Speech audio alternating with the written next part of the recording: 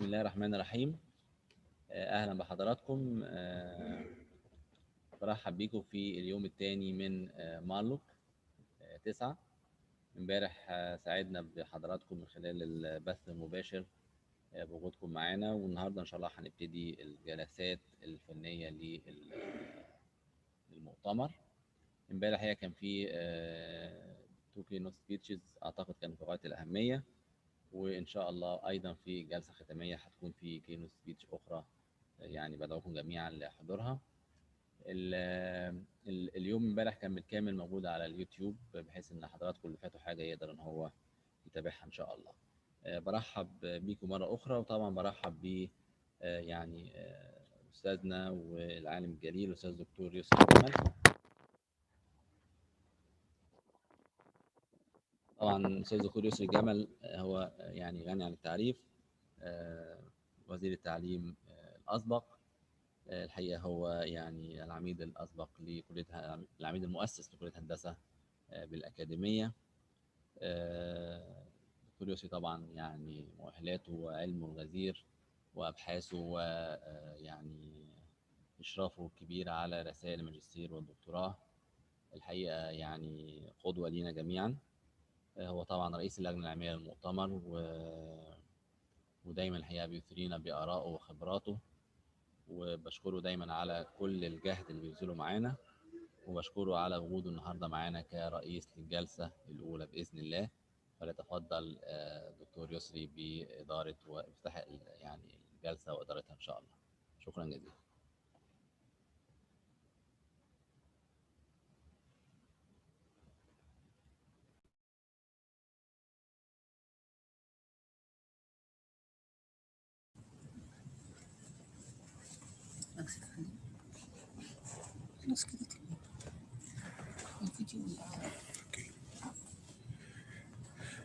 بسم الله الرحمن الرحيم. صباح الخير جميعا، وبرحب بحضراتكم في الجلسة الأولى لليوم الثاني للمؤتمر. اسمحوا لي إني أنتقل للغة الإنجليزية. I would like to welcome you all to the first session of the second day of the conference. And this session is titled The Role of the Fourth Industrial Revolution and Digital Transition in Improving Ports and Logistics Services. Actually, as you see that we are already using digital technology in reaching out for all the audience of this conference worldwide. And this has become a standard in the new normal that was imposed on us by the implications of the COVID-19 epidemic. And it seemed that we will continue this way. So doing business is getting changed very much, and it will continue to change. And thanks to the developments and progress of the information technologies in reaching out for doing business, education, medical services, logistics, and all activities of humankind. Today we have three eminent speakers that we will talk about the use of digital technologies and smart ports, and also the vulnerabilities of digital technologies. The first presentation that we will have is addressing trends of smart ports, technology companies, and online presence perspective, and this will be presented by Ms. Romana Nigina. Ms. Romana is currently an e-commerce project manager at Welcome SRL, a company that offers online business solutions, software, and business consultancy in Romania and worldwide. She has a master's degree in project management, and she is now going through completing her PhD thesis at the University of Polytechnica at Bucharest. She will be talking about the trends of smart ports technology companies and online presence perspective. Ms. Ms. Romana, the floor is yours. Hi, good morning. My name is Ramona. Just a second so I can share my screen.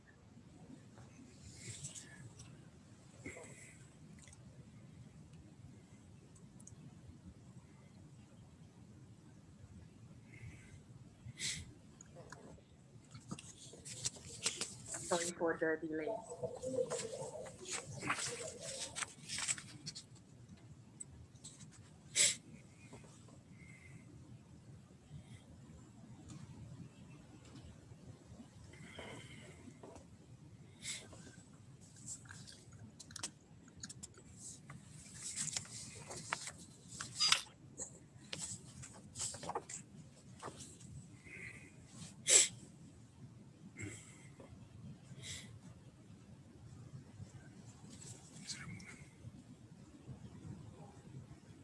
Yeah, just a second. I'm having some technical issues.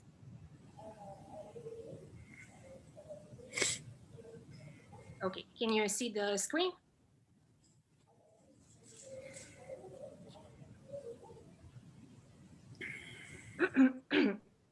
Okay, so alongside with my colleagues, Valentin Mănescu, Gheorghe Militaru, and Dana Deselnicu, we have made a study about trends of smart port technologies, companies, and online presence perspective.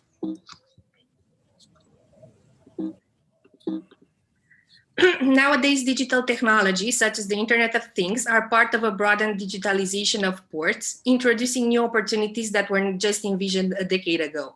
With increasing IoT connectivity, huge amounts of real-time data can help port stakeholders to obtain insights and valuable information in order to make data-driven business decisions and optimize port operations at all levels. The proposed research aims to discover and analyze if technology companies that develop and implement digital and IoT solutions for the maritime industry have an online presence in order to reach more customers. As for the study approach, in the first part of our research, we conducted a literature review in order to identify previous studies regarding the use of IoT technology in smart ports and in the maritime sector. Thus, we have discovered that there are several research approaches that consider the integration of complex systems to bring huge benefits in increasing logistic and operation speed in ports. We continue to define the concept of smart ports and analyze how value is created by using technologies that improve the quality and speed of logistic processes. The analysis was followed by identifying how the B2B segment uses such systems. Also, we have identified companies that offer hardware and software technology solutions in the maritime sector by analyzing their performance in the online environment. Digital technologies like the Internet of Things, alongside with increasing availability of data, will allow for an exponential growth of automated processes in ports. The combination of enhanced digital and physical connectivity will help carriers, seaports, and transport providers to improve processes, providing a better visibility of shipments at any given time.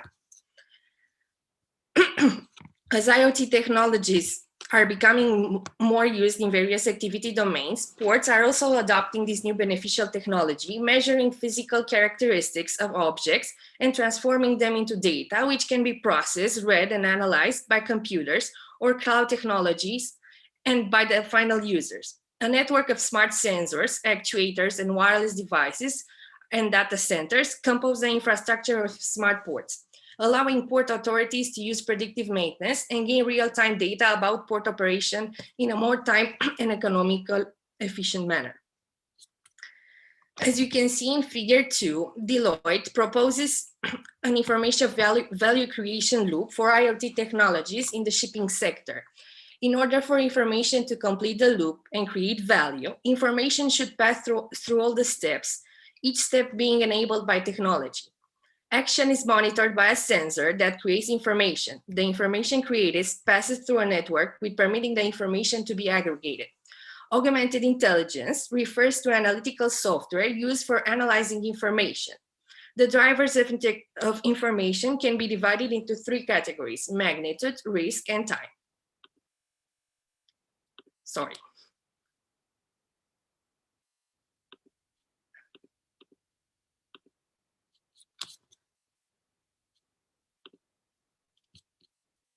Just a second, sorry.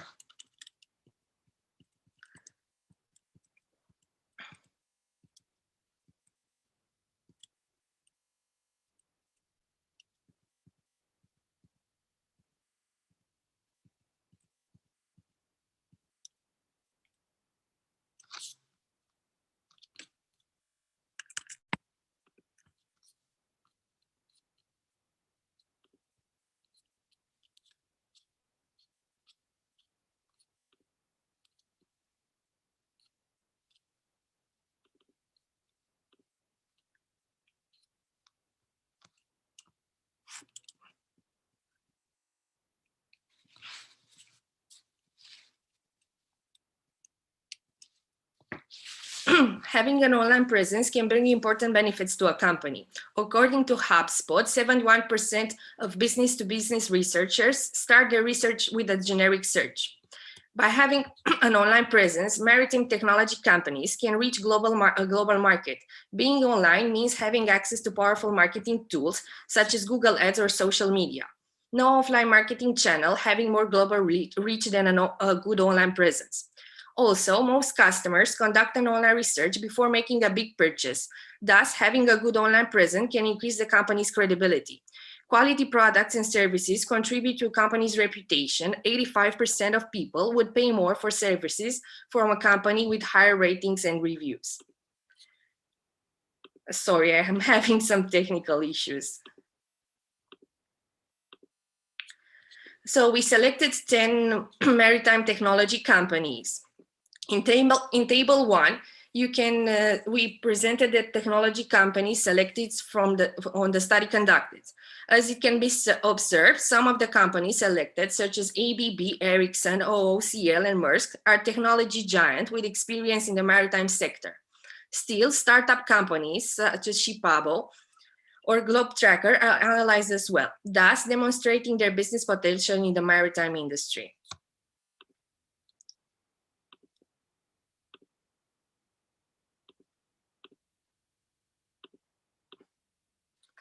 ABB is an electric and digital connected solution, offers electric digital connected solutions for the maritime industry, technology solutions for vessels, and automation and predictive maintenance.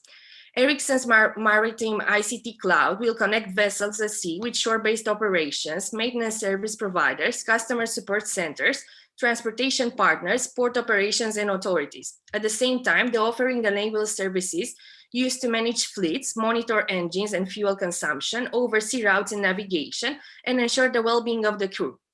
OOCL stands for Orient Overseas Container Line, is using information technology in the container transportation industry and has been a leader in the use of and development of IT solutions for well over 2 decades. Maersk's remote containing management program employs internal sensors to gather and broadcast real-time data on temperature, humidity, and CO2 levels. It also facilitates real-time 24/7 GPS tracking of containers, provides automatic notifications that keep cargo owners aware of any deviation in temperature or pull-down rates, enables cargo rerouting, and improves security. Globe Tracker uses cellular and IoT technologies like Bluetooth and LoRa. Its suite includes remote temperature monitoring and visibility tools in an effort to make the cold chain more efficient, reliable, and improve the quality of perishable transport around the world.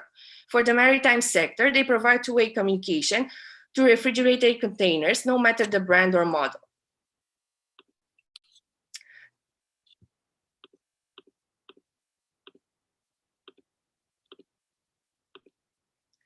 Traxon is a supply chain visibility company helping to implement IoT technology in sea, road, and freight rail operations around the globe. Its innovations have been noticed by some of the big players. Maersk recently announced it will be joining as a key shareholder and customers of Traxon's. The shipping giant has also committed to ordering up to 50,000 Traxon's devices. Shipabo provides IoT-enabled supply chain management solutions, including order management, custom insights, shipment tracking, and automated notifications, and more. Farsounder is a sonar technology solution provider whose products ensure the safety of the vessel. It is a tool that guarantees where the shipping should navigate to stay safe. Farsounder's sonar systems help prevent costly damage to the environment, marine and human lives alike. Essence offers digital solutions for the maritime industry, such as fuel consumption monitoring, engine performance, real-time visualization of vessels' performance metrics. It also uses technology such as shipboard analytics that can be integrated with onboard sensors such as flow meter, accelerometer, GPS, wind water sensors for data collection and aggregation. Higgs-Tech's touch solutions have advanced material, latest technologies, and outstanding supply chain management applied to the products which withstand adverse marine circumstances, salty mist, and sunlight. The products are applied to all sorts of ships, such as yacht, naval vessels, ferry, cruise liners, battle cruises, and fishing boats.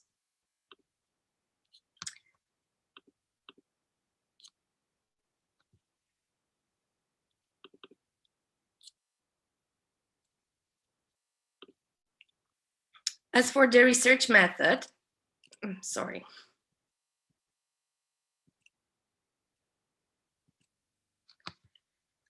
As for the research method, the study conducted has identified the most present companies in the online environment from the maritime sector. In order to identify their online presence and popularity of each company, we have used Google Keyword Planner. Google Keyword Planner is an online tool developed by Google used for creating search network campaigns that are relevant to products, services, or target customers of a company. Keyword Planner will show historical statistics such as search volume data for the keywords used.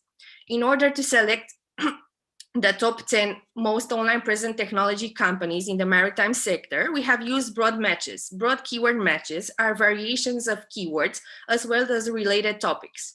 Broad matches indicate similar keywords or phrases, close variation of a keyword term, related searches, and other relevant variations.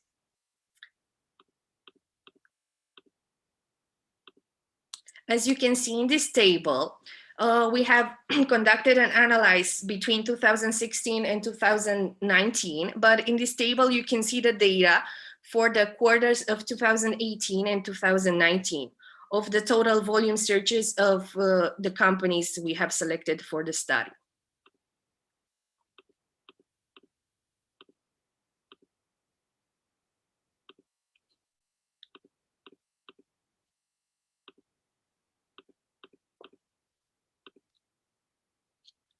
The data collected by using Google Keyword Planner was analyzed by using a statistical software, namely SPSS version 20, in order to identify the minimum, maximum, sum, and mean values of the data collected for the study. The table below presents the descriptive statistic of each company analyzed. The results were ordered descending by their values. As you can see, the first 4 companies with the highest results are the maritime technology ship giants, and the startup companies have recorded smaller values.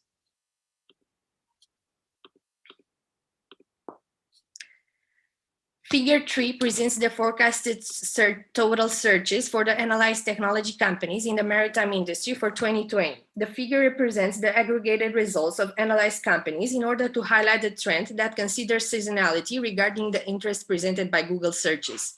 The forecast was made considering the following analysis parameters: estimated clicks on Google results, estimated impressions, estimated click-through rates, estimated cost per click for advertising campaigns on Google, and devices used for browsers.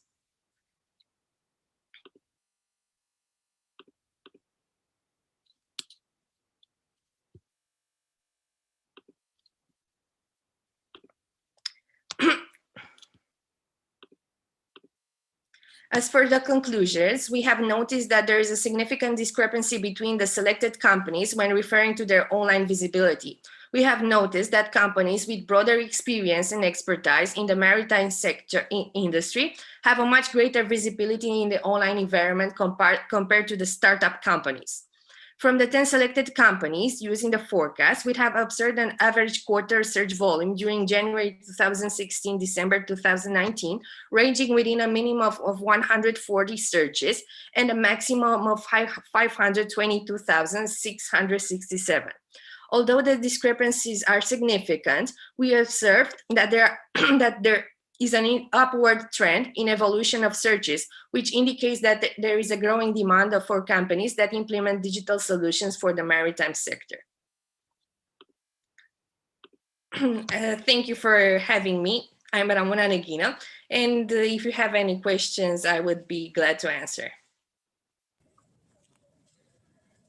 Well, thank you very much, Ramona, for your presentation and keeping the time. And we will keep all the questions at the end of the session for the first, for the three presentations together. Thank you very much. Thank you.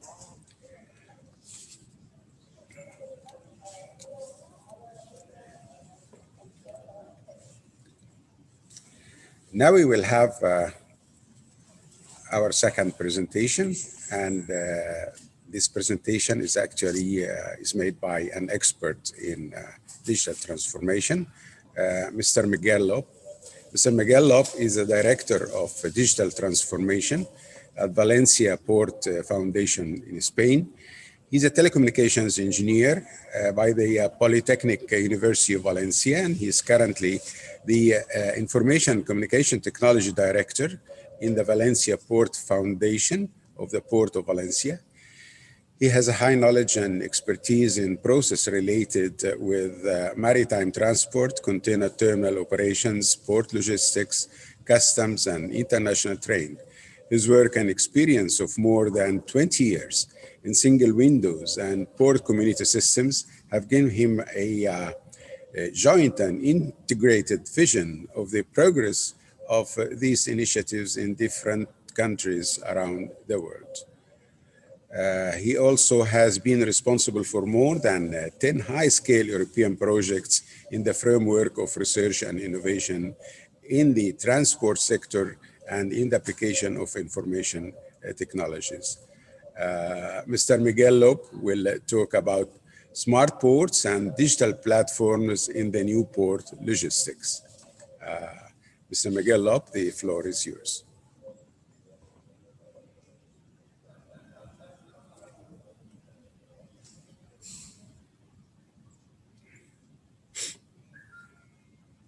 Good morning. My name is Miguel Llop.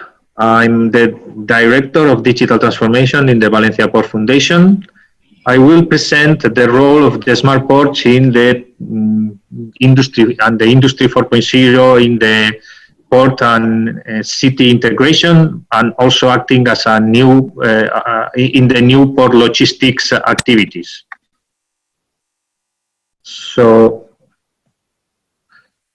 first, for that, I will present first what are the main drivers that a port needs to face, or the demands. One of them is the society, very linked with the cities. The society is demanding that the port should be greener, more sustainable, more inclusive, and more proactive.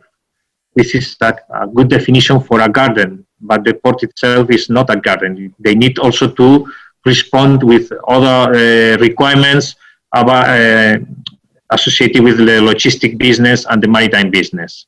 So to face all these requirements that also this sector are giving to ports, the right answer is to build a smart port initiative that makes an holistic view of all these requirements together and delivers appropriate answers with the help of the Industry 4.0. This is what we understand for smart port. It's a concept linked with the Industry 4.0 that uses emerging technologies, but not only emerging technologies are enough for building a smart port. It is also required other pillars that are required in this kind of initiatives. One of them is another element, important element is the digital strategy, to build a digital strategy, not only for the port authority, but also taking into account all the stakeholders that are working around the port and inside the port. People is another factor very important for building a smart port. There will not be a smart port without smart people. And the other elements for the smart port is the objectives to achieve with the initiative. One of them is the increasing of efficiency and productivity in the operations taking place in the port. But it is also very relevant in the smart port initiative to take into account actions to increase safety and security and cybersecurity in the port activities, and also to become the port more sustainable. And this sustainability should be based on three elements: the environmental sustainability, the energy sustainability, and also the social sustainability. So these are the components that should be taken into account in the smart port. And as mentioned, we need to, for the smart port, to use the concepts and initiatives that are coming from the Industry 4.0. We see here that the Industry 4.0 is already here since more or less 5 years or 10 years that started, and it has we come from the third industrial revolution that already were establishing the concepts of globalization, electronic and information technologies, robots, and automation. The change here in digitalization is that we are able to convert the physical world into a digital world where we can operate without any device and seamlessly. This is what is known as digitalization. So one of the elements of digitalization and the smart port concept is the use of emerging technologies. In this set of technologies, we need to use those technologies like Internet of Things that help us to merge the physical world with the virtual world. Also, the technologies that help us to transform the data into knowledge. That these are the technologies related with big data. Also, we need the technologies that help us to transform the data into trusted data. And this is the technologies related with digital platforms and blockchain, and also digital signatures and so on. Then we need those technologies that help the systems and the computer to take decisions and to help us in taking also that decisions and optimize operations. This is the technologies around the artificial intelligence. And as we are more relying on digital assets, we need also to protect the digital assets in the same way that we protect the physical assets. So we need also actions towards cybersecurity to protect our digital assets. And finally, these technologies and these new emerging technologies will still need the interaction with humans. And for that, we need those technologies that help us to interface in a great experience with the machines. And this is the visualization technologies like virtual reality, augmented reality, wearables like globes or other elements that help us to interact with the machines, and also mobile technologies. Well, the second part of the smart port was how to apply a digital strategy. And this digital strategy needs to take into account the different levels to apply it in the port. The port is not a single entity, it's a set of entities, and we need to establish a strategy for this set of companies, entities, and institutions. We need to work at internal level, making a digital transformation of the port authority, of the terminals, or the companies in general, but we need also to work at port level. The port is comprised by a set of institutions and companies, operators, and we need to work together to become this port to become smart and using these new technologies, sharing data, and so on. But the port is not only the infrastructure, it's also providing services to the port community, to the users of the port. So we need also to make a digital transformation at port community level. And finally, the port is not alone, it's not isolated from the rest of the world. So we need to also to deal with this hyper-connected port concept that help us to link the port with the cities, with the global supply chains, and with everything, connecting infrastructures, connecting vehicles, containers, goods, and people and companies, connecting all together. So with this view of the smart port, we need to face also 4 different views. to take into account, not only the hyperconnected port that we already have mentioned. We need also to look for an efficient port, to look for a responsible port, and to look for an innovative port. And the facets of the port of responsible and innovative are very linked with this port seat integration. So hyperconnected port is a matter of using all the capacity of Internet, the Internet of Information, Internet of Services, Internet of Things, and Internet of Value to connect everything with everything. And with that, we need the support of digital platforms to be interoperable among them. For example, at internal level, this hyperconnectivity can be reached through the establishment of a digital twin of the port, that it's able to monitor every facet, every component that are inside the port. Electricity, the grid of the electricity, the environmental sensors, cameras, everything is connected and able to be managed through this kind of digital twin. The other component that we need to face is the view of innovation. The innovative port is an important aspect for the port growing and adopting new technologies and new solutions. And an example of this innovation hub is, for example, the establishment in the port of Valencia of the Valencia Port Foundation, where I'm working. That it's an entity, a hub for the innovation in the port that links also not only the demand of the technologies, but also the providers of technologies like startups, technology companies, and talent, people that are willing to provide solutions to the demands of the port.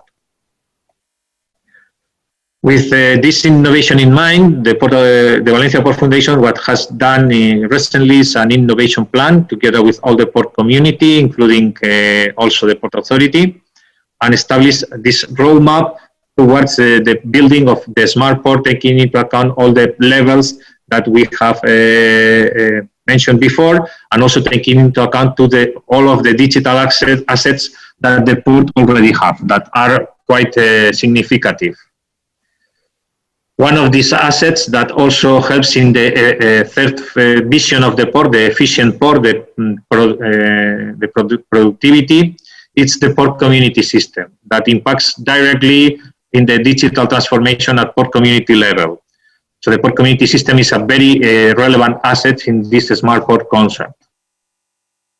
Also, the automation of different components of the port. We have automatic gates. This is also very relevant for the smart port concept and to reduce congestions and increase the efficiency of the activities. And we have automated gates at the port area, but also at the terminal gates. So there are a lot of automation behind this relevant process of the port that causes, sometimes the congestion may cause negative externalities to the cities. Another important project in the future will be for the new terminal that will be built in the near future, that it is expected to be fully automated. Also, in terms of efficiency, are the security and protection projects. We are exploring the application of drones, the implementation of technologies that apply security models to protect the port in the aspect of physical protection, industrial protection, labor protection, or labor security, safety, and also cyber security.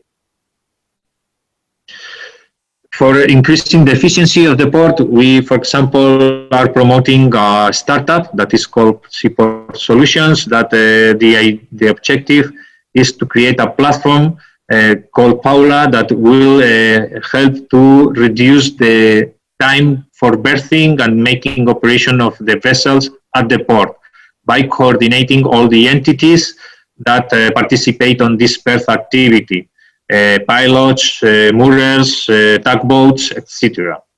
And using latest technologies for visualization, optimization, and other factors that affect the arrival of the vessels at the port and coordinating operations with the terminals. The use of Internet of Things is also a very important aspect for the Port of Valencia. We participate with other ports at European level, thanks to European research and innovation programs.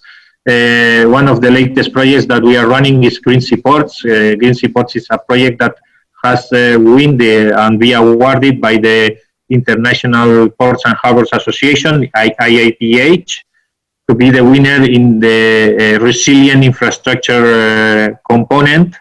And the project itself is to build the capacities for the port to acquire data from any sensor, from different systems, and to use them with business intelligence, big data analysis, and artificial intelligence to provide the right information to internal and external users to make decisions and to take actions to become the port more greener, more efficient, less pollutant, and controlling all the aspects that are affecting the port city integration. So this is a very relevant project for us. We also are testing blockchain and digital platforms, new ways of building digital platforms that could be in the future the evolution of the port community system to become a federated set of platforms that work together through microservices and different concepts on this area that will enhance the productivity and efficiency of operations. Big data is also something that we are exploring with these Green Seaport projects and other projects that we have collaborated with ports and research institutions, and looking for the application and real implementation of these technologies in the port activities. And linked with big data is also artificial intelligence and machine learning. We work with terminals, with the Port Authority in looking for solutions that help us to optimize operations thanks to the data, the new data captured through sensors and through the Internet of Things world. Another aspect that are relevant for the smart port is this of the sustainable port, and in this we are quite active in the environmental and energy aspects of the port in integration with the city.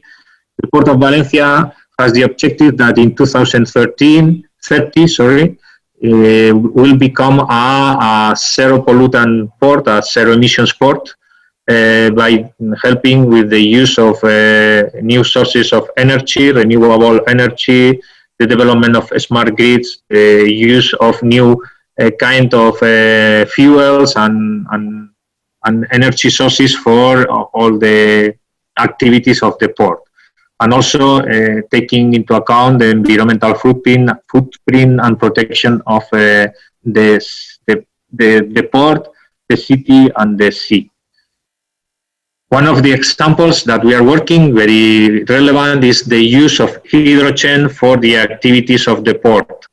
The use of hydrogen has several advantages. For example, the noise of the engines are very reduced as they are working with electrical power.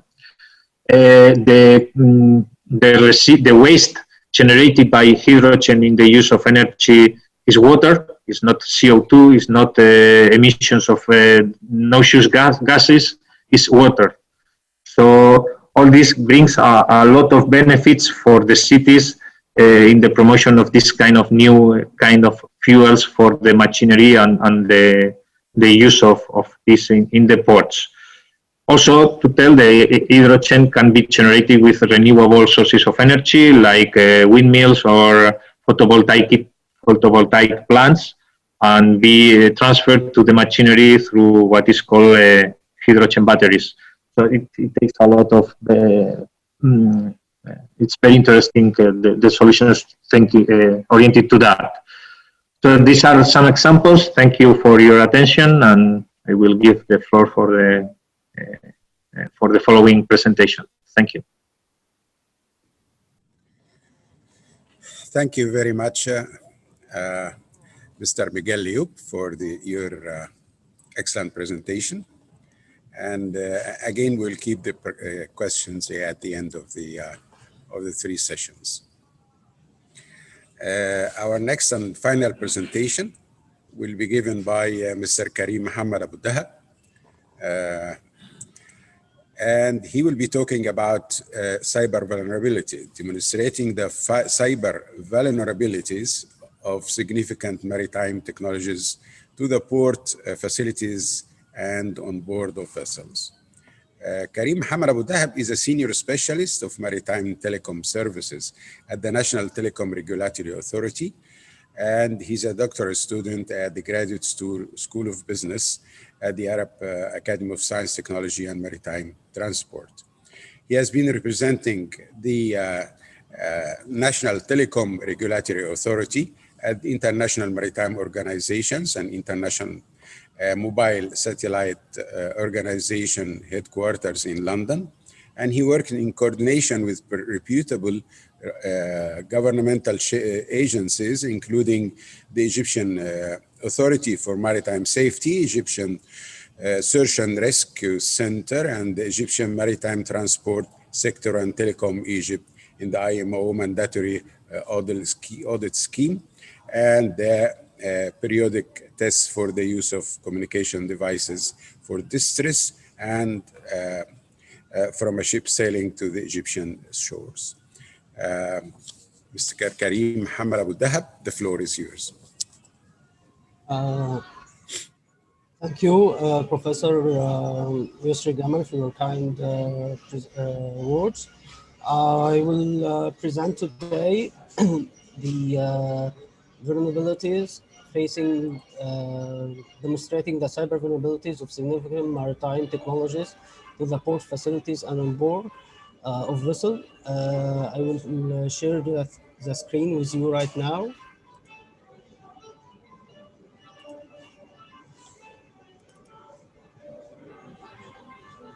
Is it clear?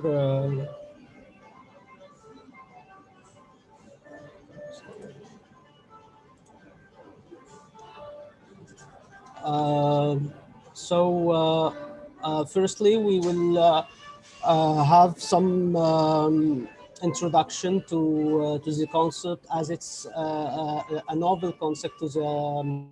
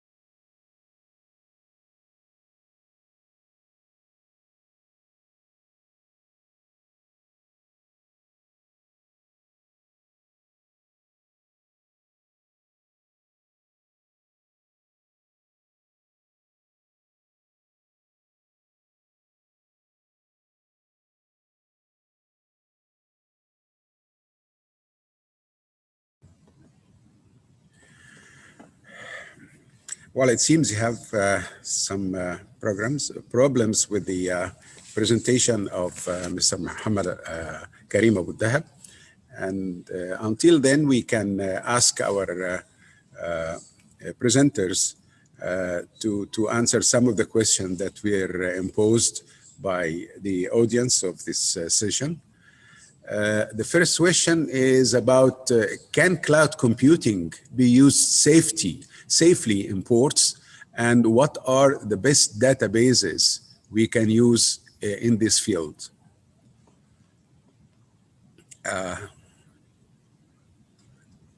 Mr. Miguel Liup, could you please respond to this question?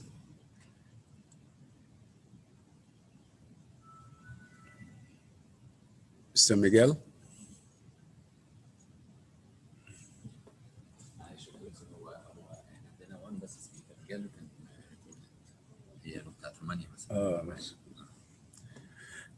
Ms. Ramona Nijina, can you give an answer to this question about can cloud computing be used safely in ports, and what are the best databases that we can use in this field? Ms. Ramona?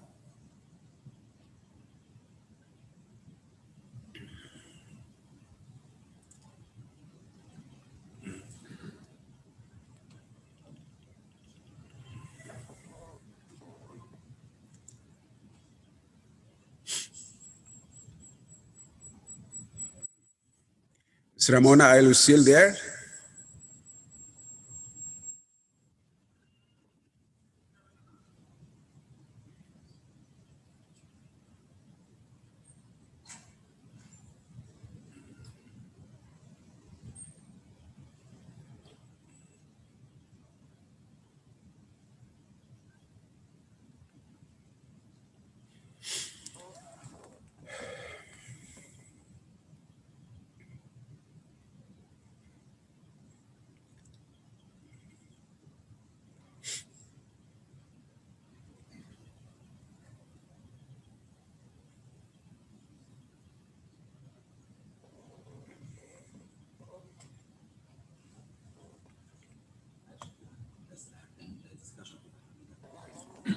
حضرتك مثلا تجيبه 5 دقايق كده ولا حاجه وما دخلوش خلاص. Okay.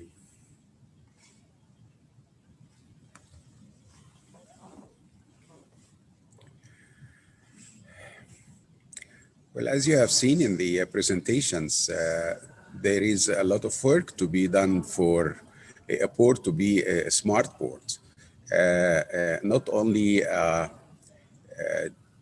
to automate and digitize the operations in the ports, but also the port community as a whole should be smart. I mean, getting smart is not only to the inside operations, but the whole environment should be smart, starting from the supply chain, which the port is involved with, to the port city, and then the port community, as Mr.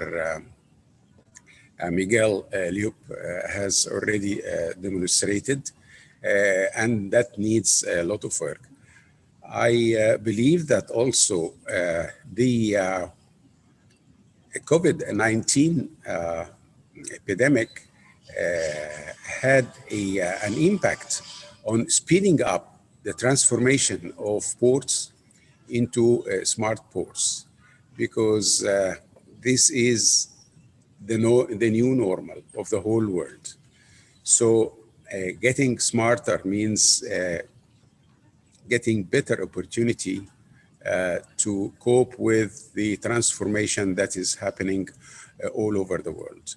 Also, the advances in the artificial intelligence will help us very much to optimize all the inputs to our decision makers, because in addition to the availability of data and the data sources that are coming from different IoT things, we will have a lot of data that is currently being processed within the ports community. And the availability of data means that we will have better machine learning and better performance for AI systems, because the AI systems depend very much on the big data availability. Once the data are available, especially on inputs from real-time sources and from Internet of Things sensors, that means that the ports operations will get smarter, and then the decision making will be much better optimized, and that will help us to cope with the implications of the and the requirements of transforming ports into smarter ports and getting a better share of the business worldwide. So it is not just luxury for a port to be transformed into smart port, but it's becoming a necessity due to the digital transformation that is happening worldwide.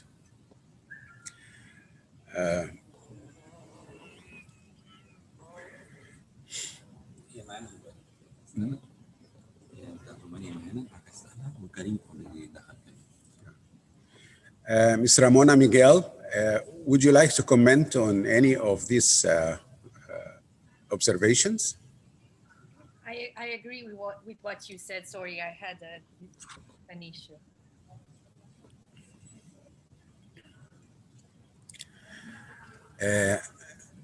There was an inquiry about the cloud computing and whether it could be used safely in ports.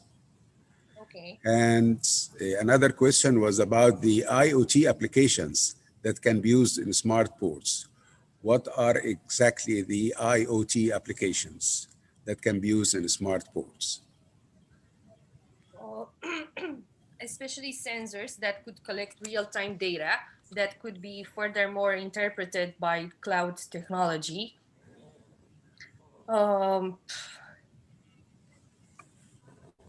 Sensors related to anything like wind, accelerations, things like that.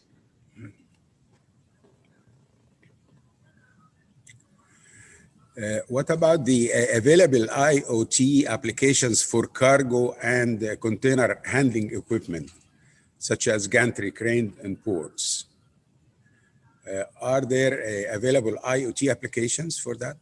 I'm not sure how to answer that question, but I'll document it and ask it via email, because we did a research more on the online presence of the companies, not exactly on each technology used by each company.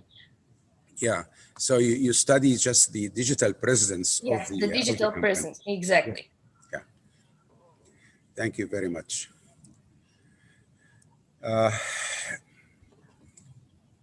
Is Mr. Karim Abu Dahab back yet?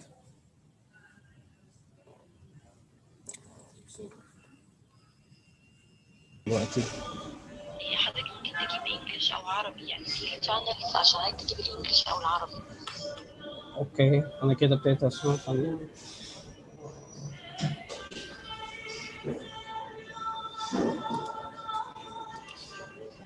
Hi. Mr. Karim? Yeah, I can hear you. May I continue the presentation? Oh, yes, please. Start all over again, because you haven't started yet your presentation. Okay, sorry for the inconvenience. May I start now? Is it clear? Yes, go ahead. The PowerPoint. So quickly, we will have some introduction to the concept of cybersecurity and board of vessels and import. We will refer to some literature in this subject. And finally, we will present some cybersecurity models and policies. Firstly, the IMO at the International Maritime Organization expressed a broad terms in order to waive widespread application for the vessels, the technology on vessels. The cybersecurity, the International Safety Management Code encourages administration to ensure that cybersecurity are appropriately addressed in safety management system no later than first annual verification of the company document of compliance, January 2021. The concept of cybersecurity is quite novel, and as the maritime industry moves toward more automated and more smart technology, this concern or this threat will be a very important challenge to consider. As we have said, the maritime industry now looking forward to tackle this challenge seriously. So, for instance, the international, the LPI, the Logistic Performance Index. Karim, we can't see your presentation. Can you can you start showing your presentation? Can you share?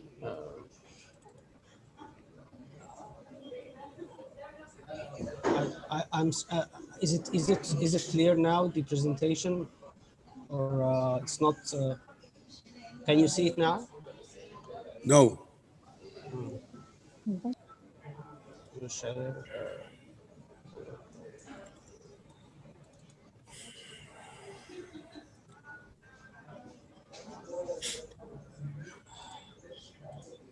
I think yet to see the presentation, or you have seen it. You have seen it now. You have to share screen. Okay.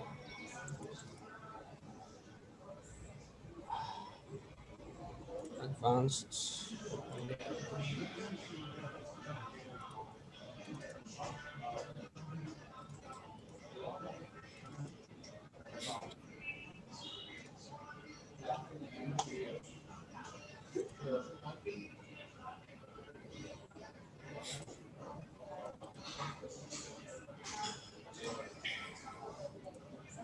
I'm trying to share it, but I am having problem in sharing it. So mind if I can just continue the presentation, because I've tried a couple of times to share it, but it's not working. I don't know why. So may I continue just without showing the screen?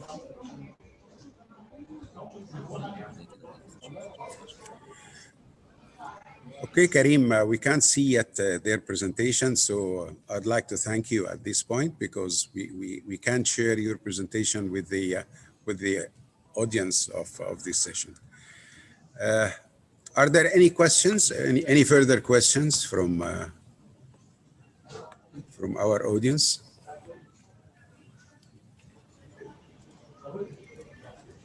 Any questions, any comments?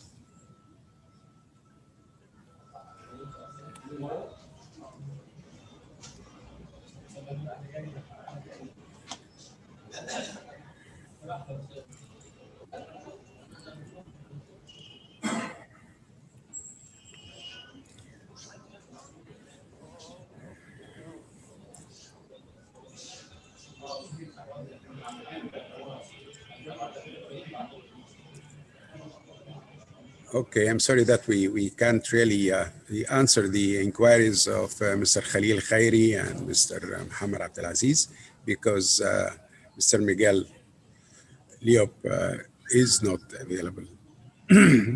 So I'd like to thank you all for sharing with us this first session of the first day of the conference. Thank you very much for your active participation. Thank you, and see you in the next session.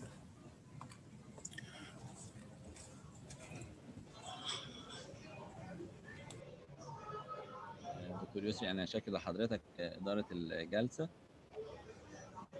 وبنعتذر الحقيقة عن التكنيكال بروبلم اللي حصلت. معلش، هو المفروض الدكتور كريم يبقى موجود معانا النهارده في القاعة، بس يمكن هو حصلت له ظروف. فإن شاء الله نحاول إن إحنا نبقى نضيفه في سيشن تاني إن شاء الله بإذن الله. بشكر الحقيقة شغل الدكتور يسري، يعني شكرا جزيلا على إدارة الجلسة. وإن شاء الله إحنا حاليا بس نستأذن حضراتكم في تكريم سعادة الأستاذ الدكتور يسري جمل، يعني على وجوده معانا. نستأذنه بس في تسليمه درع المؤتمر. بعد إذنك يا دكتور، اتفضل حضرتك.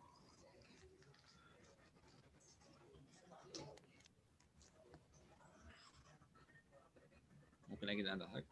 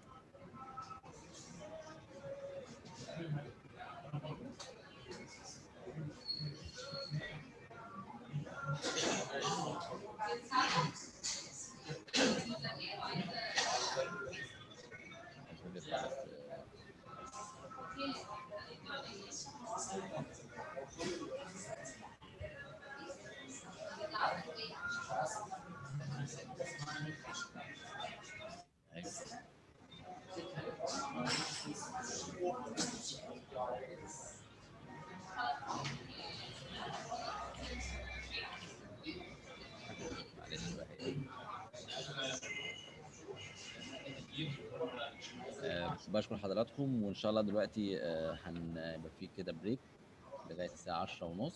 هيتم عرض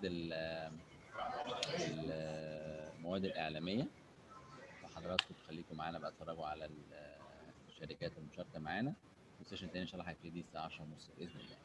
شكرا جزيلا.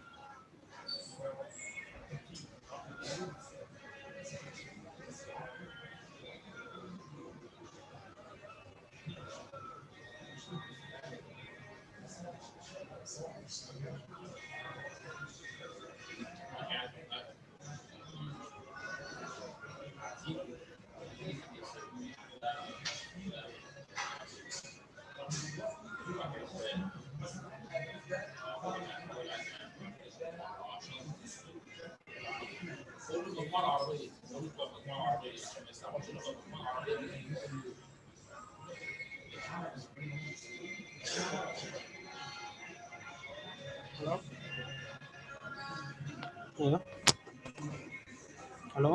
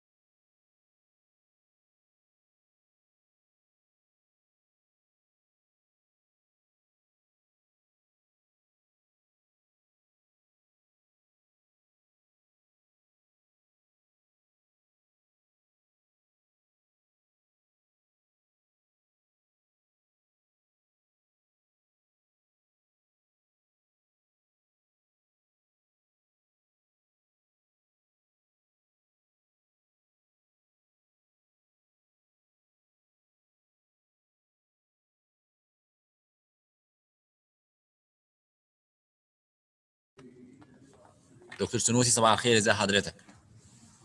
دكتور سنوسي.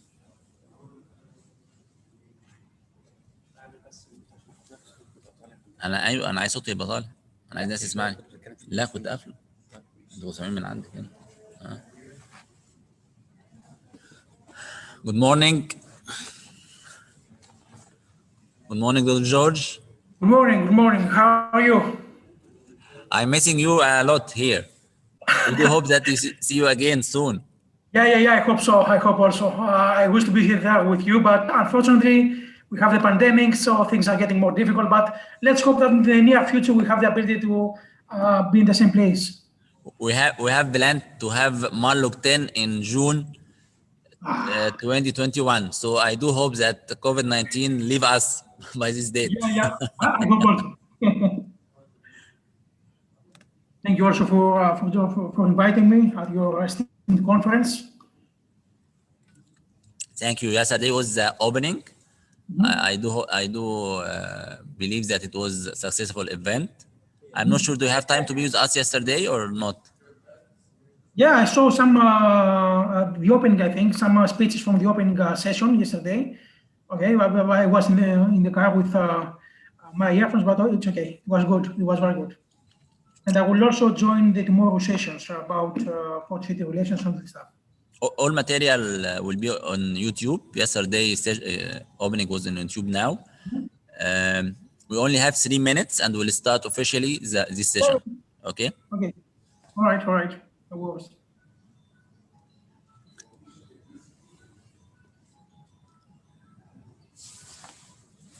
Professor Roberto, good morning.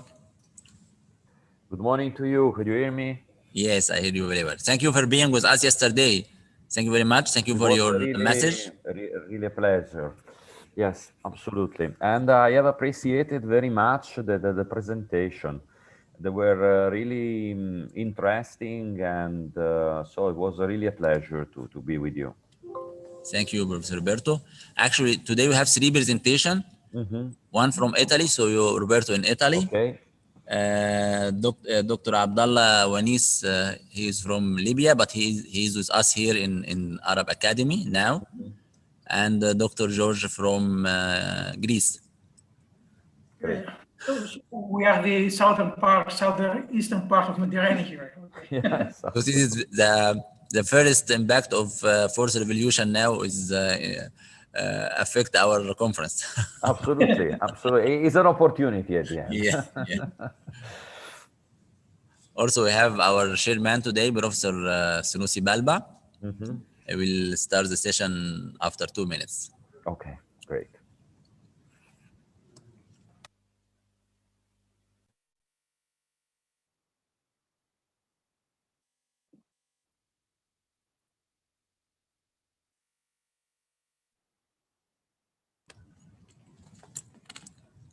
نوع صباح الخير، ازي حضرتك؟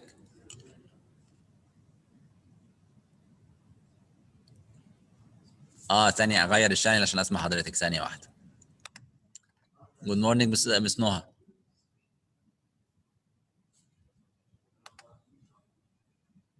انا مش قادر اسمعك، هل لازم اخش على العربي ولا اخش على الانجليزي؟ ثانية واحدة. Good morning مس نوها.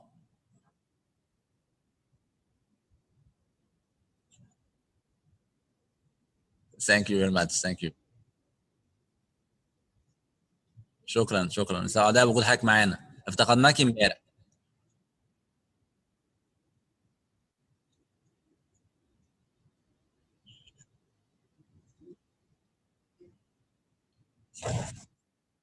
شكرا جزيلا. So now we have our third presenter today, just in time. So I think 2 minutes and we'll start our session. Okay.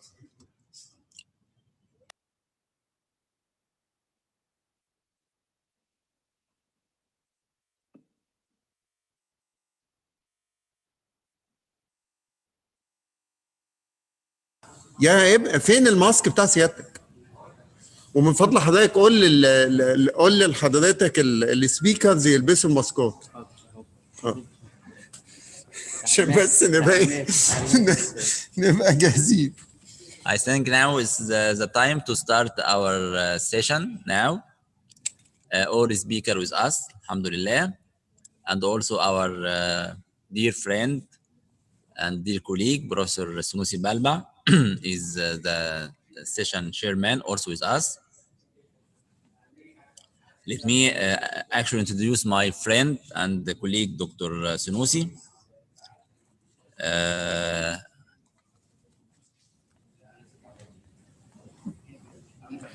دكتور سنوسي هو نائب رئيس الأكاديمية للشؤون الأفريقية والآسيوية.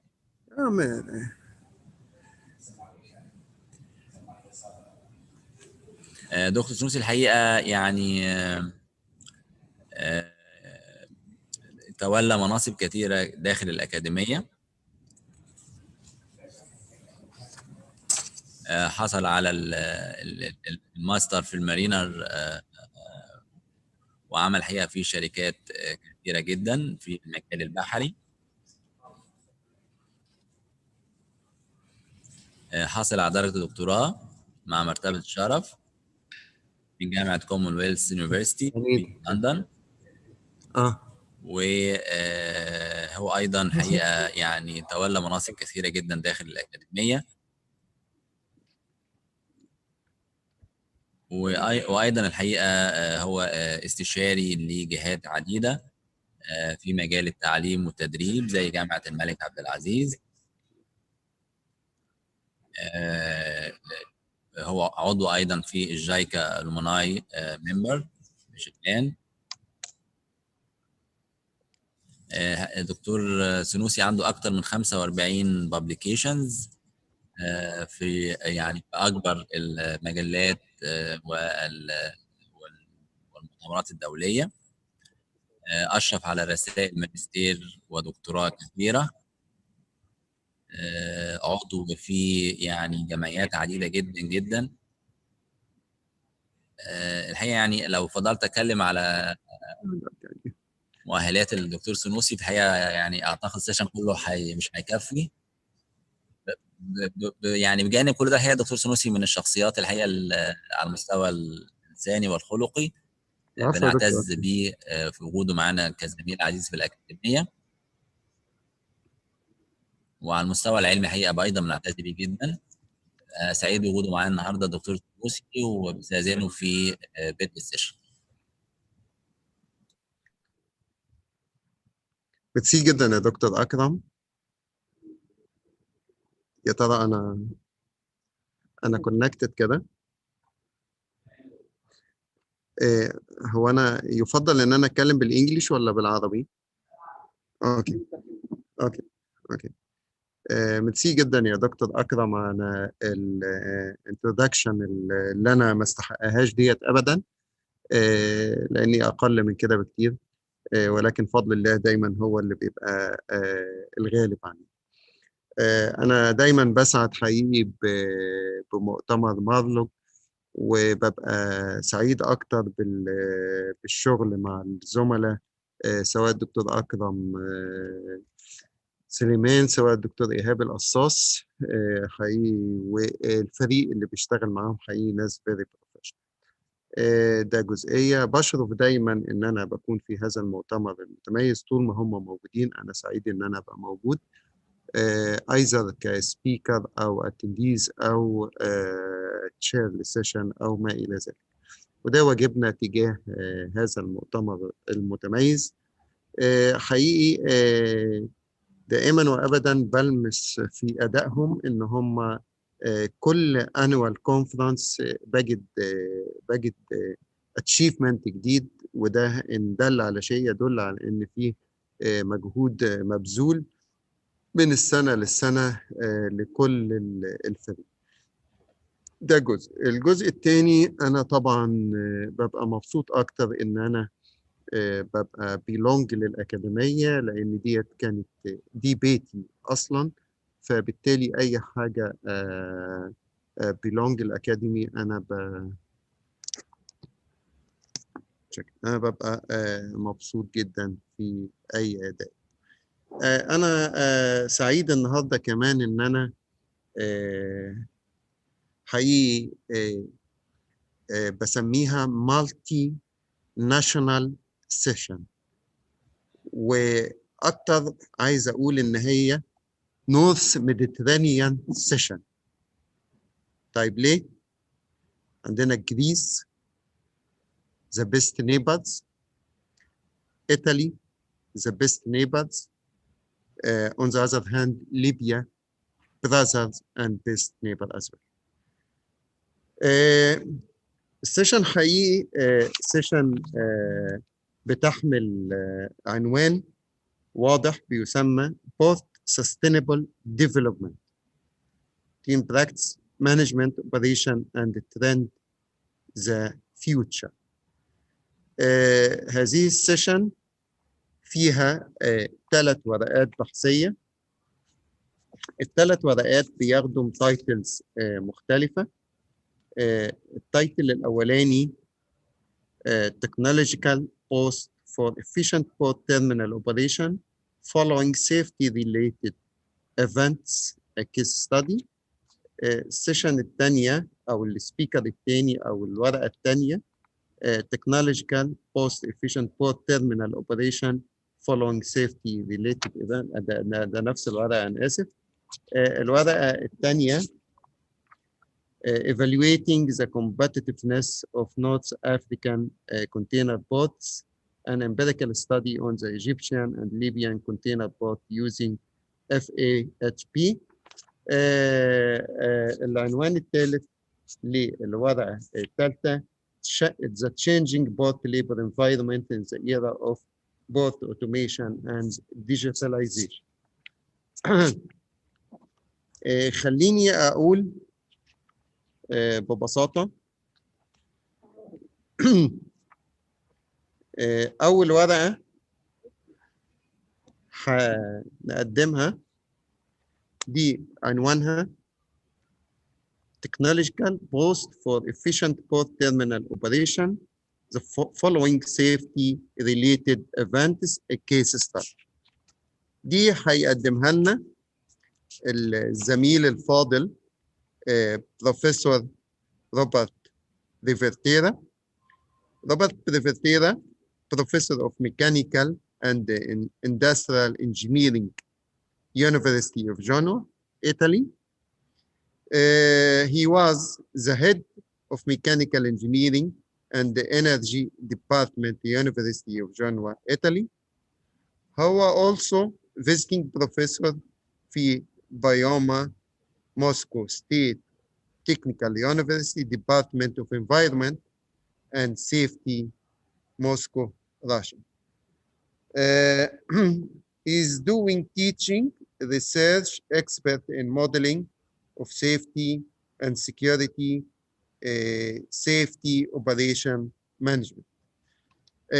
ده أول سبيكر إن شاء الله معانا. بس حابب قبل السيشن ما يبدأ هايلايت على 2 points.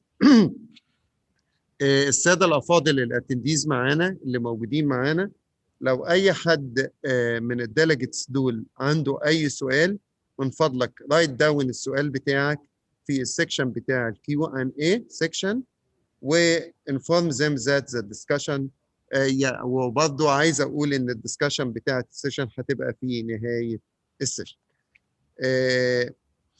هدي فرصة لدكتور روبرت ان هو يبدا يقدم لنا البرزنتيشن بتاعته. ماي كوليج روبرت، احنا لحضرتك دلوقتي 18 دقيقه، اوكي؟ وزن 18 دقيقه لازم نكون مخلصين والا الدنيا هتبقى مش جميله. وطبعا يعني احنا زي ما قلنا احنا ميديترينيان ونورث ميديترينيان، فالكالتشر واحده، هتبص تلاقي الخط في كل جنب على اليمين وعلى الشمال عشان نخلص. Robert, thank you very much. Go ahead.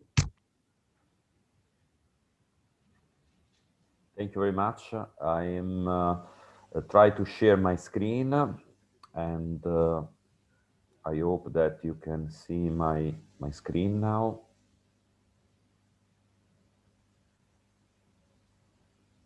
Okay. I try to reduce a little this. Okay, good morning to everyone. Thank you very much for inviting me in this conference. It's always a pleasure to be here and to present a paper and to meet most of you because we have a good friends in the Arab Academy, and for me it's always an honor to be part of this wonderful series of conference. And unfortunately, the COVID-19 prevented me to be present in Egypt, and I hope if this will be the God will to be able to be again in Egypt on the upcoming future. I would like to present our paper. Our paper was a cooperation among the University of Genoa and MESA. MESA is a consulting company that was created inside in our university in the campus of Savona. And I'm presenting this paper as a result of a financed and funded real project that was funded by our government under the program of the digitalization and transformation process toward Industry 4.0, and in particular for logistics and maritime transportation. The aim of this paper is to create a control room prototype that is able to support the decision maker in the harbor environment, in maritime environment, to be able to provide better decision, especially on particular conditions that are during an unexpected event or during a major incident that requires to be treated with the very timely and very effective decision. The idea is to digitalize completely all of the information that are available in the maritime environment, and in this particular case in this port, and then to plug on this information a set of models and modules of artificial intelligence that are able to provide and to support better decision making. As I have presented at the beginning, this is a real life project. It is currently under the pilot phase in a port in Genoa. And in particular, the following action has been treated: the analysis of the information available for the integrated planning, so to identify what are the current information that we can use to be more effective, the analysis of the objective function in terms of operational efficiency and the possible security issue, the integration of all access control system to the operational point of view, the experimentation developing a digital twin prototype, and a validation on a real terminal inside of the port of Genoa.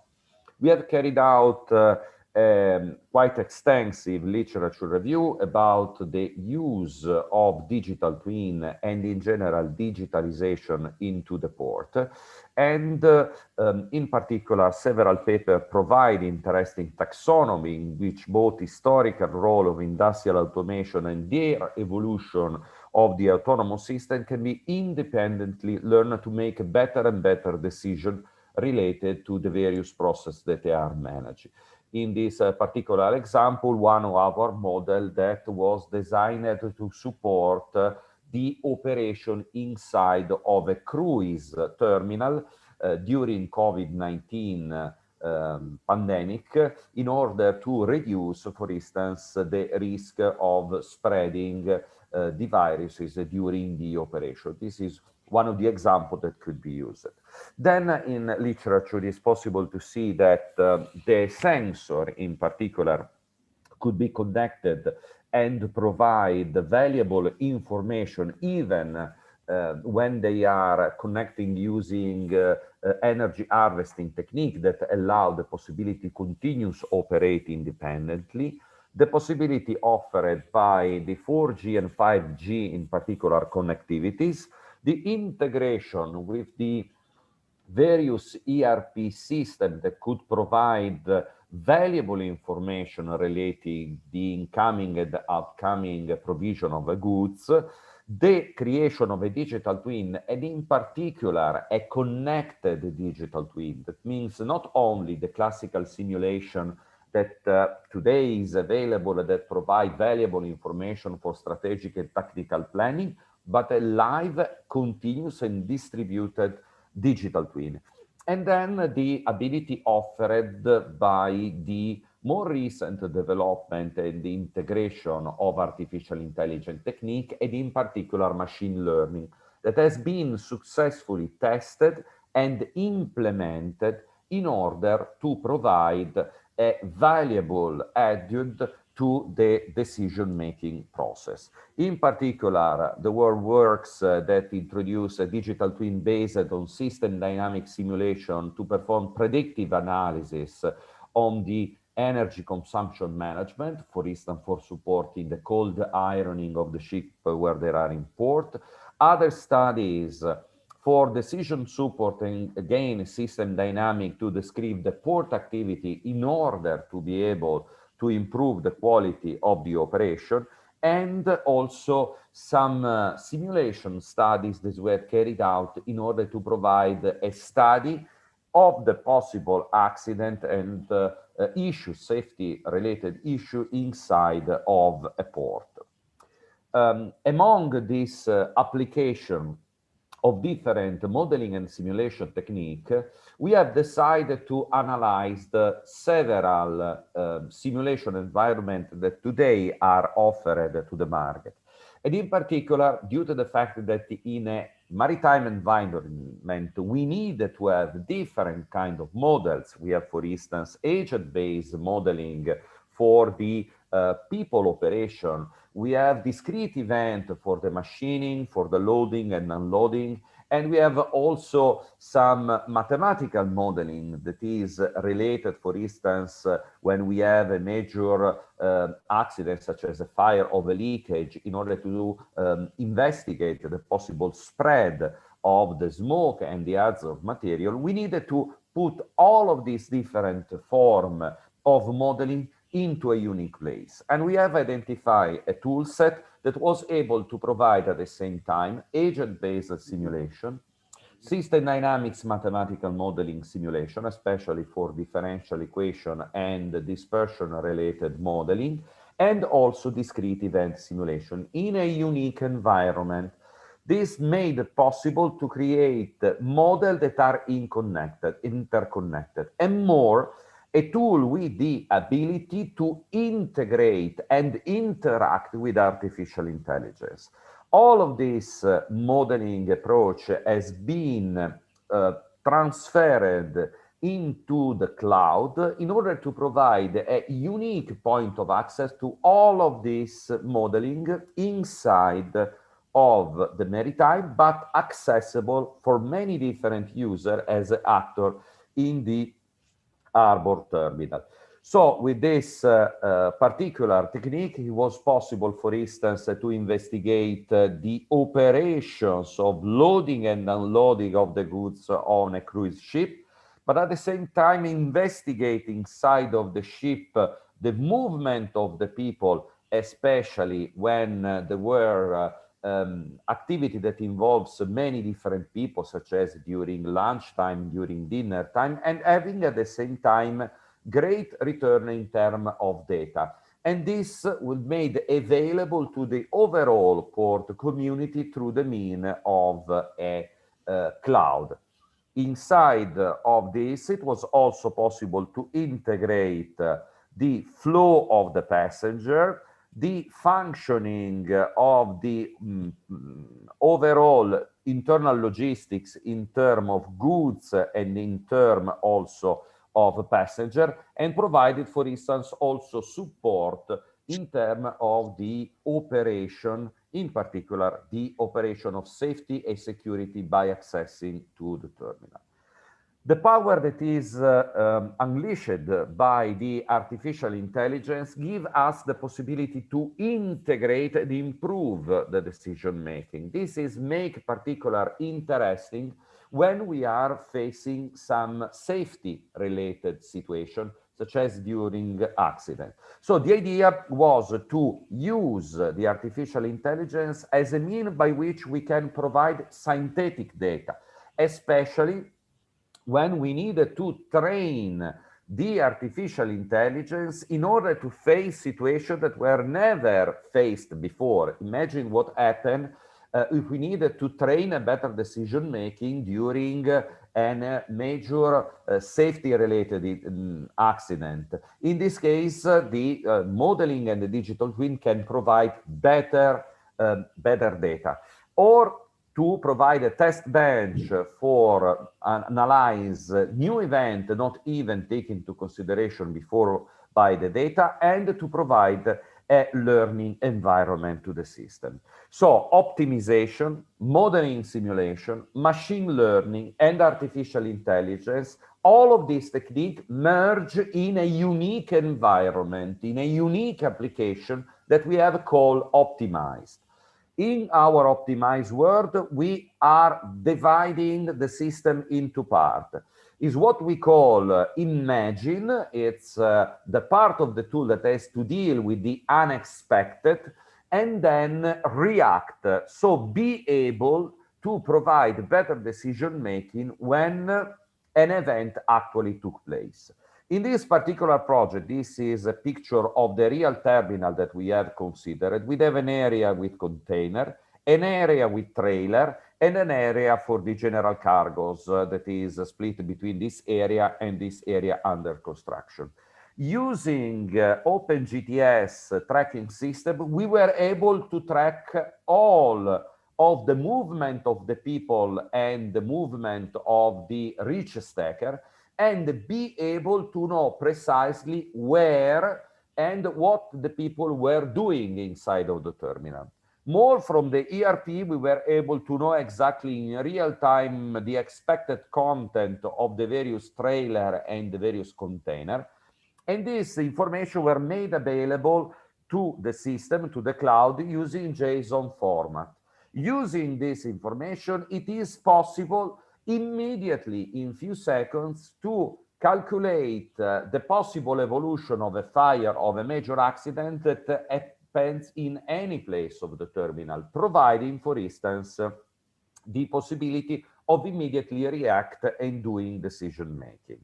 So we have put together the modeling and simulation platform, the sensor capacity with the possibility of tracking the people, the database available of the ERP, and then the sensor that were able to react in case, for instance, of a strong wind, or in case of a failure of a fire, or any other possible scenario. All of these information were implemented in the operational security control room, that is a cloud-based software that provides 6 levels of different decision making. For instance, at level 0, we are controlling system in which there is no autonomy in the decision, but it's something that is strictly automation. For instance, a fire in a depot and the automatically trigger of the sprinkler. At the level 1, we have dealing with systems that are able to provide decision in autonomous way, but in a strictly ruled environment. For instance, AGV that are moving container from one place to another one based on some set rule. And then on the upcoming level 3, we are providing the connection between the physical system and are able to react and to provide suggestion to the human that ultimately take the decision making. For instance, it appears a fire, and it provides some possible action in order to trigger by the human. At the level 4, we have a system that are able to automatically dispatch decision making when they are receiving the notion of a possible accident. And finally, at the level 5, we have a system that is able to implement directly the decision, for instance, sending escape route to the cellular phone of the people or triggering any kind of alarm. In literature that we have different application of the possibility of use artificial intelligence system like that, but no one were really fully implemented in a unique set of information. So we have provided with this project this practical application. And in particular, we have created a digital model that is able to be sensed by the exact location of the people of the port, the data from all of the arriving goods, all of the parting goods in terms of ships and truck and trailer that are directed toward this particular terminal. In the example that we have implemented, we have investigated the possibility of manage a fire event with a possible explosion, with the possibility by this digital twin to know exactly the position of the various people and the truck and the reach stacker, and what is the current content of any of the container of the trailer, identify possible threat and fire propagation, smoke path, fire pattern, and broadcast immediately on the cellular phone of the people the information related the best way to escape and the suggestion to reach the nearest escape, considering to avoid a particular area of an higher risk where dangerous material could store. This particular information could be extended using also risk maps that are available, such as flood, wind, or whatever, in order to provide, for instance, instruction when a natural event such as a heavy storm or a possible earthquake could strike the area, and provide immediately timely decision, especially with this natural events. In the case of the wind, it's possible to re-trigger a replanning automatic of the various empty container in order to reduce the risk of falling of an empty container toward the area. So, coming quickly to conclusion, we can say the artificial intelligence simulation are ready to provide support in mission critical operation, especially in the maritime sector where timing decisions are required. Several pilot projects are under implementation, and comprehensive methodology must be created to manage complexity and especially legal responsibility when the system have to take or suggest a decision in an autonomous way. The idea is not just to substitute humans, but made humans augmented by technology to deliver systems at the higher level of efficiency and safety. And finally, we have to say that Port 4.0 must create a vision for the future and not just be a technology substitution of one technology with the other. I hope to have the chance to answer to your question at the end of the section. Thank you very much for your attention. Oh, thank you very much, Robert. I think you have used the artificial intelligence to keep your time in time. Yeah. Okay. Is it correct? Absolutely. Because you have kept the time in 18 minutes. So I think that you have something in your left hand to control the time through the artificial intelligence. Yeah, I think so. Yeah, I don't know, is it correct or not? Okay. Robert, thank you very much for your great paper. Really, I have enjoyed the presentation. Yeah, Robert, you have used many new, not new, many sounded techniques. You have used big data, you have used artificial intelligence, you have used cyber security, communication tools, GPS, and so on. And you have done something very, very good, which you have decreased the potential negative impact on the event itself. So I have to appreciate your work very, very, very, very, very hard. Okay, and I think it came from a huge project. But what I would like to ask and keep the answer by the end of the session, did you think about the integration between your both as well as, because you have integrated with the ships, so you have integrated internally in the boat. So do you think you can integrate with the city itself, with the community? Because if you are going to think about something like that, I think you will succeed, especially in huge accidents, which you will need some support from the community, some support from the city. So the integration with the city through such approach, I think it's very important to consider it. Okay, keep the answer to the end, okay? But don't use artificial intelligence to answer, please. Okay, thank you very much. Okay, thank you very much, Robert. Again, right now we are going to transfer to North Africa, North Africa area, as well as South Mediterranean, because the session that we are titled is Mediterranean session. So I think the next speaker is coming from Libya, and Libya is a country of North Africa. So the next speaker will be Captain Abdullah. Okay.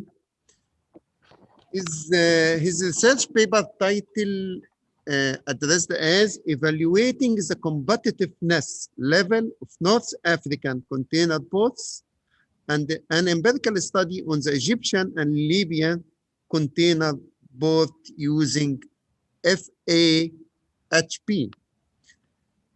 Captain Abdullah Wanis from Libya lectured since 2012 and transport economics, former Marine Master and Marine pilot from 1996 till 2012, member of the board of directors of the Universal Shipping Company, Libya, 2015 till 2016.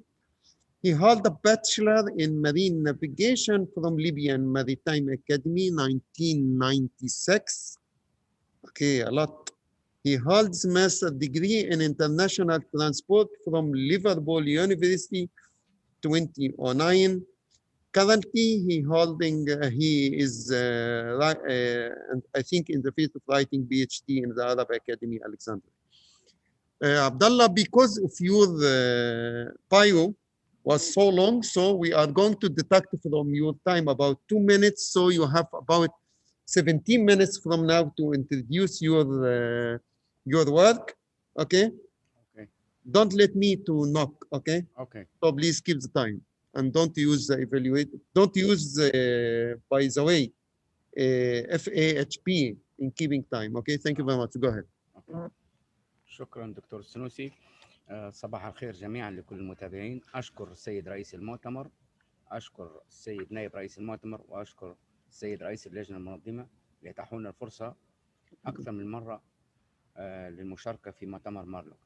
دي المرة الثالثة اللي أشارك فيها في المؤتمر مارلوج مع الدكتور أحمد إسماعيل، وفي المرتين اللي عدوا كنت أنا والدكتور أحمد إسماعيل، والمرة دي معانا الدكتور محي الدين السايح عميد كلية النقل البحري بالأكاديمية العربية ومشرف على رسالتي. Today I am here for third time to talk about the evaluation of competitiveness level of North African container ports. It's empirical study on the Libyan and Egyptian container ports. Okay.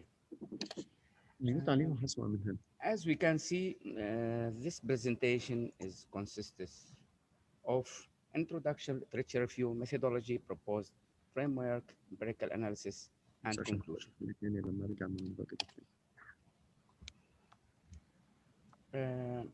Why we have chose North African container ports?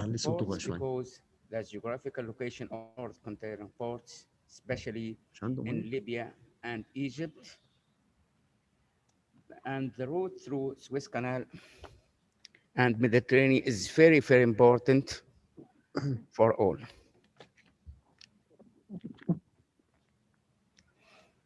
As we can see here, in fourth industrial revolution, we can see here it's depend on data firstly, then connectivity and artificial intelligence and cybersecurity. Those number of elements on fourth industrial revolution we can apply in port industry. Area of study, me and Dr. Ahmed and Dr. Mohiddin Al-Sayah chose 6 ports from Egypt, namely Dkhela, Alexandria, Damietta, Port Said West, Port Said East, and 4 ports from Libya, Tripoli, Homs, Misurata, and Tobruk, for the period of 3 years, 2016, 2017, 2018. As we can see, Benghazi port is excluding because Benghazi port was closed between 2013 till end of 2017. For this reason, this port was excluded.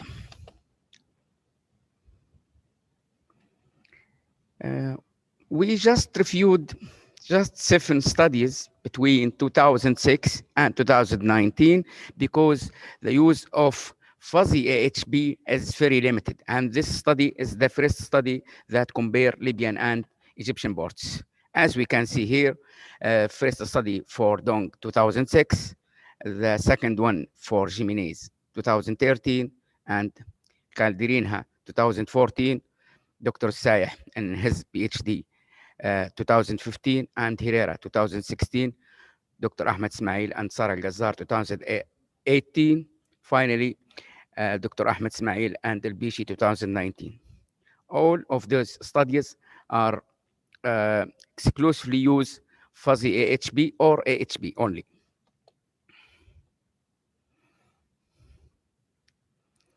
To run software and to do fuzzy AHB, we have to know the elements of board performance and how to achieve board sustainability. As we can see, the role of boards here on my left hand, board's role have changed due to digitization and fourth industrial revolution. And so we have to change our policy in boards to improve or to enhance board performance and boards to achieve board sustainability. Methodology, we used emailed questionnaire that passed to 52 experts using 5 variables, namely storage capacity, terminal area, berth length, draft, and handling equipment. So when we passed our questionnaire, we indicate that 1 is equally, as we can see at the middle, 1 is equally important, 3 moderate, 5 strongly, 7 very strongly, and 9 extremely important. And here, as we can see, the variables, storage capacity, terminal area, berth length, and draft. After passed emailed questionnaire, the results was the draft or water depth is 32 overall, 32% from 100%, 32 is for draft. Second, the handling equipment, 29%. Third, storage capacity, 17%. Fourth, berth length, 11%. And terminal area, 11% also. As we can see, the consistency ratio is 0.02. After collecting emailed questionnaire, we passed fuzzy AHB software, and the results as we can see. as we can see here, the weight, letter W, ratio R, and general weight WR. As we can see, East Boursaid achieved 0.8 and 0.6 is the best port in terms of technical efficiency. As we can see, red circle, and port of Tobruk is 0.2 is the least port. As we can see, the different score of all ports, Alexandria, Dkhela, Damietta. The best one, as I told you, is East Port Said, and the lowest one is Tobruk port from Libya. The managers in efficient ports should improve their technical efficiency and overall productivity to reach 0.8 from 0.2 in Tobruk and 0.4 in Homs and Tripoli, and Damietta have improved their technical efficiency and competitiveness level, at least reach 2.6 or 0.8. It means 80%.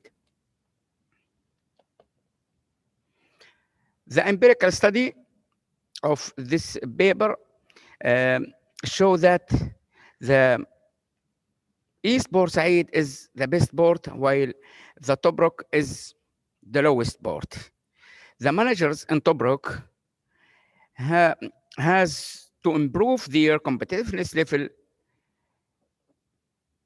First, have to do to enlarge storage capacity, then terminal area, then berth length and water depth, and finally to increase numbers of handling equipment. This paper is contributed by the following at the end of the day. First, this study is the first study that evaluates technical efficiency of Libyan and Egyptian ports, container ports using fuzzy AHP. It's the first study ever. Number two, in accordance with conference title, Impact of Fourth Industrial Revolution, in accordance with conference title, technologies of fourth industrial revolution should be adopted first, then applied by inefficient port managers and decision makers, especially in Libya, in order to improve their efficiency level and total productivity. Thank you very much indeed for watching, and thank you, Dr. Sanusi.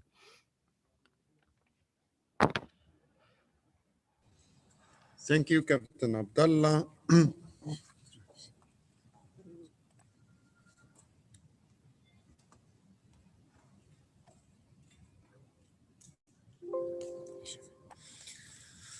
Okay, thank you, Captain Abdullah, for your presentation and for keeping the time. You have got almost about 13 minutes, which is okay for what we are doing. Yeah, we will give you some more time in discussion to resolve what you have given to us. Okay. Also, the paper that you have presenting, it's very essential and very important for the board people, also for the managers, and the techniques that you have used is absolutely good technique to evaluate the productivity and the efficiency. Also using the North Mediterranean or North Africa ports have added to us a lot. So we'll keep the discussion after the third presenter, inshallah, and we'll give the audience more time to ask what they would like to do.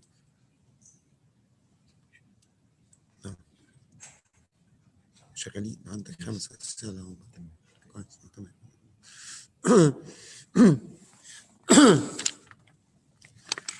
Now it's time for the third presentation. which is going to be represented by George Figlas from Greece. Such presentation is titled as The Changing Port Labor Environment in the Era of Port Automation and Digitalization. Very attractive title, George. George is Associated Professor at the Department of Shipping, Trade and Transport of the University of Aegean, Greece. George has more than 10 years of experience in consulting and research on board and shipping issues. George as well held a BSc Shipping Entrepreneurship and Master of Science in Shipping, Trade and Transport, STT, and PhD in 2008 from School of Business, University of Aegean, Greece as well. George's PhD thesis examines the interface of the public and the private sector involvement in the port sector. George has 20 minutes from now to present what you have concluded from your work, as well as what you have concluded from such your experience, 10 years in consulting and so on. So I think your presentation will be something value for all of us and for such almost about 79 participants here hearing you. So George, from now, you have 19 minutes because I have got one. Okay, thank you very much. Thank you very much, Mr. President. I also want to thank the organizers and of course... Chairman, not President, please. Okay, yeah, just let me load the presentation. Yeah, okay. Go ahead. Can you see it right now? It's okay? Go ahead. All right. And also I want, it's always an honor to cooperate with the Arab Academy for Science, Technology and Maritime Transport. So my paper is about the changing port environment and how the new technologies are affecting the port labor, the port employees. It's mainly a theoretical paper trying to initiate a discussion on what is going to happen in the port industry in the next few years. Let me first of all set the scene of this presentation. I'm going to talk about the contemporary port environment, and mainly I'm going to focus what are the future challenges for port labor. In the last few years, we are talking about digitalization of port processes, automation, and all these are posing a challenge for port labor. Based on these challenges, in the second part of my presentation, we are going to see how we can, let's say, face these new challenges in the new port environment. And I'm going to talk about the new training needs, the certifications that are going to be needed for the port labor, and of course, the issue of social awareness. I mean, how the society perceives port labor schemes. All right, about the contemporary port environment, of course, we all know, dealing with, for all of us dealing with the port industry, we know that there is an increasing competition between ports. Also, the previous speaker talked about that, talk about competition, trying to combine, let's say, to make a comparison between 10 ports, North Africa ports. And this increasing competition is partly due to the, let's say, entrance of liner shipping companies in the provision of port services. On the other hand, also, we have some technological developments. I mean, we're talking right now about automated container terminals, fully automated container terminals. The contemporary port authorities are acting mainly as commercial entities, that they are seeking increasing profits. And of course, we have new organizational models for ports. For example, we have the landlord port authorities, we have the tool port authorities, and so on. And last but not least, we have to remember that we have an expanding containerization of the world trade. This means that ports are calling to facilitate more and more traffic every year, which means that we need new investments. So what is the result of this, let's say, characteristics of the new port environment? Contemporary ports are in pursuit for performance. Port performance right now is the ultimate goal of every port authority, of every port service provider. And of course, because we are talking about automation, we are talking about new technologies, information sharing, all this means that ports have to invest in new technologies and of course in new technological equipment. This is why the new, let's say, the contemporary port authorities are becoming more capital intensive rather than labor intensive. Labor used to be the number one factor for port productivity back in the 70s and 80s. Right now, capital is the leader in the port industry. Now, talking about the changing patterns in the port industry, let's see some drivers of change. First of all, we have the so-called digitalization of activities and, of course, of port operations. For example, in ports right now, we have the formation of digital supply chains. This means that we are looking for optimizing the port logistics chains. We have the elaboration of big data from the port authorities. For example, in many ports worldwide right now, they are trying to elaborate big data dealing with energy consumption in ports. Their ultimate goal is to reduce energy consumption and, of course, to reduce the environmental impact of the port. Then we have Internet of Things that are helping in developing an efficient way for port managing port traffic.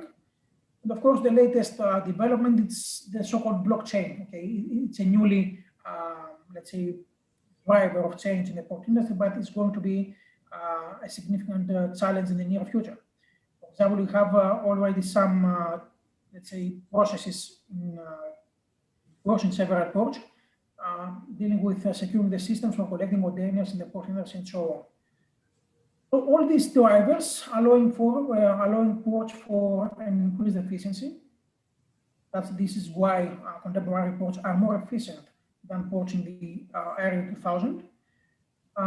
Also, they are allowing ports to better planning ahead. I mean, to better planning their investments, their port infrastructures, superstructures, technological equipment, and so on. And of course, contemporary ports are having an increased responsiveness towards the needs of the port users. This is the key for port success. Talking about automation, okay, we have seen already some semi-automated and fully automated ports. Right now, about 1% of the major ports worldwide are fully automated, and 2% are semi-automated. There are some projections that by 2021, about 100 ports are expected to be fully automated. Fully automated meaning to introduce robots and automated activities in port operations, and especially on the part of sea to shore, I mean the stacking area of the port, and of course on the dock to yard area. This is, I mean, the area where the port and the ship interface takes place. So this, what are the challenges of these, let's say, new technologies in ports? Can we say that port automation, for example, is a benefit or a curse of port labor? We have some benefits, but of course we have also some disadvantages based on this development of automation. On the one hand, we have the fear of port labor that they are going to lose their jobs. So we have a decreasing job security in the port industry. Certainly, we are going to need a new job descriptions in a port, in a contemporary port. Also, port labor is becoming more mentally demanding than force demanding. And of course, we are heading towards more flexible working conditions. I mean, to work from distance or to work partially during the day. On the other hand, the benefits, let's say, of port automation is the increasing demand of new jobs and roles. For example, right now, if you are operating a fully automated port, probably you are going to need automation engineers, you are going to need ICT programmers, you are going to need software developers. These are the new, let's say, professions that are entering in the port industry. Also, we are seeking for increasing labor productivity. This is also a plus of the new port environment. And of course, another benefit is that we are talking about strategic jobs in the port industry. We have some jobs that are playing a strategic role in every port. But at the end, of course, there is also the fear, or let's say, minus that we don't know if full automation is going to be the right solution for ports nowadays. This is, for example, an article from the Journal of Commerce saying that cost found to outweigh port automation benefits. This means that the cost, the investment cost for, let's say, transforming a port to a full automation port is bigger than the benefits it creates. This is something that we are also experiencing here in Greece. For example, the port of Piraeus, the biggest port in the Mediterranean in terms of annual throughput. Around 6 million TEUs are passing through the port of Piraeus every year. It's not a fully automated port. We have to wonder why. Why the COSCO, which is the owner of the port, is not investing in full automation at the port of Piraeus. Now, all these challenges, they are posing some, let's say, questions for the future ports. There is a need for, of course, for a highly skilled personnel. As I told you before, we are seeking for programmers, for engineers, for ICT developers, and so on. There are also some new capabilities for port labor. We want to exploit also the human-machine interface. The previous speaker talked about artificial intelligence. This is something that is going to be launched in the port industry in the next few years. And also we have to review the roles and the skills of the port labor. What is the role, for example, of a gun crane operator? What are the skills that are needed in order to become a gun crane operator? So all these systems need to be reviewed. And let's focus on the training needs. I can say that, first of all, we have to redefine the critical skills required for someone in order to become a port labor. We must not forget that we have continuous advances of technology. This means that training must be continuously. There must be an update training scheme in the port industry. And also we are heading towards multitask workers and multi-skills operations. We are not going to talk about single task workers. We are going to hire multi-skills and multitask workers. And of course, there's no need to say that we have new career opportunities for the future in the port industry. And all these challenges and opportunities are raising a question, at least here in the European Union. There is a need to develop, let's say, a common approach as regards job descriptions in the port industry, skills requirements, and of course, training characteristics. Right now in the European Union, there is an absence of a common approach regarding these three parts, these three characteristics of port labor. This is why we are proposing that, okay, we have to develop a level playing field in the European Union as regards these three tasks. And this is because port jobs need to be certified, of course, because we want to ensure a minimum level of quality. We want to create a level playing field among the port industry in the European Union. And also we want to allow mobility of port labor in the European Union port industry. Just to give you an example, right now, a dock worker or a gun crane operator here in Piraeus is not able to go and operate a gun crane at the port of Antwerp. Why? Because it has no, he doesn't have a certificate telling that this man is able to operate a gun crane. And finally, we have also to have a look, to turn our eye on society. And of course, we have to increase the so-called social awareness about port labor. We have to increase the societal status of the profession. I mean, okay, for the majority of the societies, if someone is working in a port, it's not something attractive, let's say. So we have to convince the society that working in a port is not a bad thing. We have to increase the so-called profession pride. We have also to change the overall gender composition. For example, right now, the majority of the port personnel are men. So we have also the goal of the IMO, the International Maritime Organization, thinking about gender equality. So we have to George, 2 minutes. Okay, attract more women in the port industry. All right, and I'm going to conclude by saying some changes in the port work. So we are going from single-skilled labor to multi-skilled labor, from labor-intensive operations to capital and technology-intensive ports. We need not casual hiring, which is the case right now, but more permanent employees. And of course, the male workforce, we want to go towards gender equality in the port industry. I'm going to skip this slide and go to this final one, which says the advantages and the disadvantages of the technological development for the port labor. So the advantage is that we are going to need more highly skilled workforce in the ports in the near future. And this means that some low-skilled port personnel are going to lose their jobs. We have increasing health and safety conditions in ports. We have increasing labor productivity, and of course, we have some strategic jobs in ports.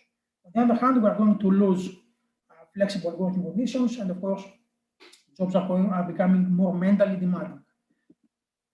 Just to conclude, this paper just trying to set the scene, to initiate a discussion, not only in academia, but also in the industry about the consequences of technological development in ports on the port labor. Okay, we want to see what is going to happen to the port employees. By that, I'm going to conclude, and I want to thank you all for watching my presentation, and I remain at your disposal for any questions you may have. I hope to be on time now, okay? George, thank you very much for your presentation. Again, digitalization, Internet of Things, big data, but more and more digital supply chain and blockchain has been added to the first, from the first presentation to the second, to the third presentation. So digitalization is the era, okay? Thank you very much, George, for your great presentation. And you have touched a lot of things which have been touched by Robert, but from another point of view. Your point of view is very practical and implemented. Okay. And it touched, of course, the efficiency and performance which have been concluded by Captain Abdullah as well. So the three presentations have been integrated, and it could be one presentation by the end of such session.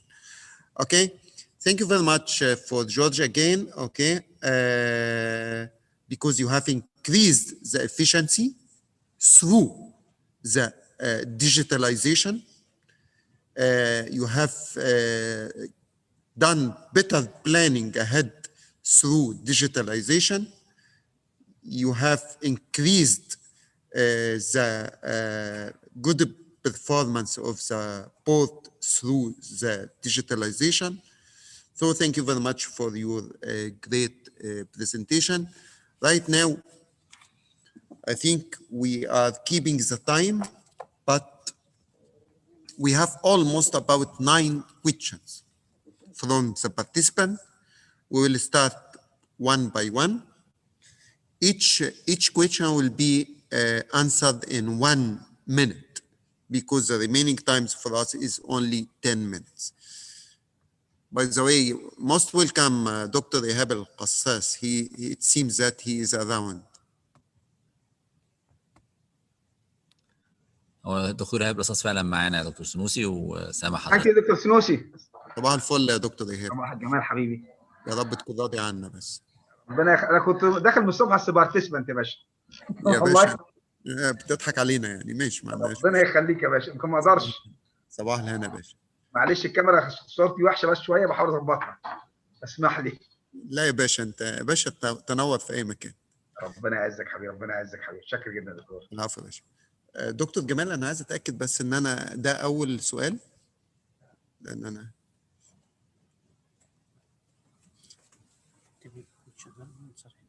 هو ده اول سؤال. لا، لو عايز يجاوب هيجاوب. To Captain Abdullah, what is the total number of questionnaires you used and who filled these questionnaires?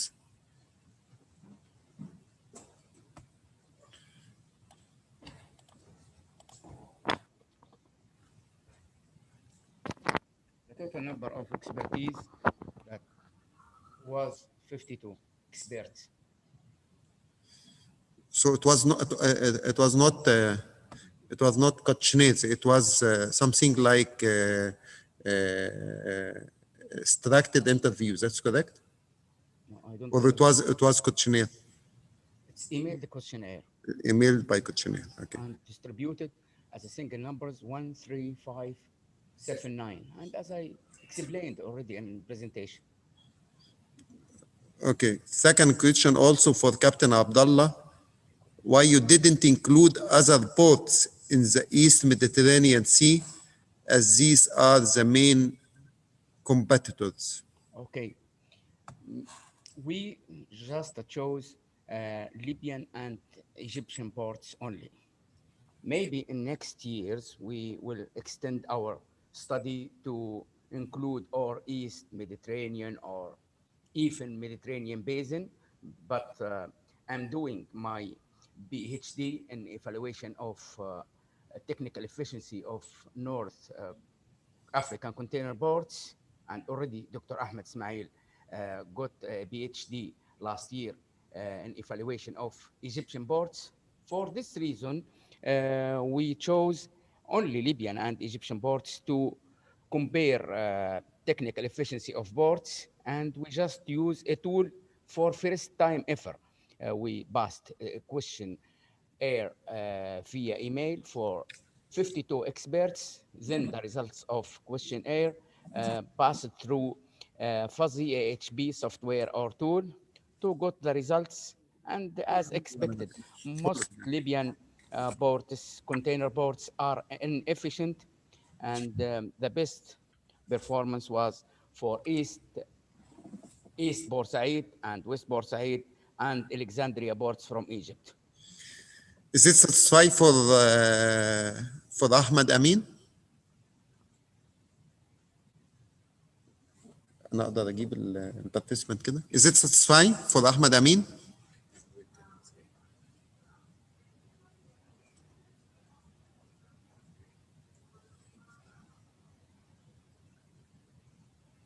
Okay. هو دكتور سنوسي، هو وسيله التواصل مع البارتيسيبنت فقط من دوله اجوبه، مش عند اوكي هم سامعيننا بس ما قدروش يعني ما يقدرش انترفيس. اوكي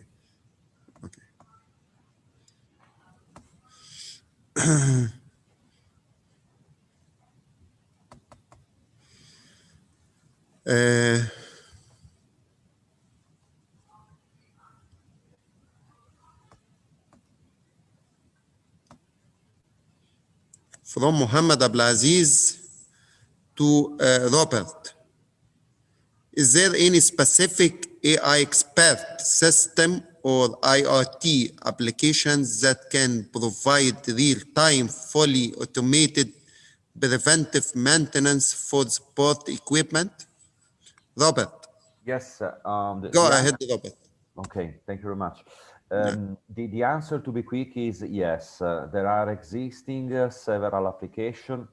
The discriminant part is if the phenomena of the wearing in particular could be anticipated and equipped by kind of sensor. We have experienced several applications, including the possibility of using thermal camera and infrared camera for equipment that have bearings or rotating device that can provide any sign of wearing in terms of reheating, or vibration or stress control, especially in crane and lifting equipment. We had an example working on that, and I say that today is a technology that is available. The critical point is if this maintenance can rely on a, let's say, early sign of wearing. And in this case, yes, it is possible. اوكي برضو الزميل محمد عبد العزيز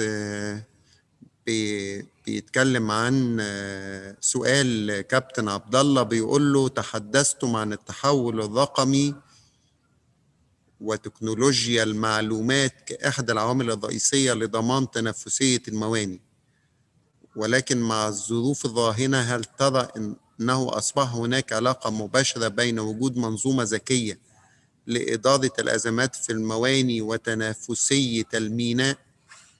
السؤال بالعربي بقى فتن. اكيد يا دكتور السنوسي، واحنا بترجم بس بترجم. اوكي جو اهيد. شكرا دكتور السنوسي، وشكرا دكتور محمد عبد العزيز على السؤال. علشان تبقى في تنافسيه، وعلشان يبقى في استمرار، او علشان تبقى في حياه اساسا، فلازم من التطوير في البنيه التحتيه والبنيه الفوقيه. ما فيش داعي نخوض في التفاصيل البنيه التحتيه والبنيه الفوقيه. فبنتكلم من جانب فني، بنقول لابد من الحفاظ على مستوى معين من التنافسيه والكومبتيتيفنس ليفل. احنا بين ايدينا اليومين دول حاجه اسمها الثوره الصناعيه الرابعه، وفيها تطبيقات، وكل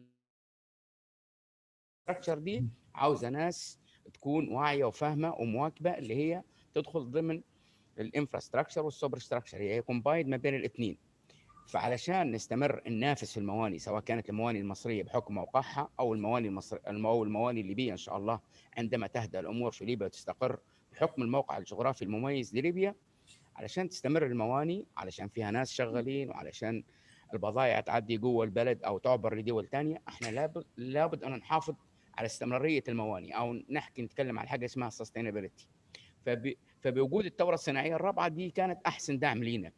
جاءت جائحه كورونا السنه دي في شهر فبراير للساعه دي، علشان تعطي انديكيتور او حس يا ناس انتقلوا الى الاداره الالكترونيه، انتقلوا الى كل حاجه لها سمارت. احنا نتمنى ان يعني نشوف في موانئنا في المنطقه العربيه، او بالتحديد موانئ شمال افريقيا اللي تمتد من بورسعيد لاخر طنجه، احنا نتمنى انها تصبح سمارت بوردز، ونتمنى انها تصبح انتجريتد وذ سيتي، يعني زي ما قلنا في المؤتمر، يعني وورد بورد سستينابيلتي بروجرام اسبكت. يعني لابد نحافظ على التنافسيه، ولابد يعني هي كنوع من الحياه. دكتور شكرا.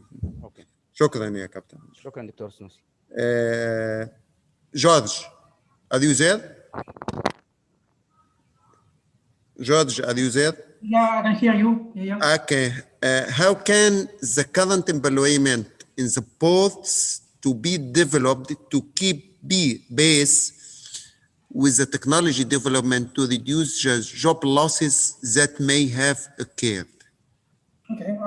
The only answer fantastic. Yeah, go ahead. Okay. The only answer to this question, and thank you for the question also, is through training. Training. That's all. So we need to develop new training programs. Here is crucial the role of port authorities. The port authority or the port operator want to, let's say, sustain or maintain its employees, then it has to develop new training programs. This is the key, and that's all I need. Yeah, may I add one word again? Untraditional training. Why not? Let's untraditional training. Let's go beyond traditional issues. Let's go to examine new issues in the port training. It should be. So it's a huge responsibility on our shoulders, especially in Dr. Akram's shoulder. Yeah, untraditional training should be there. Otherwise, all will be out. Okay. Thank you very much. Another question, George. Are these ports that operate on digital will increase the possibility of operating autonomous ships or not? Okay, first of all, I believe that we are still far away from seeing a fully automated vessel carrying cargo. Okay, right now we have some pilot autonomous ships, but these ships are small in size, and usually they are passenger vessels, not are piloting vessels, not cargo vessels.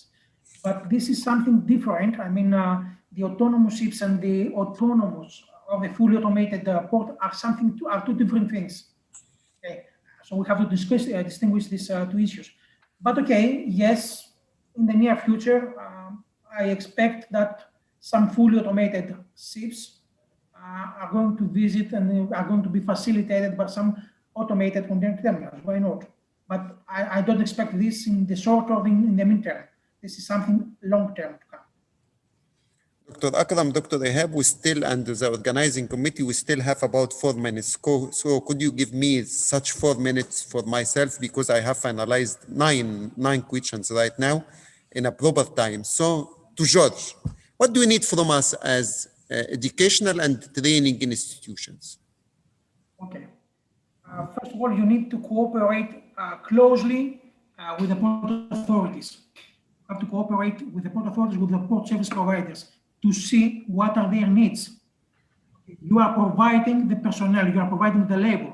So you have to cooperate closely with the guys, with the companies that are going to hire this personnel.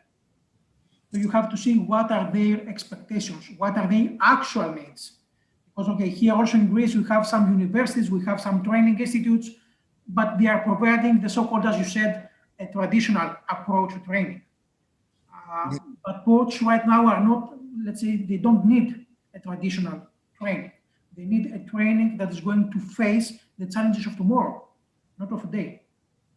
My friend, why you are giving us a responsibility to our shoulder only? So the approach should be from there as well. If they have a problem, they have to come to us. So the cooperation could not come from my side only as an institution, educational and training institute. So they have to come to us and they have to ask the problems that they are facing, and they have to fund us as well to solve to them the problems. You are from Salonika, yeah, okay. So you have to come to the educational and training institution and research entities and ask us what is the challenges you are facing, to sit together on one table and discuss how can we conclude and how can we be on the ground with the big data and Internet of Things and blockchain and so on. So it's not our responsibility only, it's your responsibility as well as industry. Is it correct or not? Yeah, in some cases. For example, because you mentioned Greece, here in Greece, ports are quite, let's say, isolated. And also, okay, for example, the port of Salonika, you said, they want some new personnel, a highly skilled personnel. But the problem here in Greece is the educational system. Here in Greece, the educational system is not so, let's say, flexible. They provide a fixed knowledge, a fixed training scheme, that's all. They are not flexible to, let's say, to apply to the needs of the port. That's why I said it's a matter of communication between the port authorities, and the institutes, the academia, or the training companies. Okay, so it's something that will be discussed between those two. Yeah, I know very well that Greece is a part of ESPO, correct? Yeah. What ESPO have done in such area? Okay, not so much things, to tell you the truth. Okay, there are some, let's say, initiatives, but of course, there is plenty of room for further development in this issue. Okay. There are some initial, let's say, some beginning initial initiatives towards these schemes, but as I said before, it's a matter of discussion, it's a matter of cooperation between the port industry and the academia. One more personal approach. Okay, George, thank you very much. I have to come back to Robert as well, yeah. Please, Robert, one question from my side, Robert. Are you there, Robert? Yes, absolutely. Oh, sure. Yeah, good. Yeah, that's good. Yeah, okay. Robert, you have done a very good approach. It's a kind of control room prototype, and you have assessed in real time management, and also you have decreased the potential negative impacts. As I have mentioned before, do you remember the questions that I have raised at the beginning? Yes, Okay, absolutely. could you answer that, please. Yes, the Or the idea comment as well. around the idea is that digital twin and other technological provision has to exit from the place where they are installed. This is the reason because we have implemented and we have decided to design all of our architecture upon a cloud, allowing the possibility, especially for services and city government, to access this information. This is one of the innovation in this field, because in the past everyone was doing his own technological aspect that was closer behind the wall of his organization. We have to think that many decisions that has to be taken have an impact on the rest of the city, on the rest of the community. So somehow the system could interact together. For instance, in both sides. In one case, we have a major accident on the highway. This is blocking the access to the port. And this is something that has to be managed not inside of the port, but between the city and the port. We have a major risk. For instance, we discover, I don't know, radioactive material in a container unexpectedly. This is not a deal of the port. It is a deal that affects the entire community. So we need to have systems that are interacting together. And so this is the reason to create a model that is not inside the wall of the port or is ending at the border, but has to be accessed and used by everyone is a stakeholder, of course, with the respect of the authorization and other stuff, but still has to be reached and managed by everyone that has a real interest on it. So we have to believe in the integration. Absolutely. And the governance as well. Absolutely. And far away of bureaucratics. Exactly. And the point is that also politics has to think that now they have to make a decision also on the real data and on the real system, because we have the technology to prove that. And this has to be taken and brought to a general use of that, not only behind the wall and separate what is port, what is transportation, what is ship, and what is city. We are always in the same place, sharing the same limited resource. Thank you very much, George, for your great answer. On the other side, also, I think we are coming from South Mediterranean. It's almost a little bit cold, to North Africa, which is a little bit hot, okay? So the question right now for Captain Abdullah. Okay, Captain Abdullah, you have mentioned in your paper that you would like to advise the port managers to use new tools, and also you are advise them to use FAHP to assess and evaluate their quality of service and so on. Do you think there is another tools could be used in such area?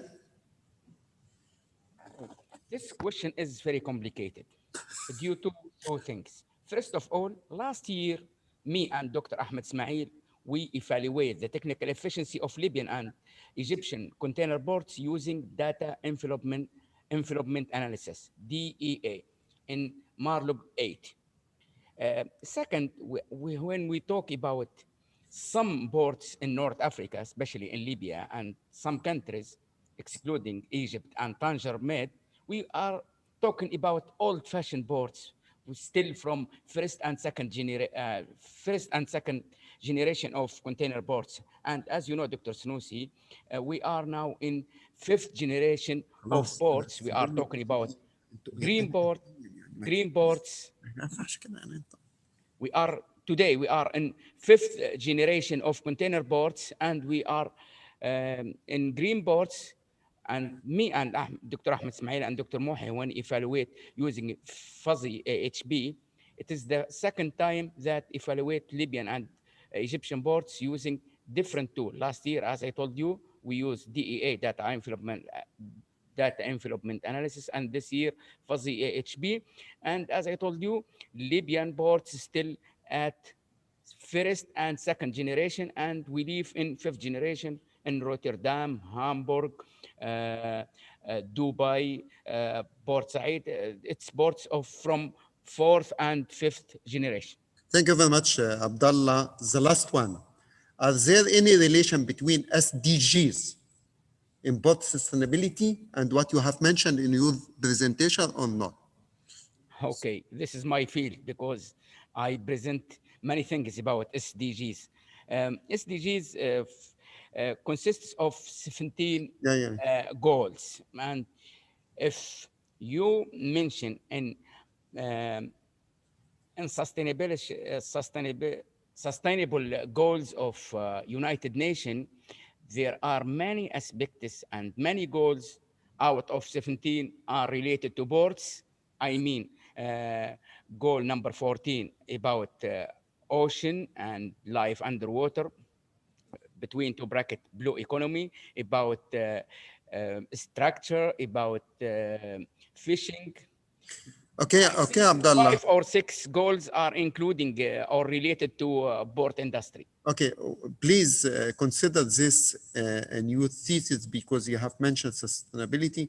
Also, you have highlighted to the digitalization. So please go to the blockchain and security of supply chain and so on. And I think you have to be in contact with George and Robert also. I think you can benefit from each other. Thank you very much for all audience. Thank you very much for the organizing committee. I'm very sorry for delaying for about 3 minutes, but I have kept the time, okay? And you have, I have concrete the session as well. And the remaining questions, almost 4 questions. So the participants who has raised such questions, please, I'm asking the organizing committee select such participant and forward the questions to the speaker. Thank you very much, and I'm very sorry for the delay. شكرا سنوسي، شكرا جزيلا يا حبيبي على يعني على إدارة الجلسة. الحقيقة أنا سعيد، والتجربة احنا اللي بنعملها النهارده تجربة جديدة فعلا. يعني سعيد بالتفاعل. احنا يعني عندنا دلوقتي 87 مشارك معانا. صحيح هو مش عدد كبير زي ما احنا متعودين، ولكن طبعا هي تجربة جديدة، في الحمد لله ان احنا قادرين يعني نعملها. معانا يعني رئيس الجلسة موجود معانا في القاعة في الأكاديمية، والدكتور عبد الله، وزميل الدكتور جورج في اليونان، وزميل عزيز روبرتو في إيطاليا، والبارتيسيبنت أعتقد all over the world يعني. في تجربة جديدة وإن شاء الله يعني تكون ناجحة. سعيد جدا بالتفاعل الموجود مع بين المتحدثين وبين المشاركين. إن شاء الله الأسئلة اللي ما لحقناش نجاوب عليها إحنا كلجنة منظمة هنجمعها ونستأذن السبيكر هنبعتها لهم، ولو يقدروا يردوا علينا بيها. التواصل ده مهم جدا. طبعا كان نفسنا يبقى معانا روبرتو وجورج موجودين معانا في القاعة، لكن ان شاء الله نتقابل قريبا. فبنستاذنكم يعني نيابه عنكم وعن جميع الحضور هيتم تكريم زميلنا الدكتور السنوسي بلبع رئاسته للجلسه، وايضا الدكتور عبد الله وروبرتو وجورج. ان شاء الله في يونيو اللي جاي لكم تكريمين، يعني تشاركوا معانا في المؤتمر، بيبقى لكم تكريم مؤتمر بتاع مارلوج 9 ومارلوج 10 ان شاء الله باذن الله ان شاء الله. فانا هنتقل بس للسكرين السبيكر قبل ما تنتقل يا دكتور اكرم، معلش انا بجد يعني انا بجد بشكر اللجنه المنظمه والفريق التكنيكال والادمنستريتيف والساينتفك. حقيقي تجربه متميزه جدا جدا جدا. انا شخصيا ما حسيتش ان انا في اونلاين سيشن. انا كان في تفاعل قوي جدا بيني وبين السبيكرز، ايزر جورج او روبرت او ايفن عبد الله هنا. انا متاكد 100% ان الكونكريت ريزلتس اللي انتوا وصلتوا لها ديت ما كانتش من فراغ. دي اكيد خدت، انا اعتقد ممكن يبقى على مدار الساعه في اليوم 24 ساعه شغل. ولكن بهنيكم بكل صراحه على الانجاز الطيب، ودايما من تميز لتميز تاني. وربنا يوفقكم دايما يا دكتور اكرم، يا دكتور ايهاب، يا اورجنايزنج كوميتي متميز كالعاده. متشكر جدا جدا واسف لك. استاذنك يا دكتور، اتفضل هنا لو سمحت. تاني يا دكتور اكرم، كتير قوي الحاجات دي، انا اسف. كده درع بسيط، تذكار بسيط للدكتور السنوسي.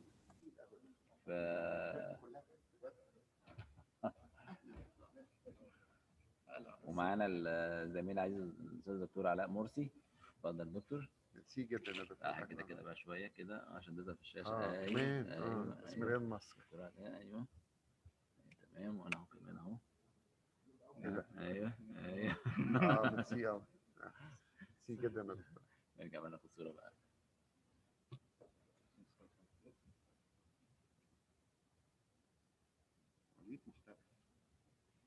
الدكتور عبد الله. ميرسي جدا يا دكتور عبد الله اتفضل يا حبيبي. ده الدرع بتاع الدكتور عبد الله. اتفضل يا حبيبي. لا ايوه كده. بس صورة بقى بعد عليها كده.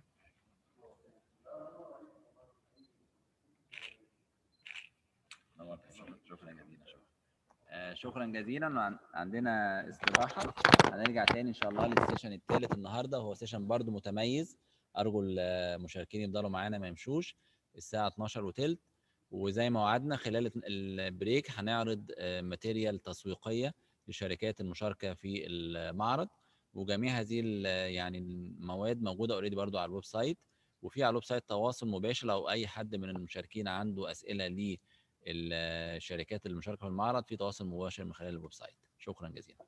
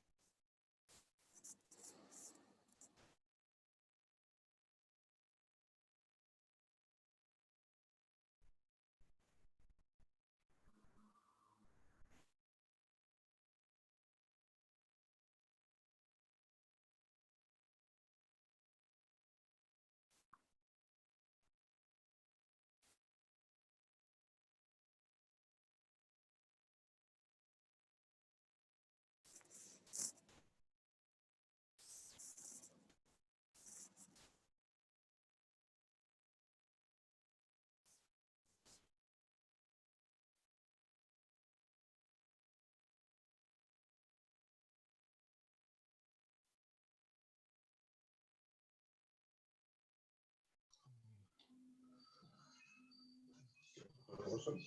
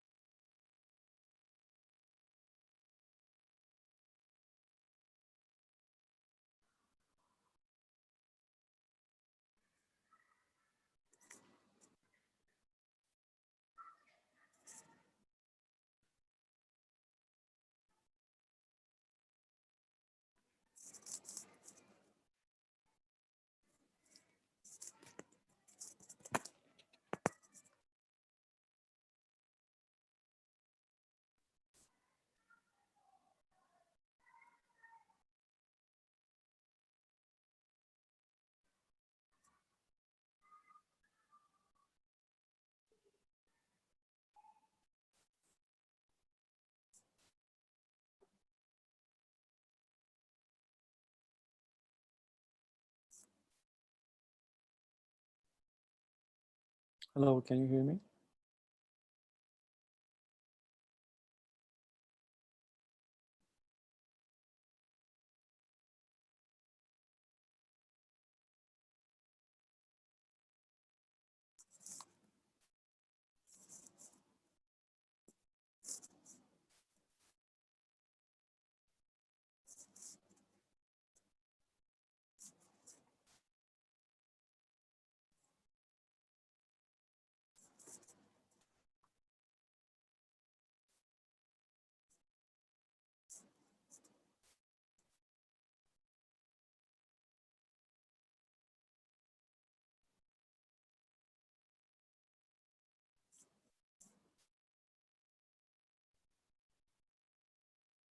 Hello, can you hear me?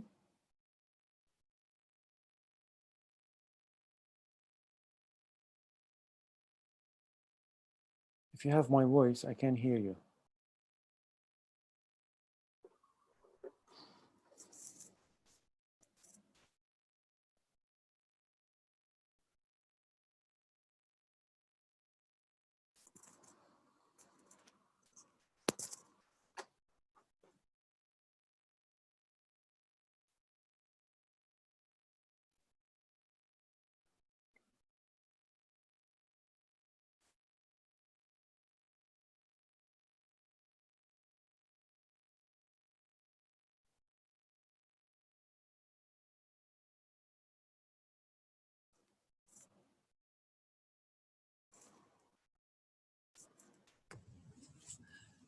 بسم الله الرحمن الرحيم.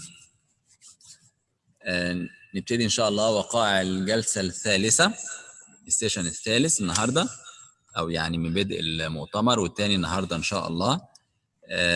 إحنا سعداء الحقيقة بوجود زميلنا الدكتور محمد داوود، نائب رئيس الأكاديمية للشؤون البحرية، لرئاسة هذه الجلسة.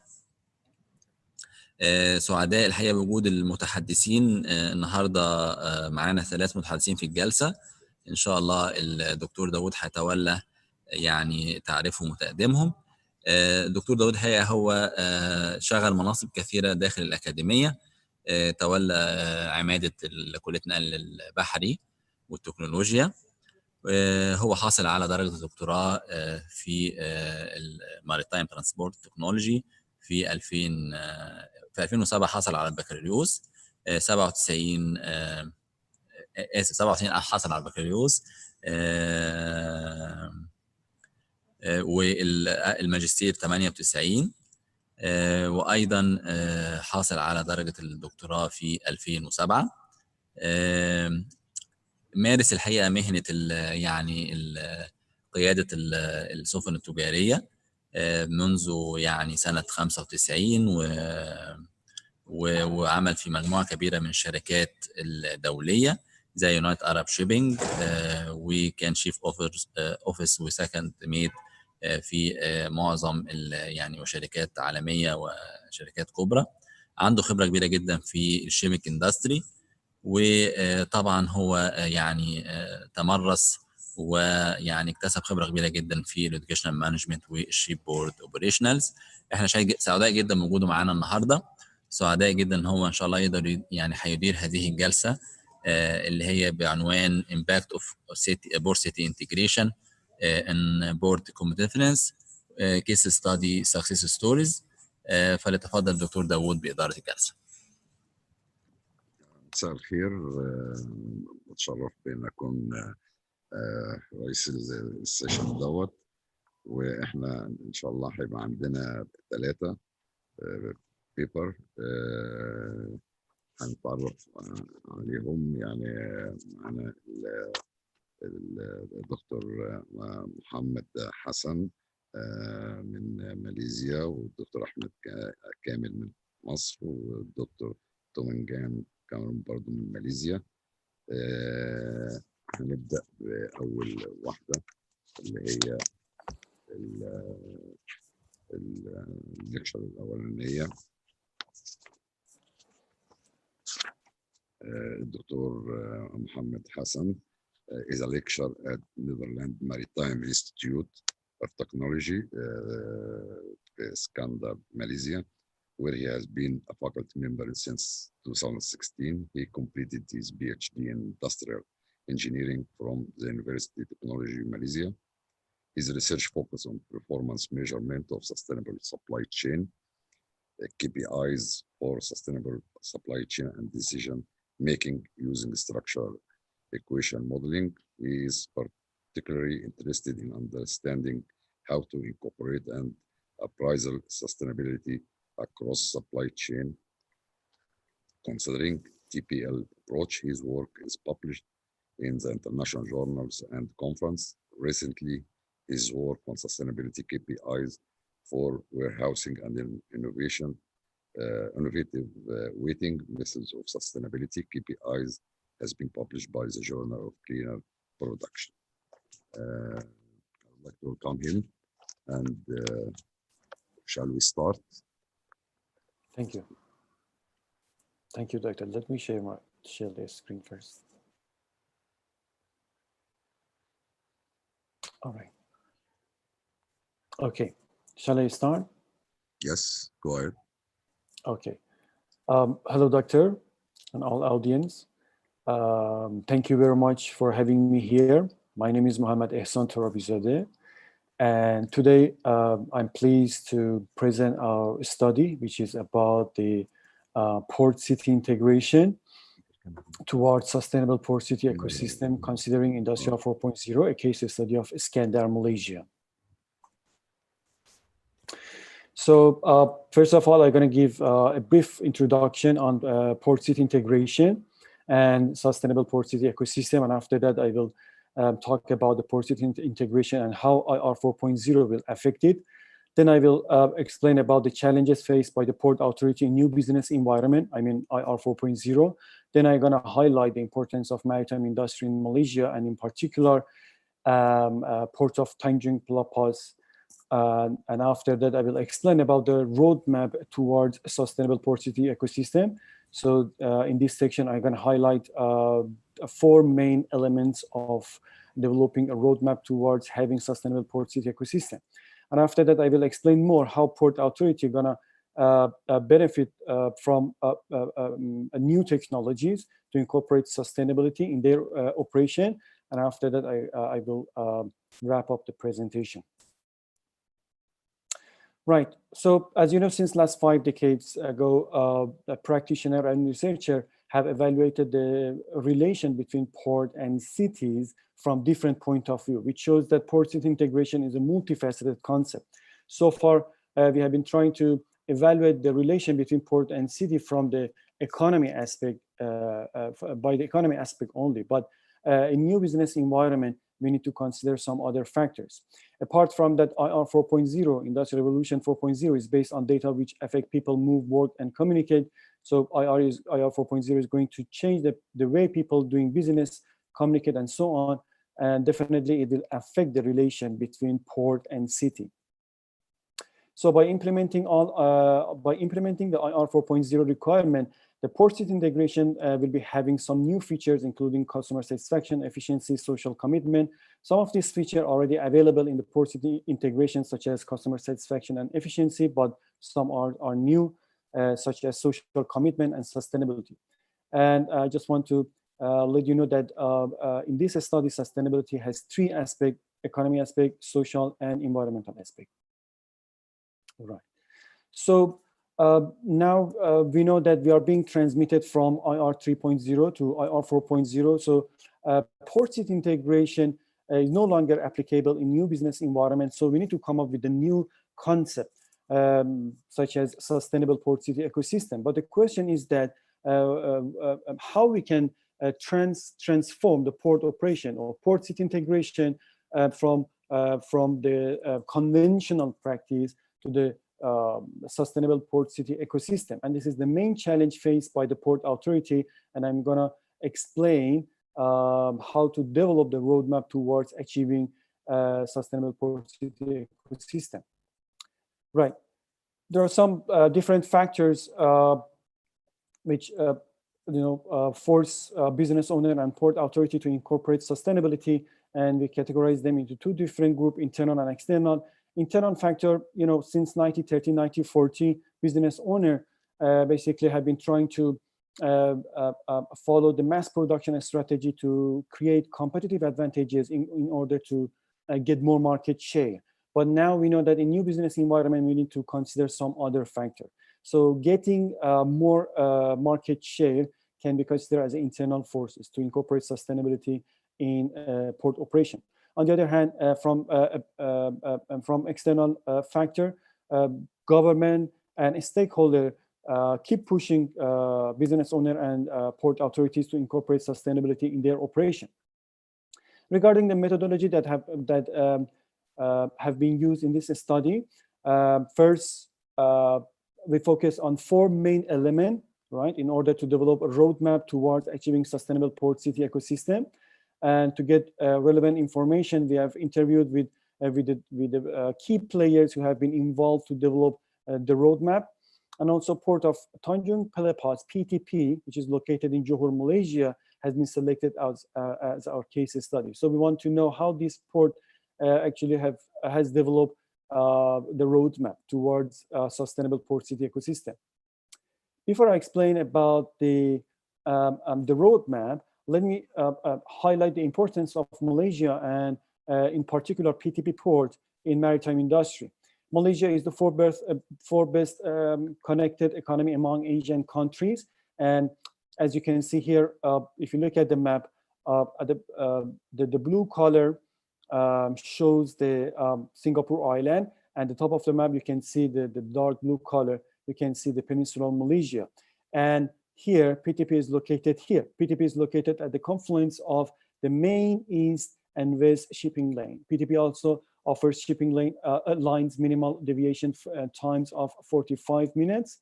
And apart from that, on the 18th August 2018, PTP became the first port in the world to depart a vessel with a final load over 19,000 TEUs. And also, PTP has 14 linear berth totaling 5.04 kilometer. And also it has 58 Super Panama cranes. Out of them, 60 have a 24 outreach catering for next generation of triple E size vessel. This slide shows the PTP throughput. As you can see, the PTP throughput has been increasing since 2019, since 2014, but unfortunately, the throughput of PTP has dropped down over 2020 due to the COVID-19 crisis, which is happening in other ports around the world. Right. Let me explain more about the roadmap towards sustainable port city ecosystem. As I mentioned earlier, conventional port city integration basically focus on economic impact of port operation. So we evaluate the relation between port and city from the economic point of view only. While in the new business environment, we need to consider some other factor, including social and environmental. That's why we need to come up with a new concept, sustainable port city ecosystem. So we have ecosystem here, and port and city are the two organs in this ecosystem. Each one of them is influenced by the other one, by the other organs, from the economic impact of the other organs' activities, social impact of the other organ activities, and also environmental impact of the other organ activities. So both of them are the part of an ecosystem. And since the sustainable criteria are incorporated in this ecosystem, so we have sustainable port city ecosystem. So in this ecosystem, we focus on three aspects, as I mentioned earlier: economic aspect, environmental aspect, and social aspect. A lot of action have been taken by PTP authorities toward achieving sustainable port city ecosystem, which I'm gonna briefly explain. The first main element to develop a roadmap towards achieving sustainable port city integration, sustainable port city ecosystem is cloud. Cloud and the age of computing is going to transform how port and city has been integrated so far. In fact, PTP has already set up terminal-wide wireless broadband mobile network, and also the 5G communication has been launched in Malaysia. Telekom Malaysia Berhad TM has begun a live 5G transmission in Langkawi, which is an island in north of Malaysia, on the 5th December 2019. Apart from that, TM has launched a Iskandar Putri data center. Iskandar Putri is an area nearby PTP port. And regarding the data center, I want to mention that data center supports and connect operational devices in order to benefit from the future of Internet of Things, or IoT, for a smart port transformation. To learn more about Iskandar Putri data center, I would like to invite you to watch this video first.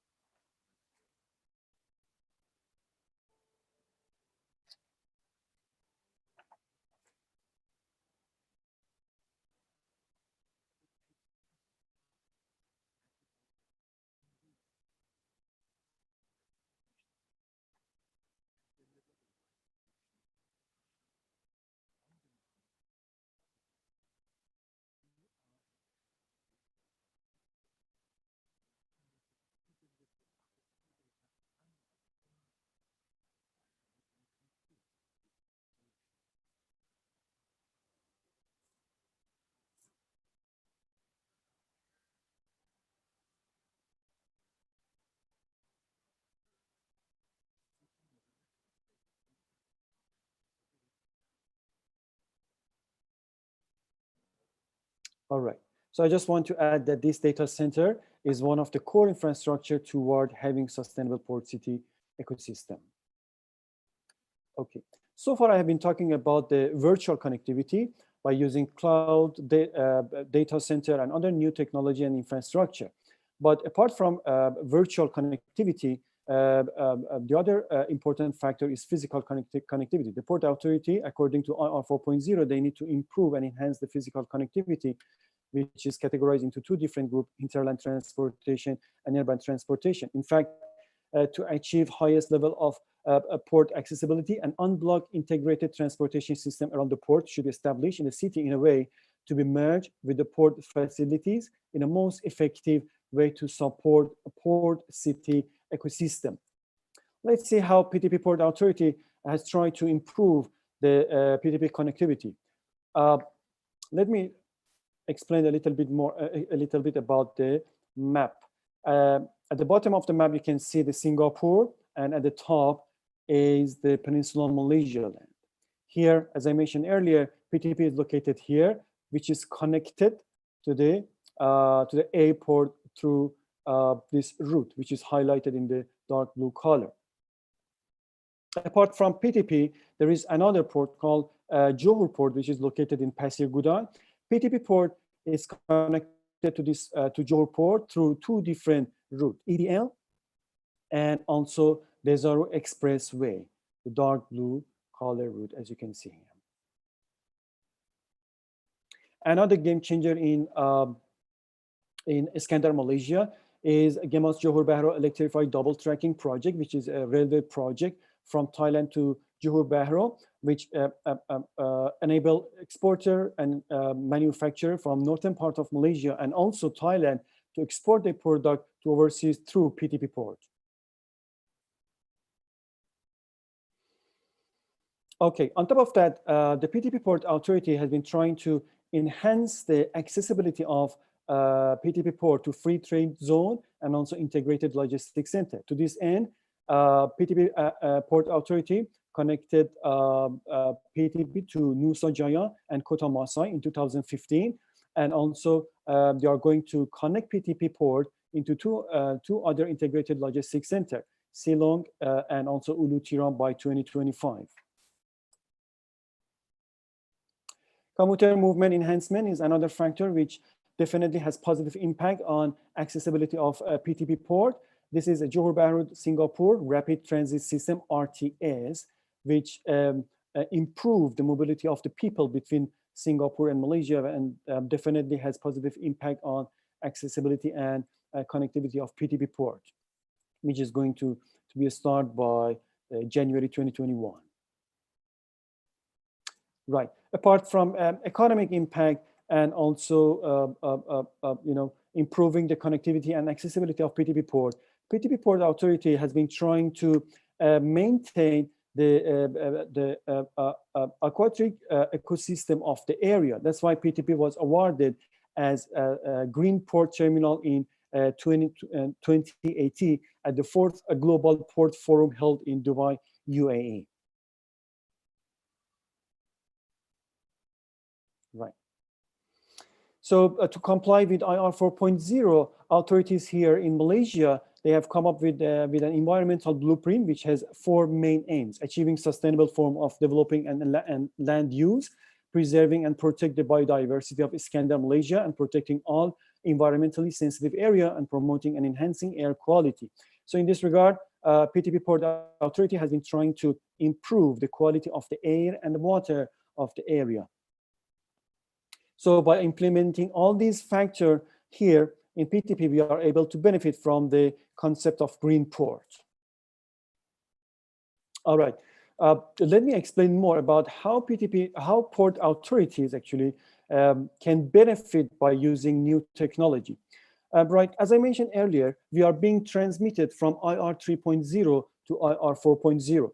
Changes from one era to the next happen when mega trends converge at the same time. As you know, several new technologies are going to hit the maritime industry, and also the relation between port and city, included by big data, Internet of the Things, blockchain, robotic automation, and drones also.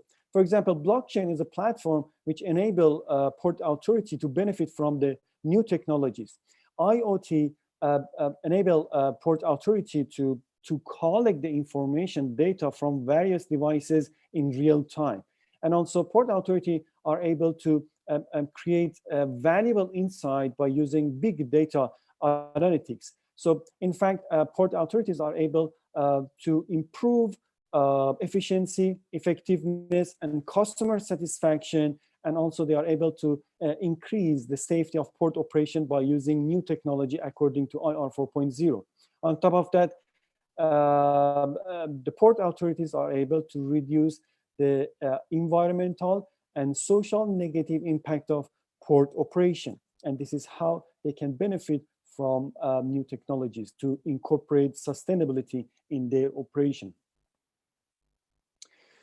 So apart from economy aspect and environmental aspect, PTP is ever committed in giving back to the community. That's why PTP Port Authority has been trying to increase the social contribution in 3 different areas: wealth generation, wealth sharing, and resource optimization. Also, they have been trying to improve the human resources in local community.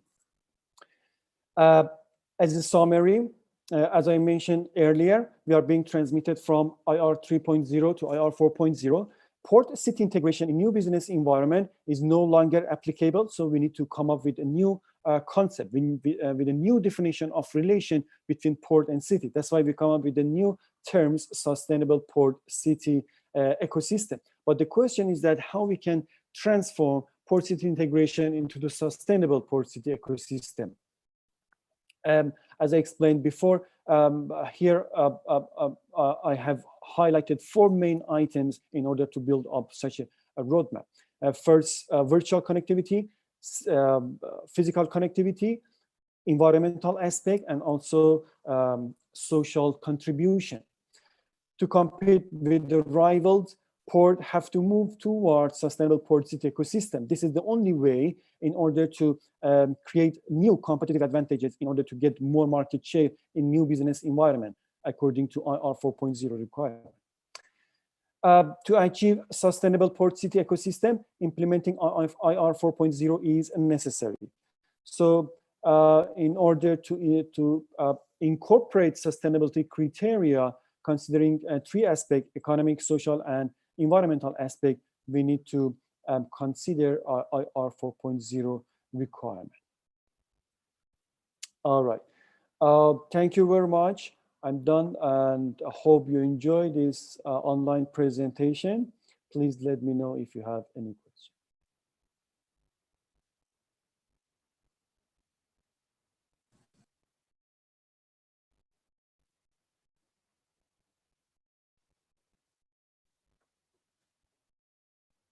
I'm sorry, doctor, but I can't hear you.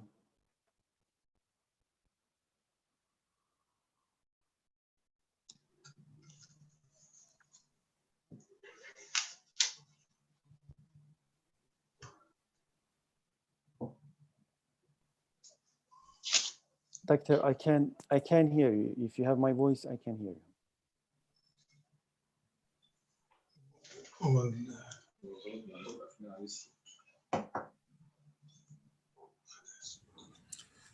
You can hear me now? Yes. Okay, now thank you. Thank you for your interesting presentation and for your keeping in time. And at the end of the session, we will, anyone who want to discuss any point, you write it in the question and answer session. Sure, my pleasure. And we will answer it at the end of the session. Thank you. Sure. Thank you very much for giving me this chance. Sure. Now we will move to the second one. Dr. Ahmed Kamil. He holds a Doctor of Business Administration, DBA from Ain Shams University, and Masters of International Transport Logistics from Arab Academy for Science, Technology, and Maritime Transport, Alexandria, Egypt. He's a member of the BOD of Damietta Chamber of Shipping. In 2018, he published a book titled Marketing of Container Terminal, the very specialized book in the field. He has 30 years of extensive experience in container shipping, container terminal, and international transport and logistics. His research focused on the competition between the top container ports in the East Mediterranean region in terms of number of containers handled. It highlights the impact of current mega expansion project on the competitive of Damietta container terminal. I would like to welcome him, and we will let him start his presentation.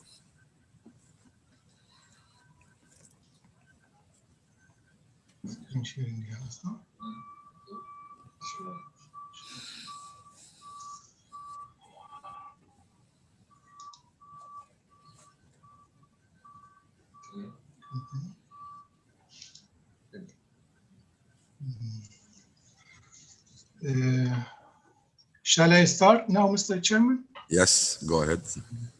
Thank you, Mr. Chairman. Good afternoon, everyone. I would like to thank the organizer for the opportunity to speak today.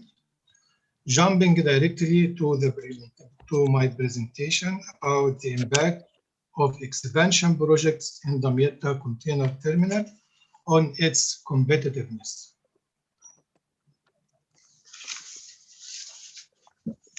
In this presentation, firstly provide a brief overview of the market in terms of characteristics, concentration, supply, and demand.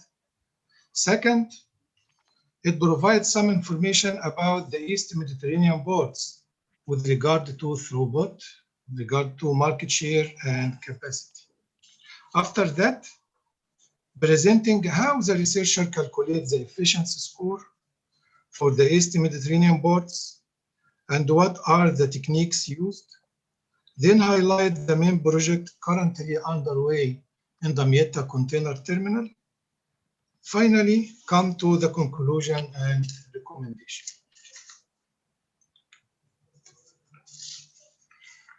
This paper investigates the competitiveness and efficiency level of the top container terminals in the East Mediterranean market.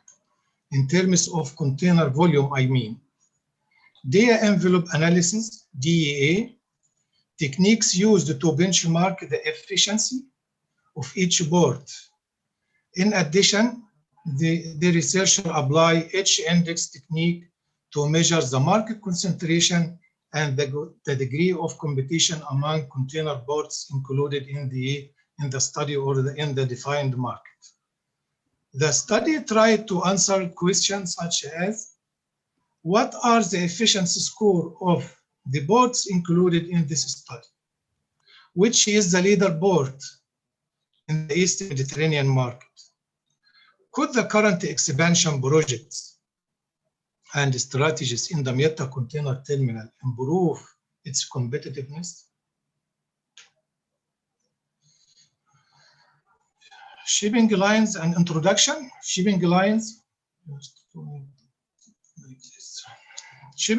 and terminal operators face a rapid changes and large amount of uncertainties.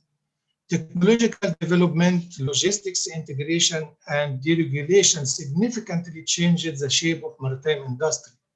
Therefore, seaports couldn't be able to be efficient are at the risk of termination, to go out of business, I mean. The horizontal integration in terms of strategic alliances, merger, and acquisition has led to more concentration of the demand for the port services that accordingly not only decrease the number of shipping line demanding services from ports or container terminals, but also sharply increase the competition between ports. Market characteristics. Geographically, the East Mediterranean is the main links between East and West. All of us know that. And it is an intersection points between Asia, Europe, and Africa. This enables such region to become a transshipment and logistics centers between markets, Moreover, these regions are now growing markets that can offer containers due to the economic growth in Egypt, in East Mediterranean countries, and Black Sea countries. According to KPMG Shipping Insights, when studying the current state of the shipping industry, it is impossible to miss the changes taking place in it. Major companies decided to acquire close competitors in order to drive a growth, increase market share increasingly, and a lot of examples in this issue. Many examples of ongoing consolidation in the shipping market. This leads to market situations that can be described as oligopoly, simply because now over 60% of global shipping market held by only 7 liner companies.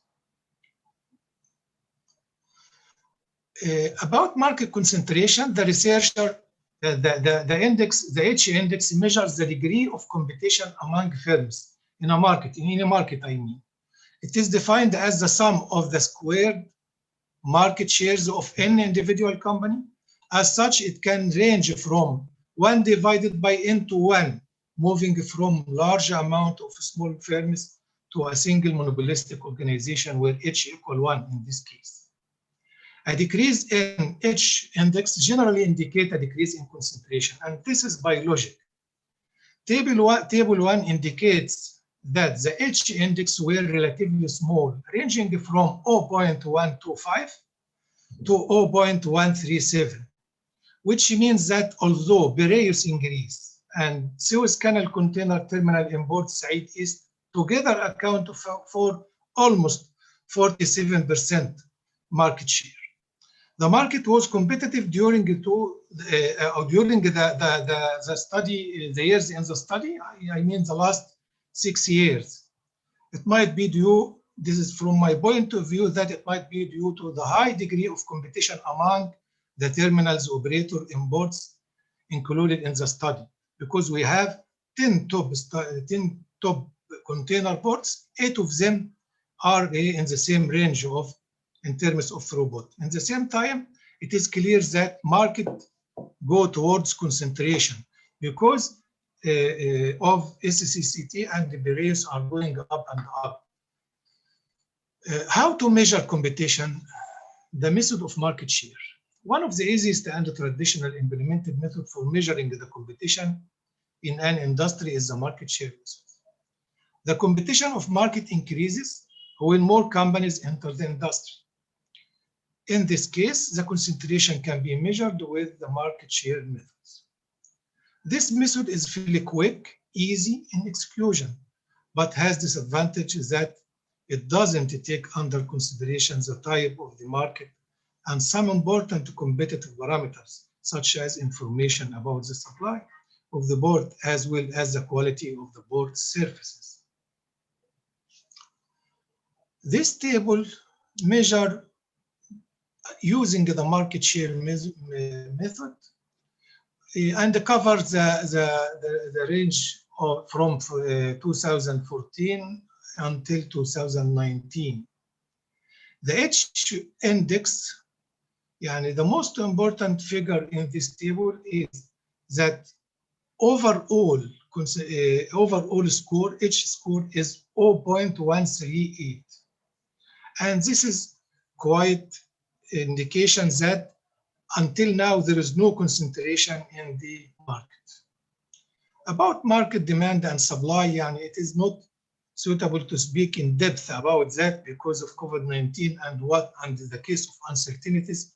But despite of the large amount of uncertainties over the global trade environment, container volume achieved the growth in 2019, even at much lower level than the previous years, when overall increased by 6.7% in 2017 and 5.2% in 2018.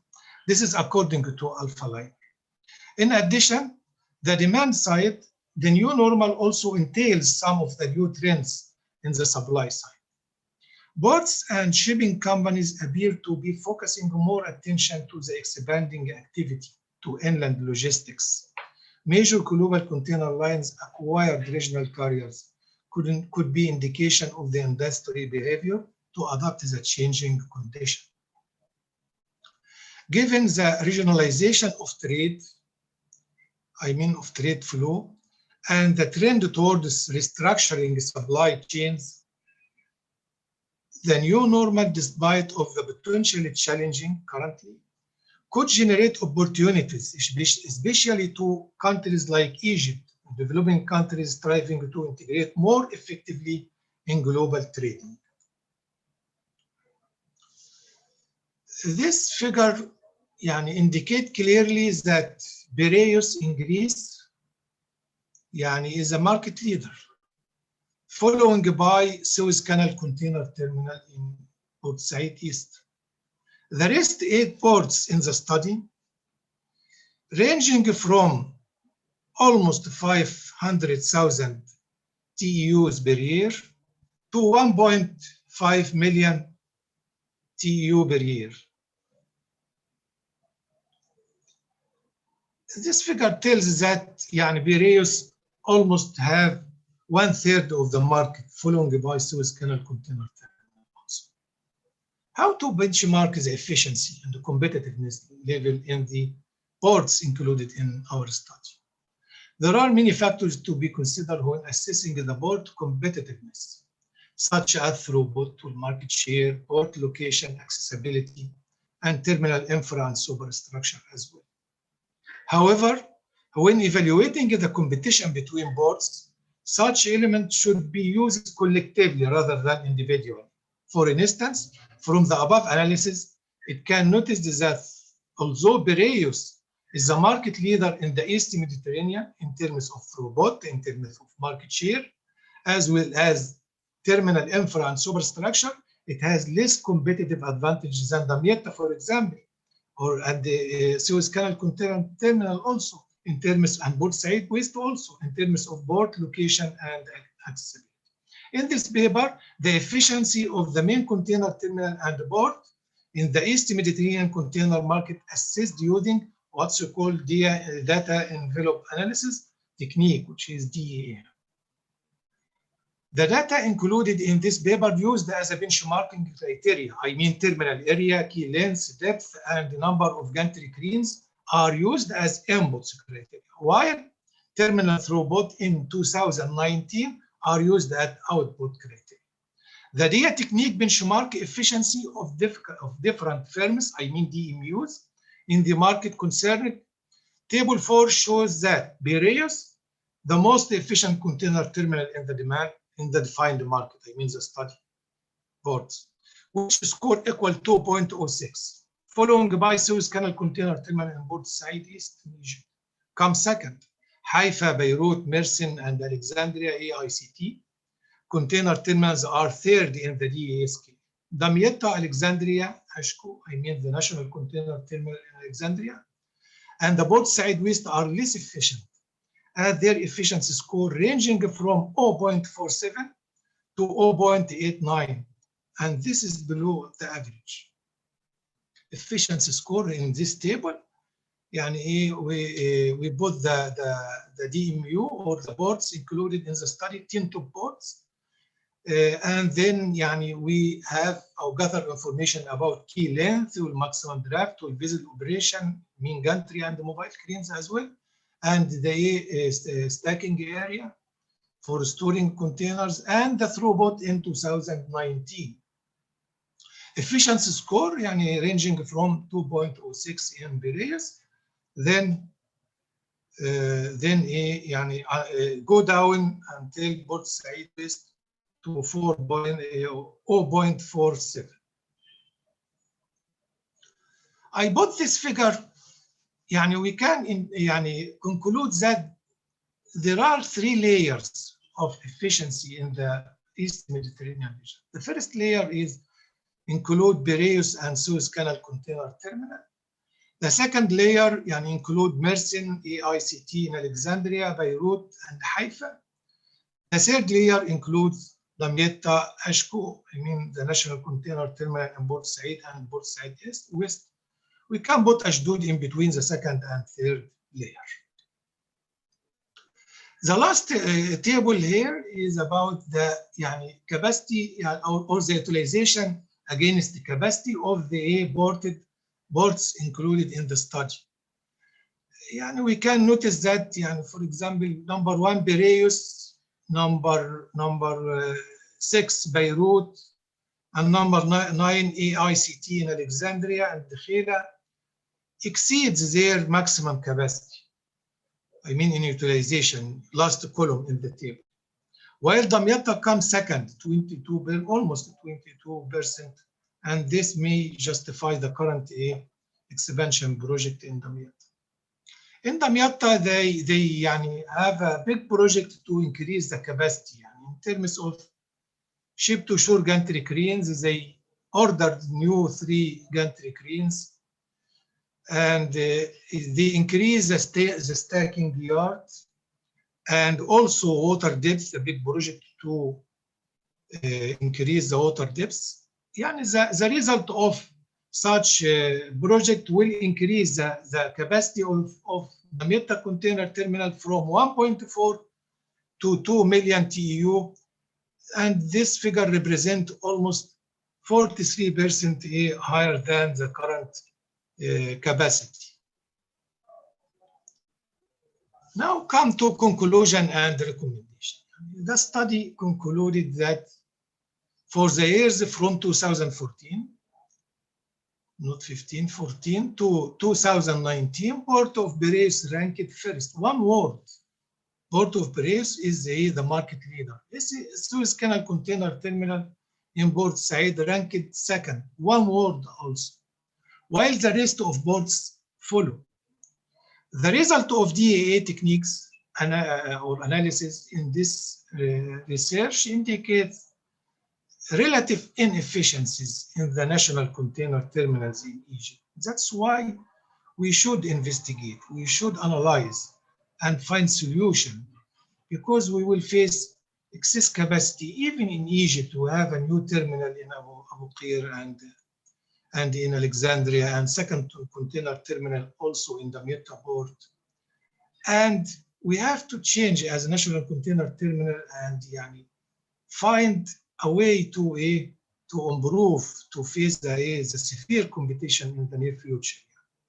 Expanding the third point, expanding the physical infrastructure such as key lengths, yard capacity, and advanced terminal operating system will shape the future of efficiency and the competitiveness of the Damietta Container Terminal. The Damietta Container Terminal is able to compete, yes, and attract a new traffic after completion of the current mega expansion project, and will has a new shape and higher rank. Last point, smart port technologies are the future of container terminal. This is a clear fact.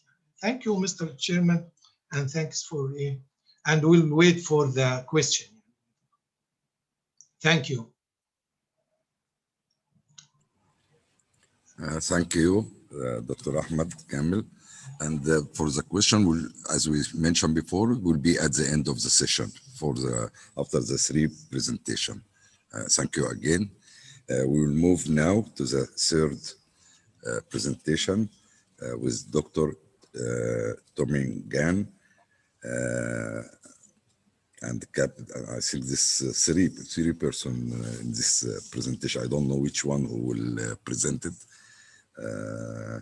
It's about talent management in industrial revolution for ERA, a case of Port of Tangier, Pili Pass, Johor, Malaysia.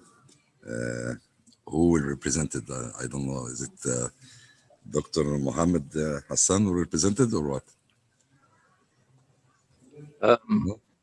Is it? Am I online now? Yes. Okay, Mr. Tamingon Cameron. I'll just.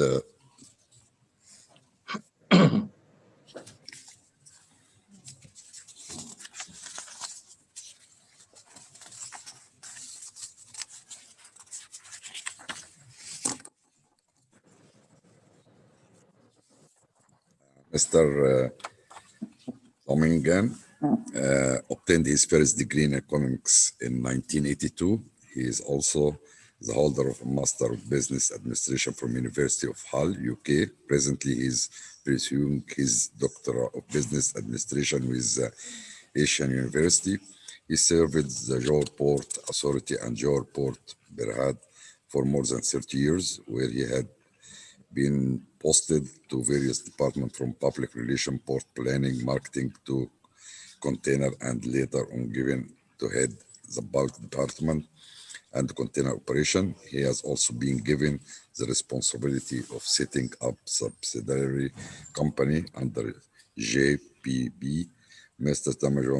Tamingon was actively involved in carrying out market research and survey for both cargo and the shippers within the port hinterland for the purpose of port operation efficiency and port future expansion, which resulted in the construction of berths 4, 5, and 6 under the Phase 2 expansion project of Johor Port. He has also been assigned to be researcher and the coordinator for the federal government projects, such as the dry port project in Segment and also ferry terminal in Bangkok and Shanghai, Singapore. I would like to welcome him, and he can start now.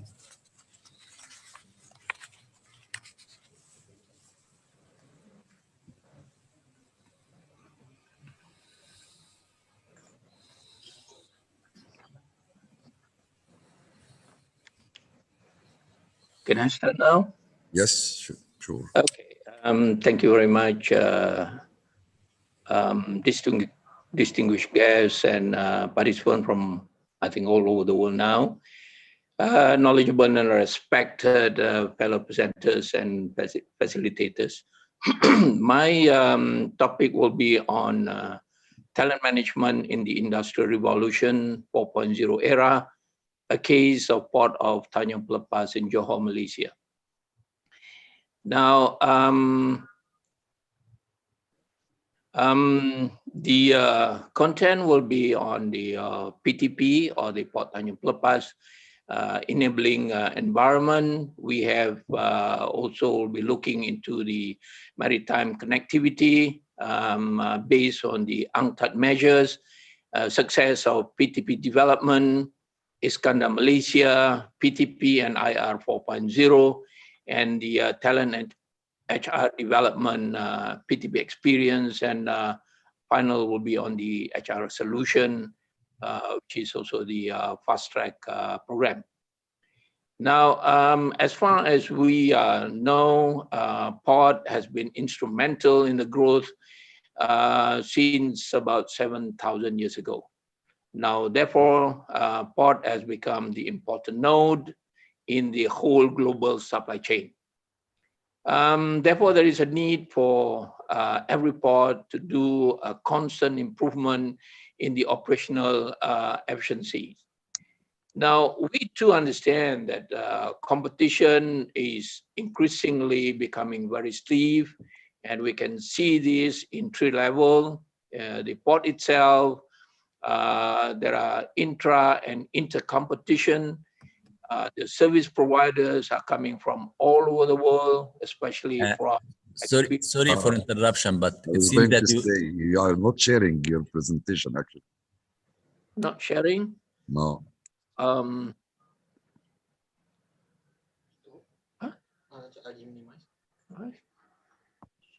Huh? Share.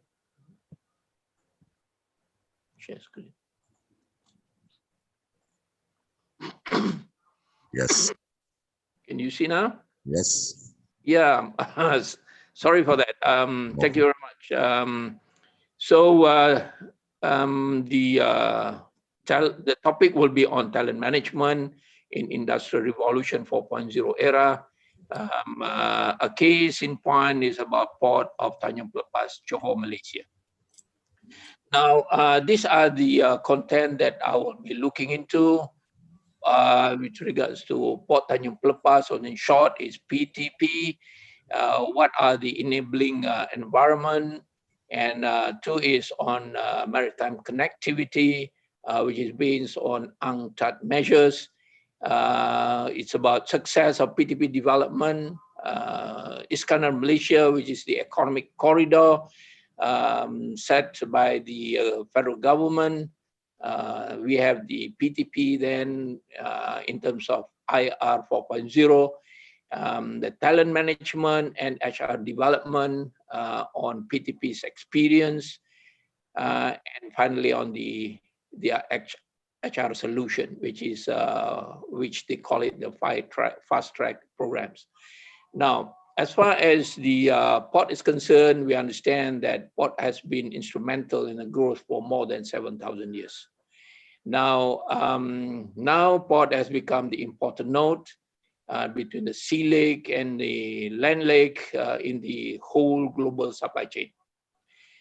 So therefore, as far as port is concerned, every port around the world, there's a need for constant improvement and operational efficiency. Again, we should not forget on the competition, which is playing around the world for every port.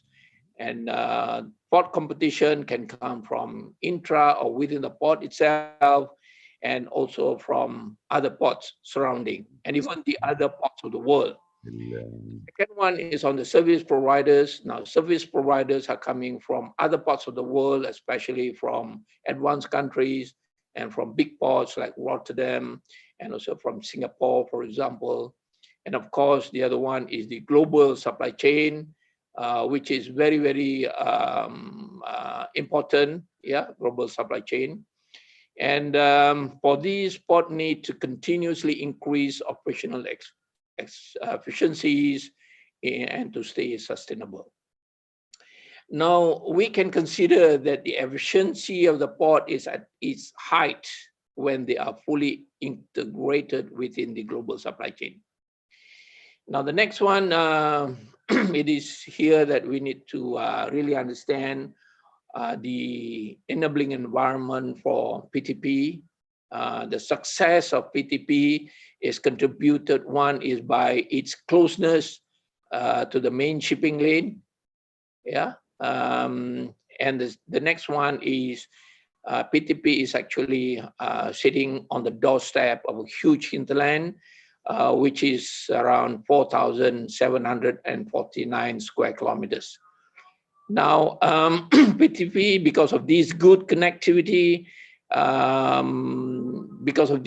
PTP has a good connectivity, and it is also congruent with what UNCTAD has more or less come up with under the term LSCI, or the Liner Shipping Connectivity Index.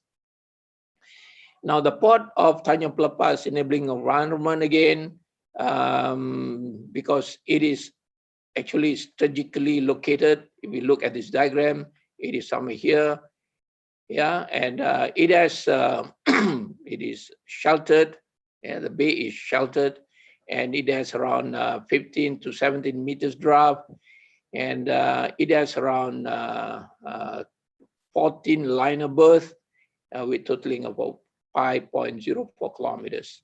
And it is said now it is doing average of over 30 moves per hour per crane, and it's about 100 moves per hour. Next, we go into the maritime connectivity. This is what has been indicated by UNCTAD in 2004.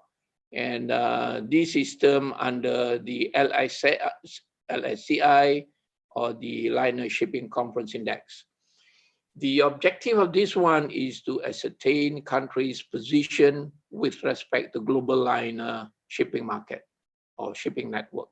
Now, as far as Malaysia is concerned, UNCTAD in 2018 has placed Malaysia in the world 5th best connected country in terms of shipping lanes. Now, because of this, we have 2 ports in the country, which is Port Klang as well as PTP, which are positioned as 12th and also 18th in the world as the largest container port in the world. Now, this is the maritime connectivity. UNCTAD also provided with or offered 7 policies. Number 1 is go digital. Yeah, go digital. The other one is link with domestic. And the third one is regional and global network. The fourth one is ensuring competition. In other words, checking competition, understanding the competition. And the next one is port modernization. This one is very, very important in terms of human resource, in terms of engineering, in terms of technology, and in terms of operation. The next one is on widened hinterland. Hinterland can be the captive hinterland or the shared hinterland. It can be within the country or even abroad in the next country.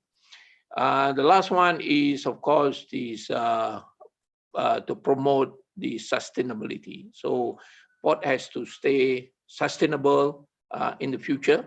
And for this, PTP is doing what she can to stay sustainable.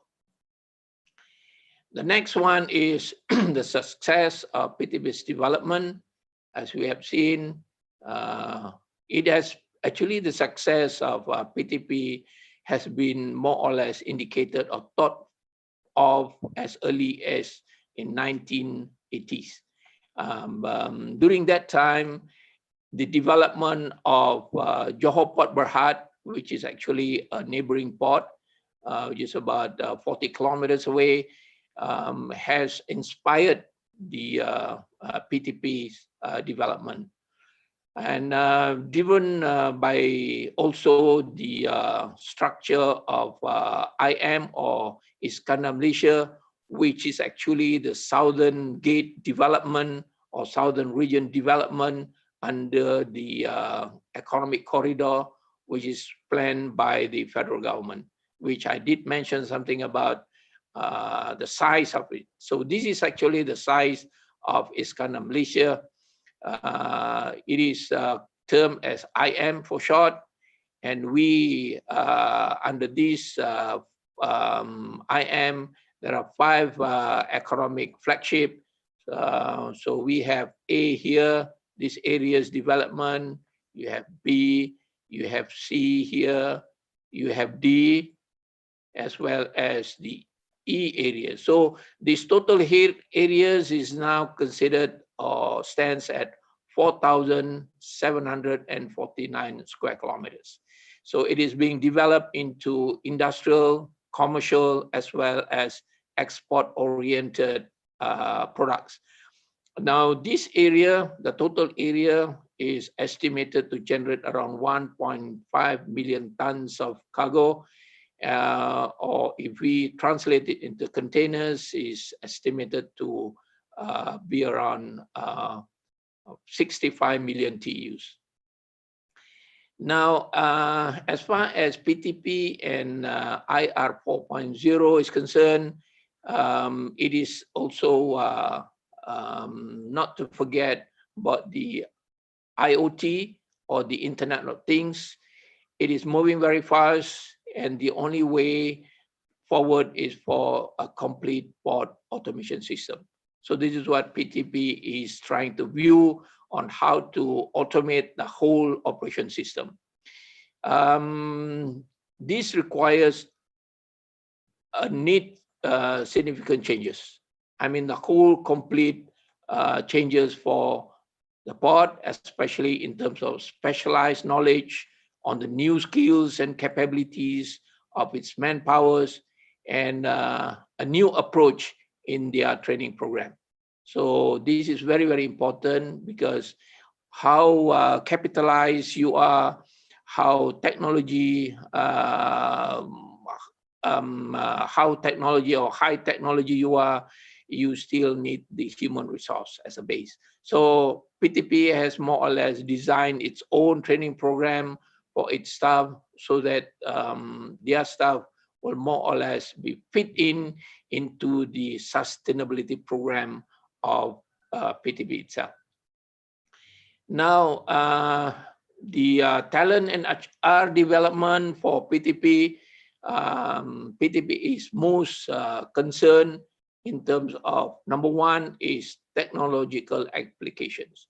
Now, as far as technology is concerned, it is fast changing and there's no choice but to keep up with it.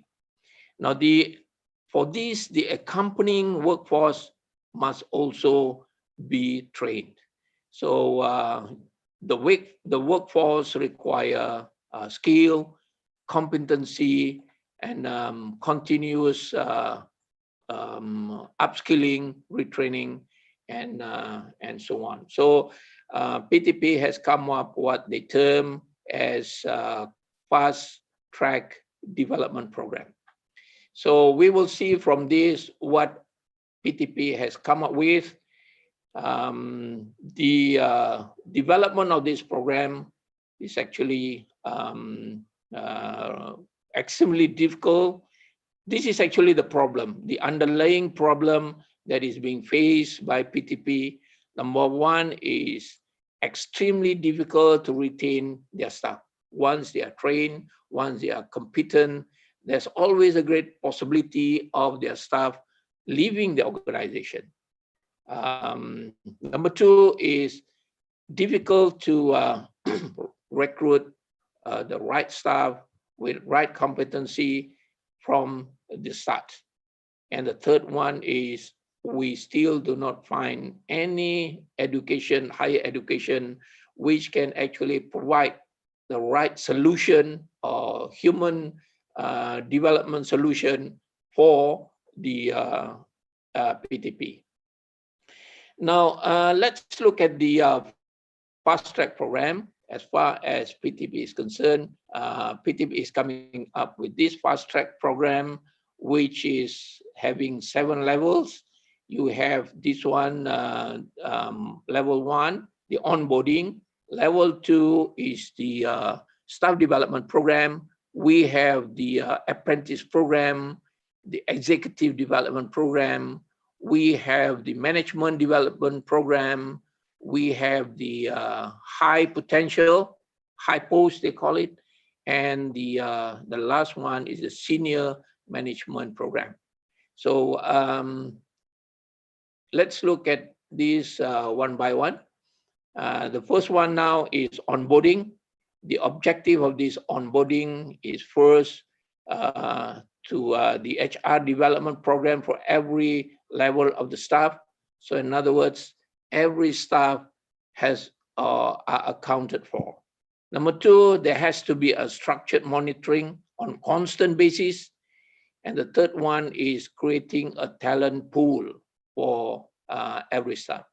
As I showed you, these are the levels, level 1, 2, 3, 4, 5, 6, and 7. So PTP is designing all these 7 levels without missing. And this is being done for the existing as well the new employees. So the next one is onboarding. What is meant by onboarding? So onboarding, which means the moment new staff coming in, they have to undergo a rigorous training, rigorous training for this department, these areas, the port management, port operations, leadership, as well as safety. So for the staff to be employed in PTP, they need to understand, they need to go training, rigorous training in all these areas. And what they are looking actually is what they call it as attitude, or it is called the KS over A. K is knowledge, S is skill, A is attitude. So as far as they are concerned, they are depending on attitude. They believe that staff with good attitude is much easier to train. Next one is on apprentice program, which is call it the POPA and the YEAP. So POPA is port operation and planning apprentice program. This is the one. And the other one is YEAP, the Young Engineering Apprentice Program. So we'll look into this now. So the apprentice program, starts with actually, the time here is just an example, okay? Session 1 is actually getting all the new staffs, and they will have to undergo IQ tests, personality tests, and also the English test. So once they have done this, there will be a second session, which will be interview session. So once they are selected, they will go next into what we call the four phases program. So we have here the phase 1 programs. This one will be, the time period for this one is around 8 months.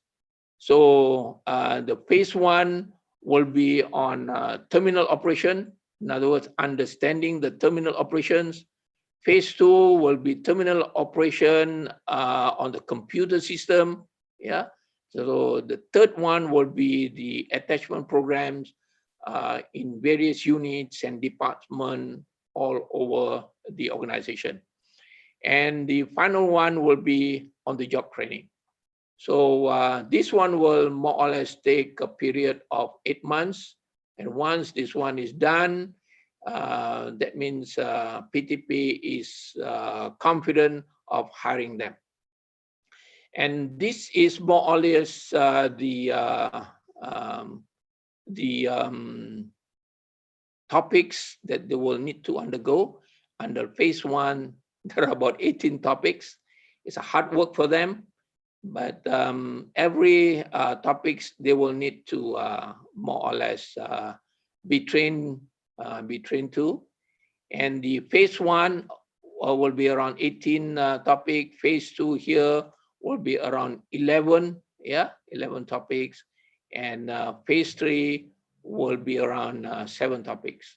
So once they have gone through all this, then they will be evaluated.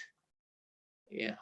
So it's hard work for them, but it's really worthwhile for both parties, for the staff as well as for PTP as well.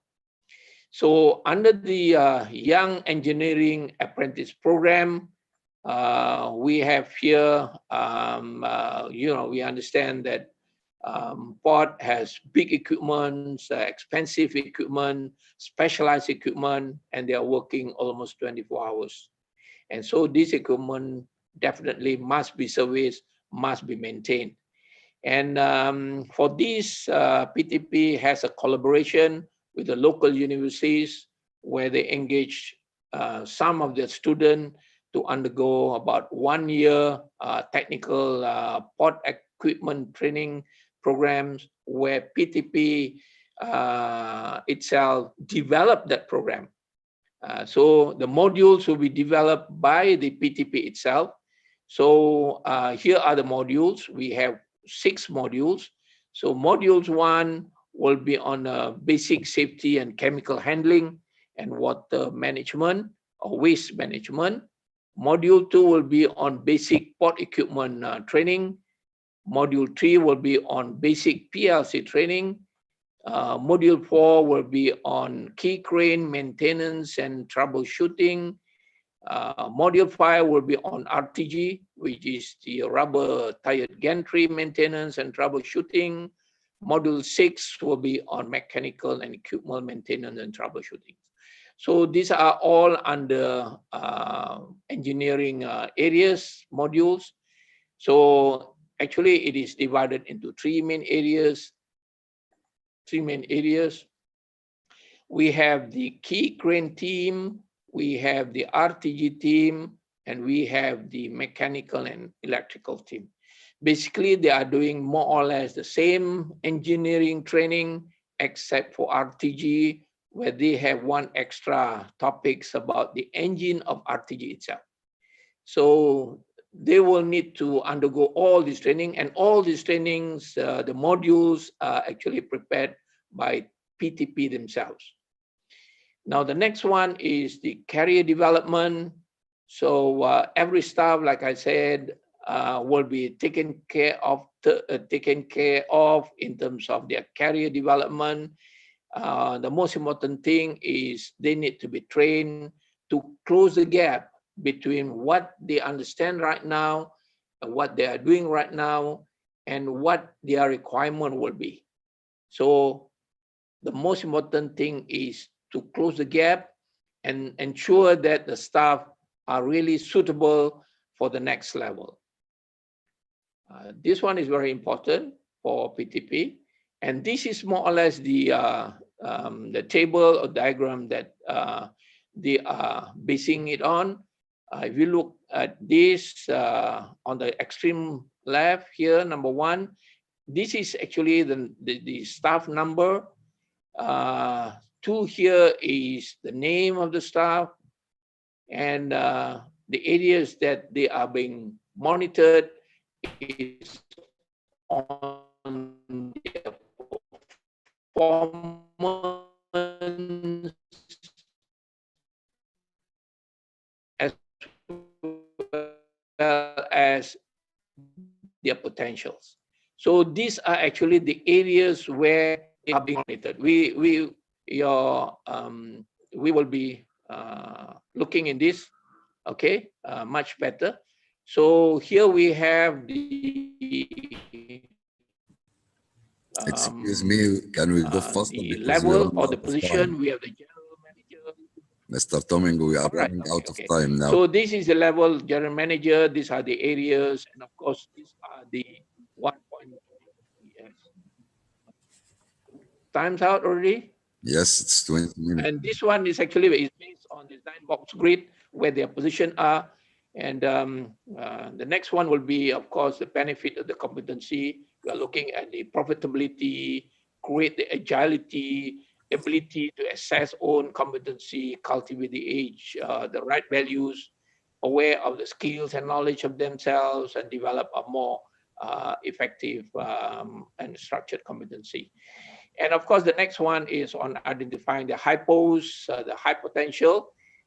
We need these areas that we map together. You require the ability, you require the aspiration and engagement. So when we map together, we have this high potential personality. So confirming hypos is very, very important. We put them into the talent pool. This is where it will become the future leaders of the pod. And for this, PTP need to really understand the talent pool, the hypos, and we need to actually come up with the HR development. We need to come up with the new ERP and integrate them or synergize them with the what I call computer system that PTP is developing. I think, gentlemen, that's much that I have. Anyway, thank you very much. Assalamualaikum warahmatullahi wabarakatuh. Thank you. And now we have 5 questions in the question and answer section. First one from Mr. Dr. Ahmed Amin to Dr. Ahmed Kamil. I already thank you for a very interesting and informative presentation. Question 1, do you really think that there is a need to establish second container terminal in Damietta port, particularly with the new development in the existing terminal and also other expected competition from planned container terminal in Port Said East, Abu Qir, and others? Question number 2, I was hoping that you conclude with suggestion to establish something like Egyptian Container Council to manage a plan for the development and establishing new container terminal in Egypt, so the Egyptian port integrated rather than compete in this industry. Thank you. Dr. Ahmed? Yes, Mr. Chairman. Thank you, Dr. Ahmed, for your question. Actually, It is a difficult question. I am with all infrastructure projects. This is in one hand, but in the other hand, yes, there is excess capacity right now. Egypt has the current capacity of the current container terminal in Egypt is about 11 million TEU. And last year the throughput almost 7 million TEU. So the utilization rate is a little bit lower than the economic in terms of economic. This is one point. The other point, yes, we have to have another solution. We have to have it is easy to increase efficiency. It is easy to increase productivity. Efficiency, you can increase your throughput without paying much amount of money.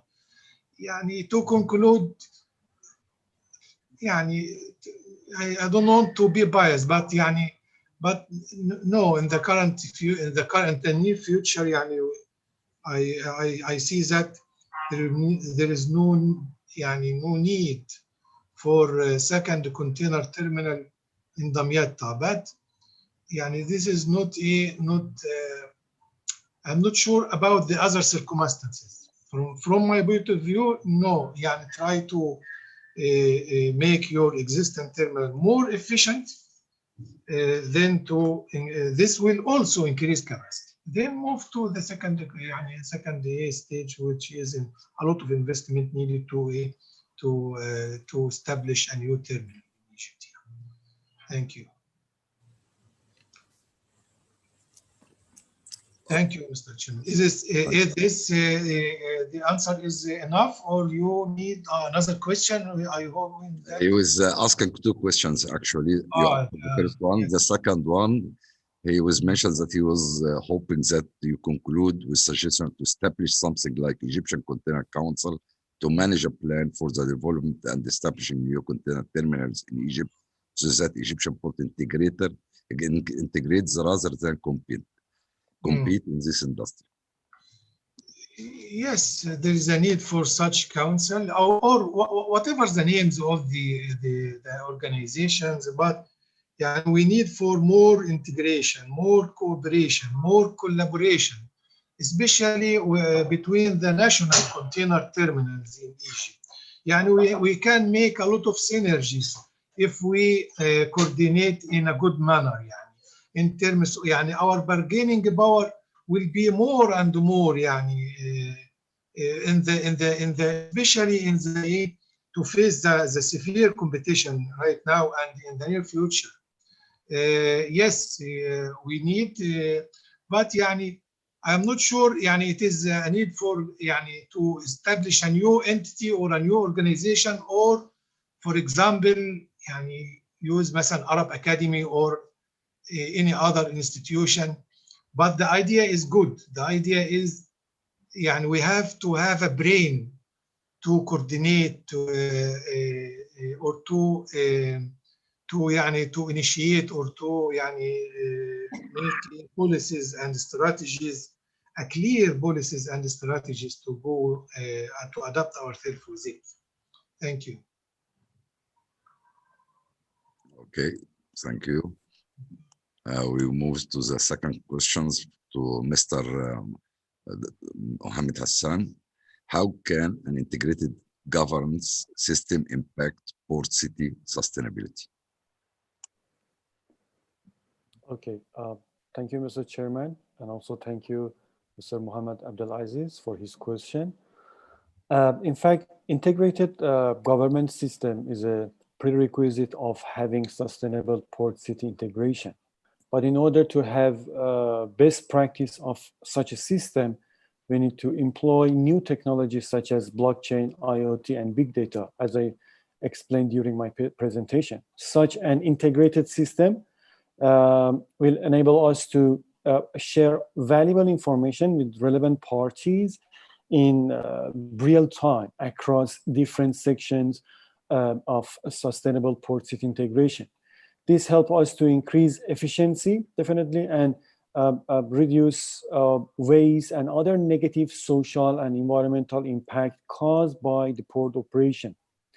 But on top of that, having such a system, I can say that improve the accuracy of decision made by port authority, which has definitely a positive impact on the sustainability level of port city integration. And also it will improve the customer satisfaction at the end. Thank you. And Welcome. I think there's another question also for you, how business intelligence helps increase the marketability of port service. In new business environment, I mean, considering Industrial Revolution 4.0, customer satisfaction will be at the center of the attention. And business owners have to adopt their operation based on customer preference quickly. So this is how business owner can get more market share. So in order to get more market share, we have to consider two factors: customer satisfaction and incorporating sustainability features. As I mentioned earlier, in order to incorporate sustainability features, we have no way unless using new technologies. This is how we can employ the, how we can benefit from new technology. Okay, thanks. Next question on the last one is, no, I think there is one more coming. Anyhow, to Dr. Ahmed Kamil again, is there a green transition plan in Damietta to transform the port into green port, and what is that impact of the transition? The best one to answer this question is the Damietta Port Authority, but in general, I know well that they pay a lot of efforts to cope with or for the transition to green port, and Damietta Port is well known and well reputable that it is very close to be a green port. And yes, we are, as a container terminal inside the port, and all other terminals have to cope with all. We are international. Our customers are international organizations, so we have to cope with all requirements in terms of environment, in terms of all such conventions and all such rules. We are keen to cope with. Even the Damietta Container Terminal or the Damietta Port Authority. Yeah. Thank you. Yeah, another question also for you. Delay of current project for the Damietta Terminal and delay of establish opening the new terminal affected on moving shipping lines or some their services out of the Damietta Port.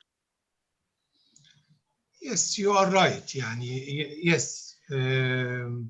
Yes, this is why if the Damietta Container Terminal expand, or the current project is very good opportunity to expand, because the issue is not to be small and efficient because of the alliances and merger between shipping lines. They ask for more efficiency, more productivity, more key length, and to accept and accommodate and operate their bigger ships. This is from one side. Yes, we a little delay or in our project, but you know that it is a big project. They in the Damietta Port or in the Damietta Container Terminal, they released or moved the current key wall and structure a new one. It is very costly and it is very complicated project. But they are doing well. Maybe there is a hidden problems, but they overcome it, as I know, and they are going according to the schedule. I mean, from him now. Yes, and for the second container terminal, I said my opinion about it. Okay, Thank you. thank you. That was the last question for the three speakers. At the end of this session, I would like to thank you all, Dr. Mohammed Hussein, and Dr. Ahmed Kamil, and Dr. Tongan Cameron. I'd like to thank you, all of you, for your presentation and for your discussion. I think we can end now this session. شكرا جزيلا Thank you دكتور very much, داوود. Mr. Chair. شكرا جزيلا لحضراتكم جميعا. بشكر برضو كل المشاركين معانا الحقيقه والتفاعل الكبير اللي موجود. يمكن السيشن طول شويه، بس يعني انا شايف ان الدسكشنز كانت مفيده الحقيقه، وشايف برضو العروض كانت جيده جدا، والحمد لله احنا يعني برضو معانا واحدين من ماليزيا ومن مصر، واحنا هنا في ابو قير. ان شاء الله يعني تكون تجربه مفيده، ونتمنى باذن الله ان احنا نتقابل ان شاء الله معاكم بقى في اسكندريه في يونيو 2021 باذن الله.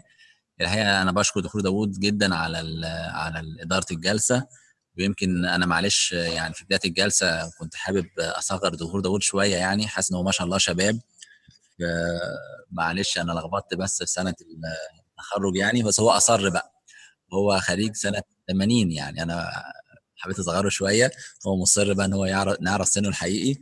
وهي هو طبعا ماستر من 89، وهو بيعمل ماستر يعني في كبرى الشركات العالميه لغايه 94 لما انضم لاسره الاكاديميه. فبشكره شكرا جزيلا، ويعني نيابه عن حضراتكم كسبيكر ونيابه عن البارتيسيبنت استاذنكم في اهداء درع المؤتمر. وان شاء الله الدكتور احمد كامل سعيد جدا بوجوده معانا، وان شاء الله نتقابل قريبا في اسكندريه، ويعني حضرتك تاخد الدرع. الدكتور بقى محمد ودكتور تومنجان، ان شاء الله بقى المؤتمر القادم تكونوا معانا، وهيبقى في درعين، درع خاص بمارلوج 9 ودرع بمارلوج 10 ان شاء الله باذن الله ان شاء الله. شكرا. حضرتك بس انتظروا معانا دقايق صغيره، هندي الدرع الدكتور داوود، وحضرتك يعني تكونوا موجودين معانا. Thank you very much. Thank you very much. Assalamu alaikum warahmatullahi wabarakatuh.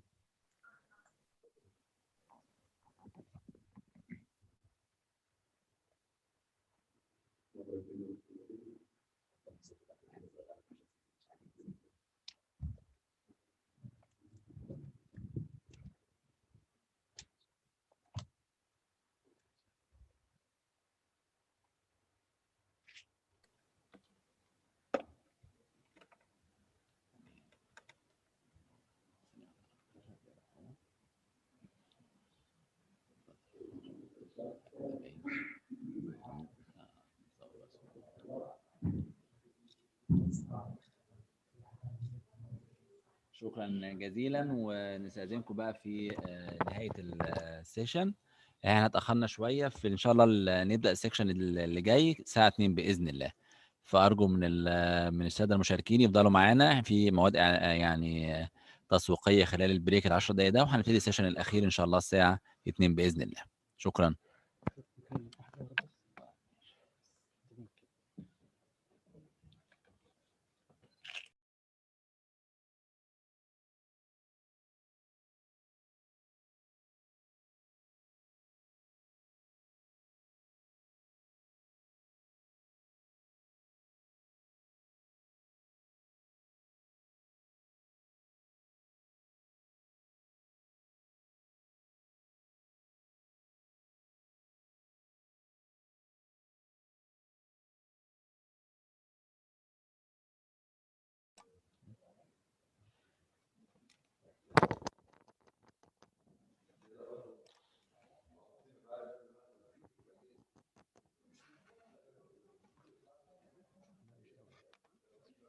الستيج مش عايزه تقلب بس.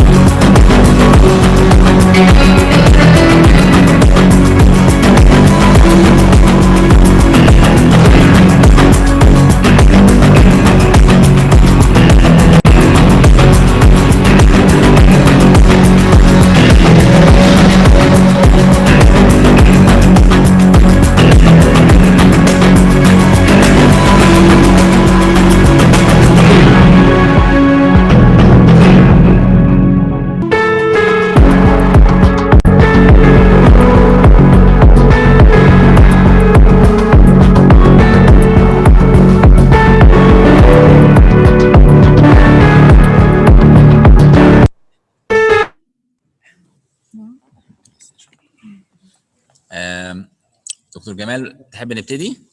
احنا ريدي يا فندم. حضرتك طيب. هتقدمني الاول؟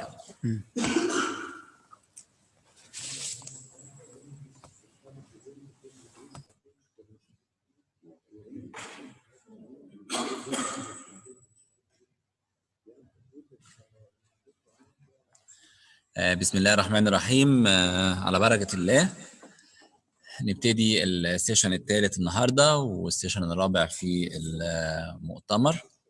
مسك الختام بقى. الحقيقة النهارده يوم سعيد الحقيقة، لأن أنا يعني استمتعت بصحبة يعني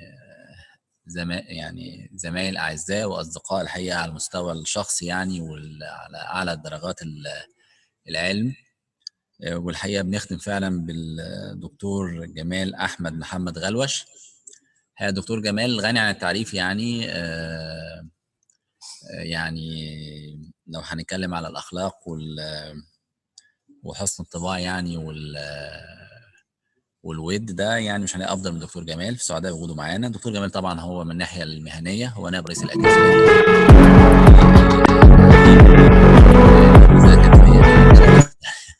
نائب رئيس الاكاديميه للتدريب وخدمه المجتمع والبيئه. هو الحقيقه تقلد مناصب كثيره جدا في الاكاديميه. هو حاصل على درجه الدكتوراه في 2004. ابتدى يعني الكارير الأكاديمي في الأكاديمية الأول خالص من خلال كلية النقل البحري كمحاضر من سنة 94 لغاية 2004. وبعدين تولى رئاسة قسم الدراسات العليا من 2004 لغاية 2007. وبعدين تولى عمادة كلية النقل البحري والتكنولوجيا من 2007 ل 2011. وتولى منصب نائب رئيس الأكاديمية لشؤون البحرية من 2011 ل 2015. وحاليا بيشغل منصب نائب رئيس الأكاديمية للتدريب وخدمة المجتمع وشؤون البيئة. دكتور جمال الحقيقة عضو في مجموعة كبيرة من الجمعيات العلمية زي جمعية والشركات. عضو في مجلس إدارة شركات كثيرة لها علاقة بالملاحة وبالشحن والتفريغ وبالتوكيلات. وهو أيضا يعني تعامل ككونسلتنت في مجموعة كبيرة من البروجيكتس الفاندد من البنك الدولي. عشان على سبيل المثال مشروع خاص بالإنلاند ووتر ويز ترانسبورت في بنجلاديش من 99 ل 2000. والحقيقة يعني حصل على طبعا يعني تولى في فترة من حياته قبل الفترة الأكاديمية العمل في كبرى الشركات الملاحية، بدءا من طبعا تدرج من ضابط تاني وأول لغاية لما وصل إلى ماستر. يعني الحقيقة ما شاء الله يعني دكتور جمال يعني بيملك خبرة كبيرة جدا سواء خبرة عملية أو علمية. وايضا يعني اشرف على رسائل ماجستير كثيره وليه بابليكيشنز كثيره واديتور في مجموعه كبيره من المجلات العلميه. سعداء بوجود دكتور جمال معانا الحقيقه، ونتشرف برئاسته لهذه الجلسه. فليتفضل دكتور جمال. شكرا جزيلا دكتور أكرم سليمان. طبعا يعني مقدمة تخلي الواحد يعني مش عارف بقى يقول ايه بعد اللي حضرتك قلته ده كله. فالحقيقة أنا عايز أرحب مرة أخرى. Welcome everybody to the International Maritime Transport and Logistics Conference, Marlog 9, Impacts of the Fourth Industrial Revolution on Port City Integration. On the second day, the fourth session, the topic of the session is the requalification of human resources capabilities, a pivotal road to port city integration. In this session, we are going to introduce two speakers, and before we introduce them, if there is any question, just put it on the Q&A, and we are going to select some of the questions to answer. and later on, all the questions will be answered by the speakers. I would like, first of all, to say that the two speakers we have today, the first paper is the Global Maritime Professional Addressing the Industrial Revolution Needs. This will be introduced by Captain Mahmoud Al-Bawab, Vice Dean of the Maritime Postgraduate Studies Institute in the ASTMT. I will introduce his biography after I introduce the second speaker. Is Dr. Ahmed Abdel Wahab Sweden. The topic of the second paper is Re-Engineering Arab World Study for Promoting Maritime Engineering in Schools. So all the session number 4, in fact, it is about the human factor and how to re-qualificate the human resources capabilities. And this is a good chance for us to see the two topics. I will start with the first paper, which with the topic Global Maritime Professional Addressing the Industrial Revolution Needs. This will be introduced by Captain Mahmoud Al-Bawab. Captain Mahmoud Al-Bawab in the maritime community is well known, but I will read some of his qualifications and experience, because if we talk, we can take the whole session.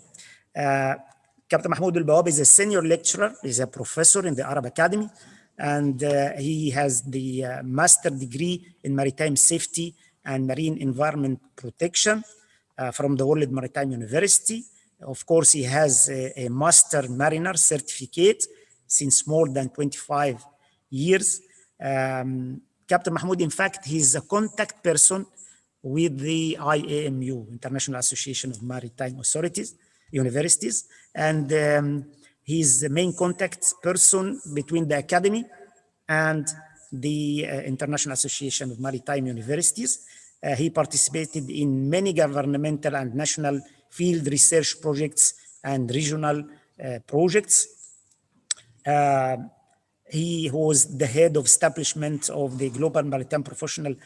He was the one of the team of the establishment of the Global Maritime Professional Body of Knowledge, which belongs to also the IAMU. And he headed the working group of the institutional database of the IAMU. If I talk a lot about Captain Mahmoud Al-Bawab, it will take the whole session. So let me introduce Captain Mahmoud Al-Bawab in his paper. Thank you.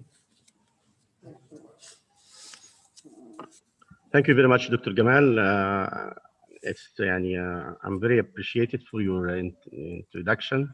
And actually, I would like to, I prefer to speak my presentation in Arabic, just to give a chance for all of our colleagues and participants from the national industry to follow the important topic. طبعا في البدايه بسم الله والصلاه والسلام على رسول الله.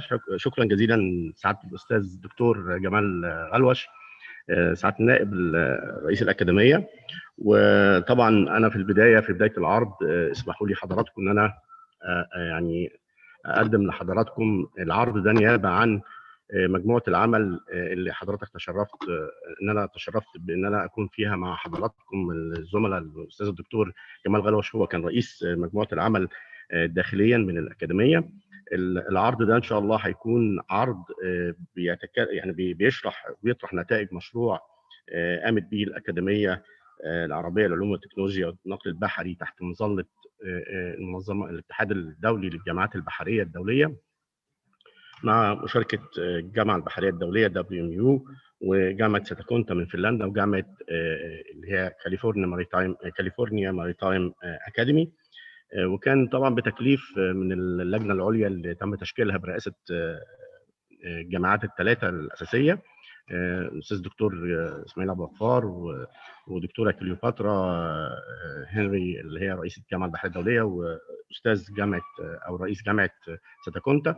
اللجنه العليا دي شكلت كوميتي، وطبعا كان ليا الشرف ان انا كنت عضو فيها مع الزملاء الاعزاء طبعا اللجنه الداخليه الابطال عمرو منير والابطال رويحل محمد رويحل الباشمهندس ياسر بيومي، وطبعا انضم الينا بعد كده الزميل العزيز الدكتور احمد سودان اللي طبعا شرفت بالعمل معاهم في هذا المشروع المتميز. يعني المحتوى العرض اللي هنقدمه لحضراتكم النهارده ان شاء الله هو هنتكلم عن الاوفر فيو، نعرف ايه هي الاي ام يو او الاتحاد الدولي للجامعات البحريه. نتكلم بعد كده على الام تي درايفرز والترندز والتشالنجز، التحديات الخاصه بالتعليم والتدريب البحري فيما يخص حاليا صناعه النقل البحري بشكل عام. هنتكلم على المشروع نفسه، ايه هي الباك جراوند المشروع، ايه الدوافع اللي خلتنا بدانا هذا المشروع، وبعد كده هنتكلم على التيرز والفوكس ارياز والليفلز اتشيفمنتس والدومينز الخاصه بتطوير التعليم والتدريب البحري من خلال المشروع جي ام بي بوك.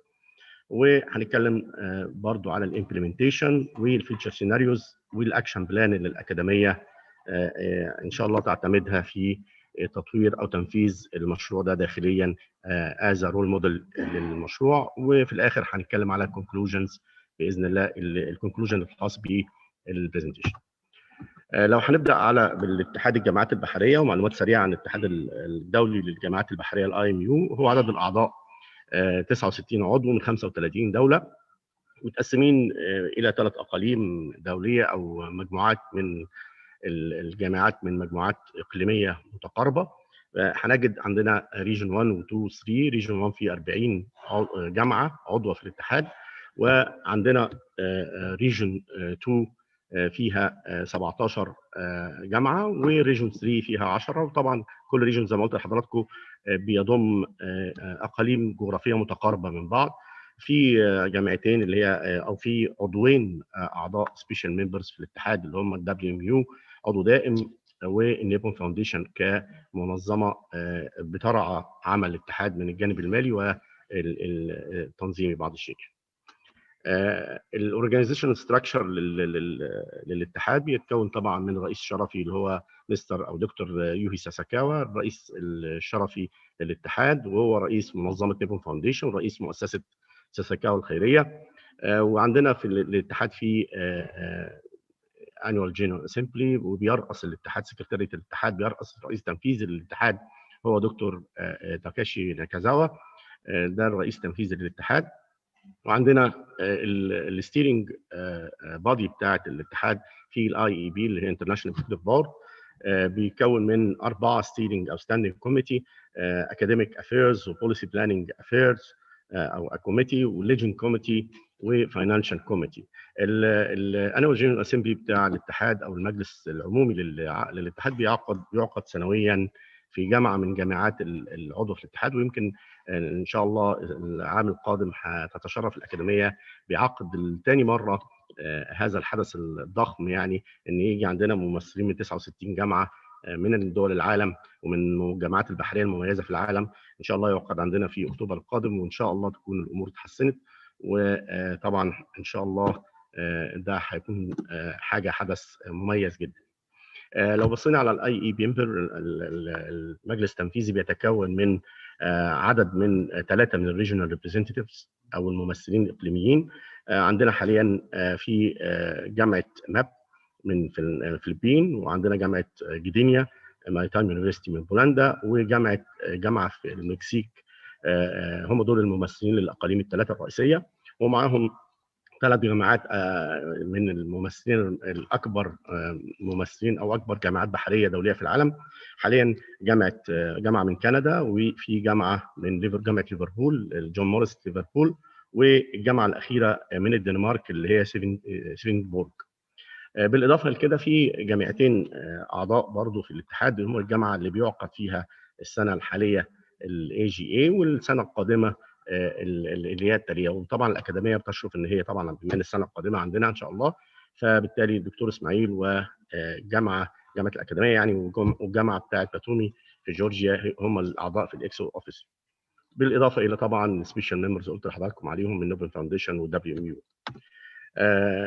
لو هنتكلم على في البدايه قبل ما نتكلم على المشروع طبعا ونتائجه، لابد ان احنا نتكلم على عدد من النقاط الهامه والمحوريه في تطوير التعليم والتدريب البحري.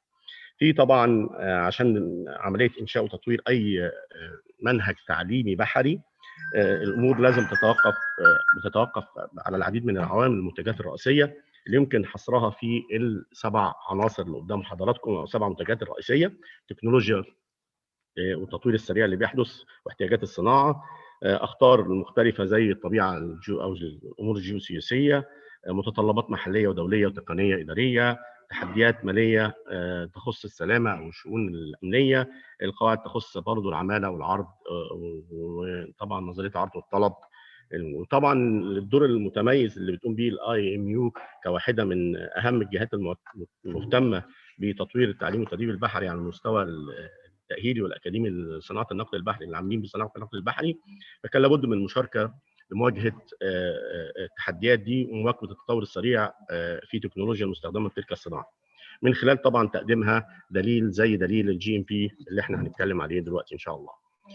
طيب التشالنجز دي المجتمعات طبعا بتتغير بشكل كبير وسريع جدا في الوقت الحالي، ويمكن نقول ان احنا خلال القرن الاخير التطور ده كان واضح جدا وليه اثر كبير على صناعات عديده ومنها طبعا صناعه النقل البحري.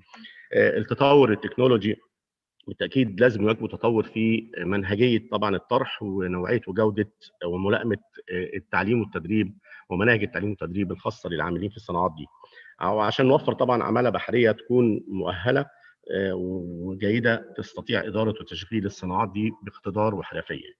التطور السريع والمتعدد المحاور ده زي ما قلنا في المقدمه، نقدر نقول ان في حاجات كتير جدا دلوقتي حصلت، ويمكن كانت اتقالت في مقدمه او في الجلسه الافتتاحيه من خلال كلمه الدكتوره كليوباترا لما قالت الحاجات الترندز الجديده اللي زي الارتفيشال انتليجنس، اوتونوموس شيب تشين تكنولوجي، الاي او تي، الفيرتشوال رياليتي، حاجات كتيره جدا ممكن كلها تاثر بشكل او باخر على المناهج وتطور المناهج التعليم والتدريب البحري.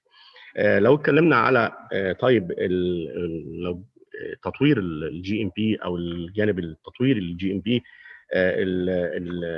النقطه في عدد من المشاريع الهامه اللي كانت تناولت هذا الموضوع، وكان يمكن من اهم المشاريع دي مشروعين كان تبنتهم في اواخر التسعينيات القرن الماضي الاتحاد الاوروبي. كان مشروع اسمه ميتهار وميتنت.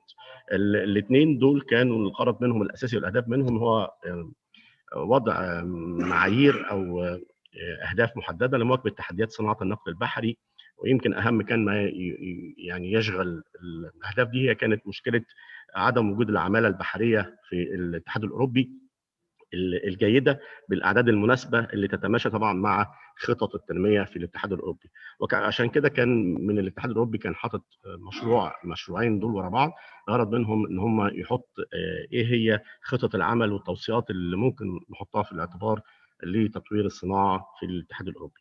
من جانب اخر طبعا كان في محاضره مهمه جدا كان القاها دكتور يوهي ساساكاوا في سنه 2005 في مقر المنظمه البحريه الدوليه في لندن، والمحاضره دي كانت بعنوان The Need for a Global Common Educational Goals and Objectives. المحاضره دي حطت عدد من النقاط الهامه جدا اللي كانت تعتبر من كبدايه او نواه للنظر الى وضع معايير او دليل لمعايير حديثه يمكن من خلالها تطوير منظومه التعليم والتدريب البحري. لو اتكلمنا على المعاهده الخاصه بالتعليم والتدريب البحري STCW، هنجد ان في مشكله طبعا حاليا لتقييم مواقف التعليم والتدريب البحري، هنلاقيها بشكل الحالي غير مناسبه طبعا بشكل او باخر من ناحيه المواكبه لتحديات الصناعه والتحديات الجديده لصناعه النقل البحري، ولان هي في المجمل بالاهداف وبالنظام الطرح الحالي لا تواكب طبعا وما تؤهلش بشكل جيد معايير التدريب والتاهيل اللي ممكن تؤهل شخص يستطيع العمل في الصناعه بتحدياتها الحديثه دي. علشان كده من جانب اخر هنلاقي ان دوله زي الصين عملت درافت لبروبوزل قدمته للHTW في 2016 اتكلمت فيه خلالها و2017 اتكلمت فيه خلالها عن ان ضروره وجود معايير لتطوير نظم التعليم والتدريب في الSTCW فيرجن الجديده. يعني كان لازم لجنه السلامه او الHTW تبع لجنه السلامه يحطوا معايير جديده لما نيجي نطور الSTCW تراعي التاكسونوميز او نظريات التعليم الحديثه يعني. وبجانب اخر كان على نفس الخط كان اتحاد الجامعات البحريه تدارك الخطر وبدا يشكل مجموعات عمل في مجموعه عمل منهم كان بتتكلم على الكريكولا فور اوفيسرز لايسنس وذ اكاديميك ديجريز. في 2016 قدمت تقرير، كان التقرير ده عرض في هايفونج في انالون جنرال اسمبلي اي جي اي 17 في هايفونج في فيتنام، ونقدر نلخص توصيات التقرير ده والتوصيات اللي طلعت في نهايه الاي جي اي بان احنا محتاجين ان يكون عندنا مناهج نموذجيه مستقبليه بس ما تكونش الزاميه، تكون تعتبر او تكون في شكل دليل يقدم للجامعات العضوه او الاعضاء بالاتحاد لتلبيه احتياجات واهداف التعليم والتدريب وتطويرها يعني.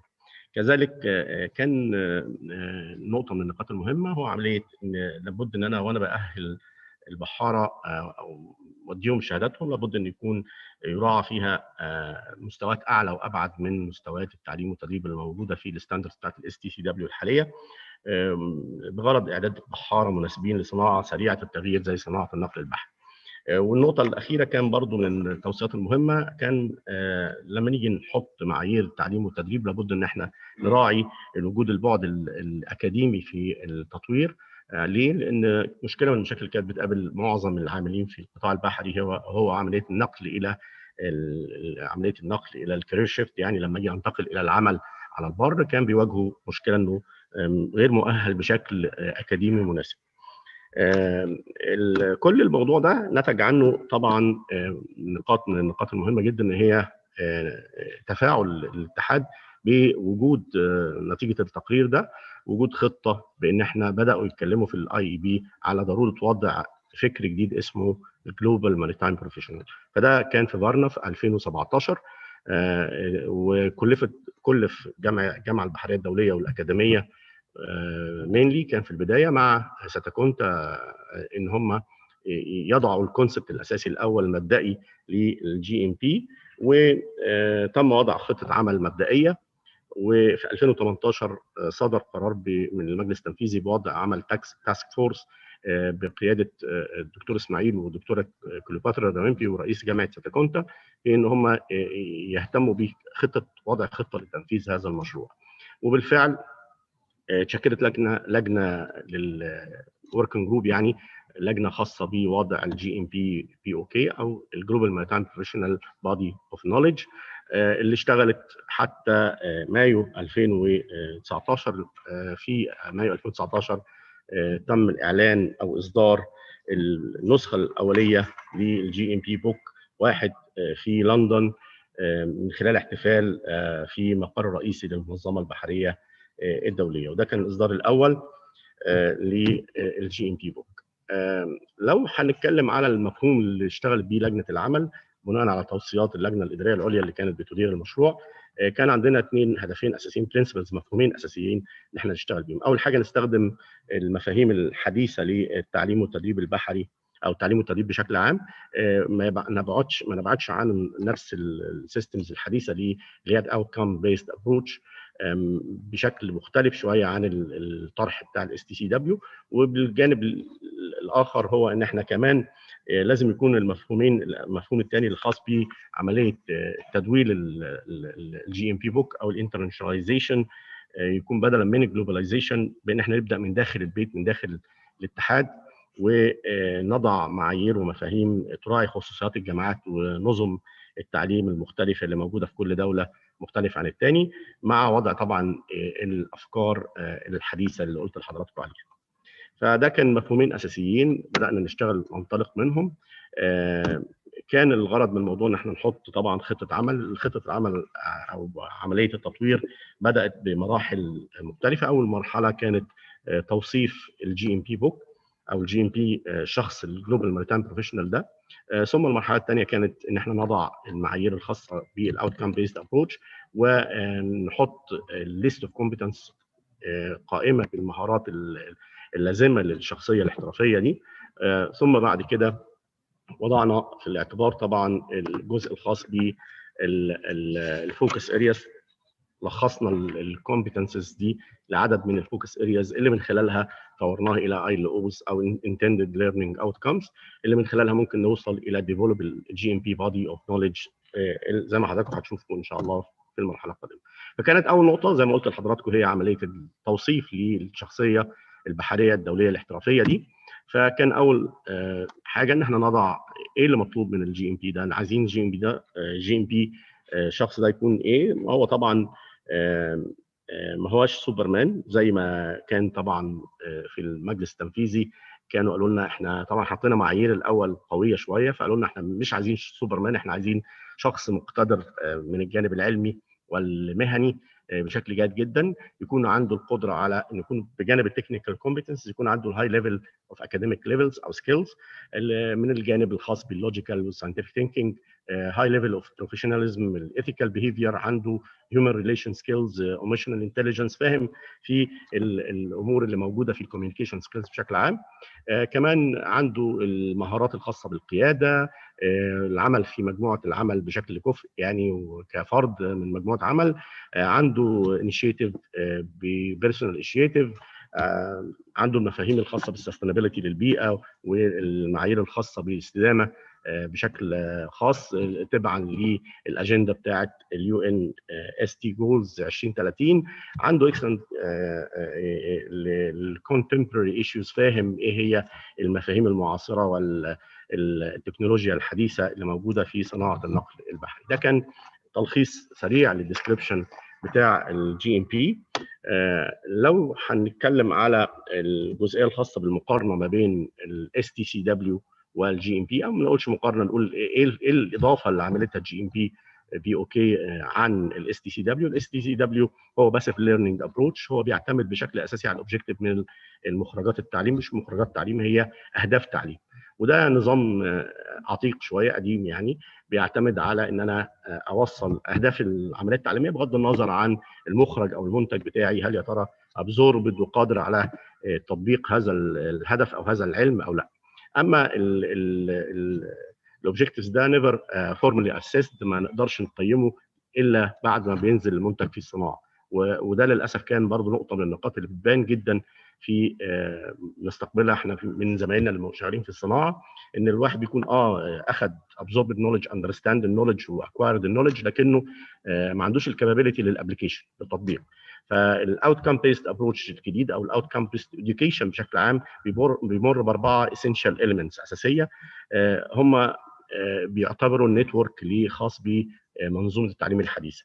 فمن جوانب خاصه ب ان انا بتاكد ان هو بيابزورب النولج، بيطور المعلومه يقدر يعمل لها امبلمنتيشن، وباساس الكلام ده من خلال الصناعه. وفي الاخر خالص طبعا بعمل ريفيجن لخطه العمل بعد كده عشان احسن مستوى التطبيق.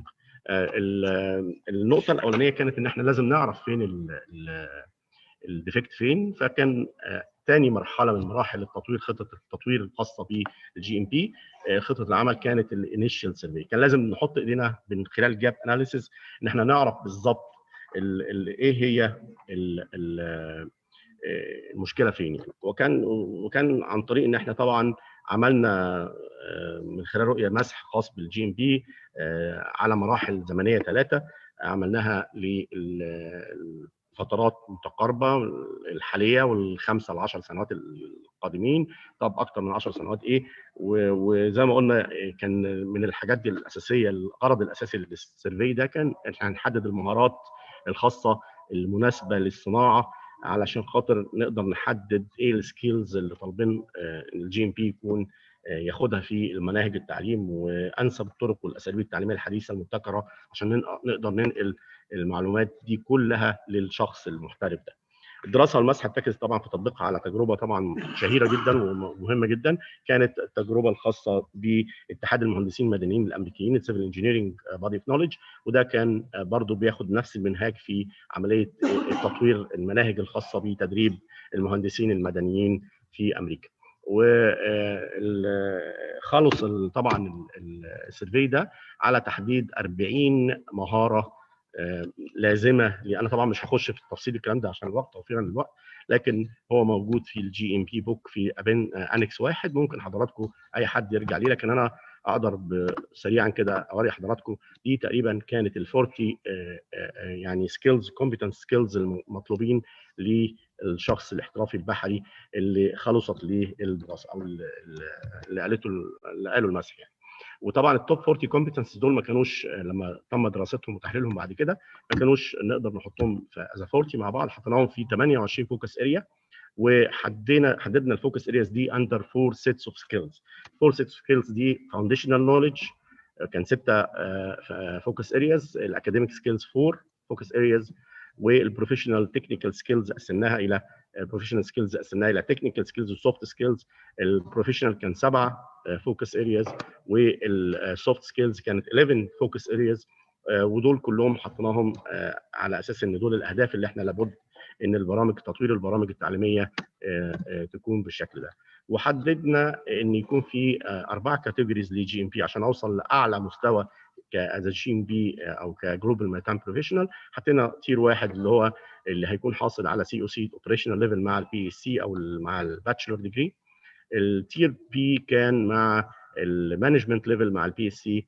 التير سي كان الشهاده الاعلى في اذا كان ماستر مارينر او تشيف انجينير بالاضافه الى الماجستير. وتير دي هو السي او سي مانجمنت ليفل مع البي اتش دي. دول كانوا ال4 تيرز. وطبعا عشان اقدر اوصل للمستوى الاعلى از تير دي جي ام بي لابد اعدي على تير سي وهكذا، لان هم بريكوزيتس تو ايتش اذر يعني. المكونات الجي ام بي بوك لو دخلنا سريعا جوه الجي ام بي بوك هتلاقي الدليل بيتكون من 4 شابتر اساسيين و3 ابندكس. الشابتر الاولاني بيتكلم على الكي فاكتس والترندز والباك جراوند للجي ام بي بوك، والشابتر 2 بيتكلم على ابروتش وميثودولوجي. الشابتر 3 بيتكلم على الكي اس اي والليفلز والتيرز بتاعه الجي ام بي، وشابتر 4 بيتكلم على الفيوتشر سيناريوز المختلفه. الابندكس 1 بيتكلم على التيرز للامبلمنتيشن، واثنين برضو بيتكلم على اليوزنج سبيسيفيك تيرز تيبلز. والابندكس 1 ازاي حضرتك ممكن تستخدمهم بالطرق ازاي المختلفه. وابندكس 4 حطينا فيه الاكستراكتس الخاصه بالسيرفي اللي تم عمله لتحديد السكيلز المختلفه.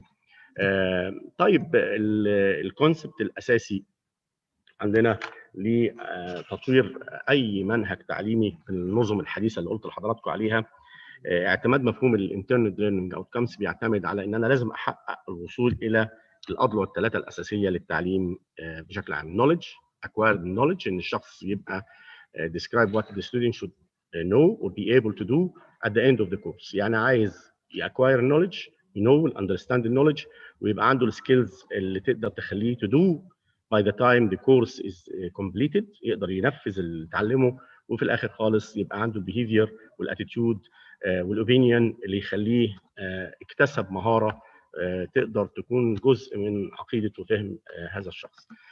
طيب دي هي يمكن العضله الثلاثه.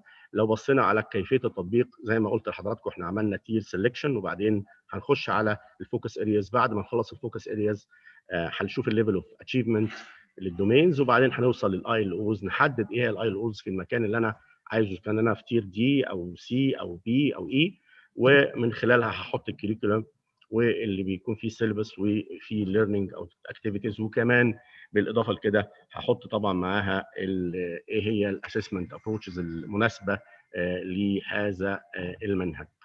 فده سريعا يعني الفكر. لو اتكلمت على الليرنينج دومينز والاي ال اوز والليفل اوف اتشيفمنتس، هتبص تلاقي حضرتك احنا استخدمنا نوعين من التاكسونوميز من اسلوب او نظريات التعليم والتدريب. استخدمنا البلومز تاكسونومي في الكوجنيتيف والافكتيف سكيلز اللازمه للشخص، واستخدمنا طبعا دول بشكل ترتيبي. يعني الاول هنجد ان الشخص لازم يريمبر، ياندرستاند، وبعدين يابلاي، وبعدين يانلايز، وبعدين ييفالويت، ويقدر في الاخر تو كرييت ا نيو تاسك اور نيو ايفنت او نيو ايشيو داخل العلم ده او الماده دي. وده بالنسبه للكوجنيتيف سكيلز. اما بالنسبه للافكتيف سكيلز هيعدي برضو بمراحل من الريسيفنج للريسبوندنج للفاليوينج للاورجنايزنج، ودي الحاجات اللي بتكون كجزء من يعني من عقيده الشخص في التعامل مع الامور بشكل اخلاقي او بشكل يعني ايموشنالي شويه. اما بالنسبه للسايكوموتور سكيلز واللي استخدمنا فيها سيمبسونز تاكسونومي، ده كان مختلف شويه في كيفيه الوصول باحترافيه الشخص لتطبيق بعض المعايير وبعض البرامج او بعض العلوم وبعض المهارات بشكل آلي، لا تعتمد على المراجعه، انما هو بيقدر يعملها اوتوماتيكلي زي ريسبونس في حالات السيفتي والكرايسيس مانجمنت والريسك اسسمنت.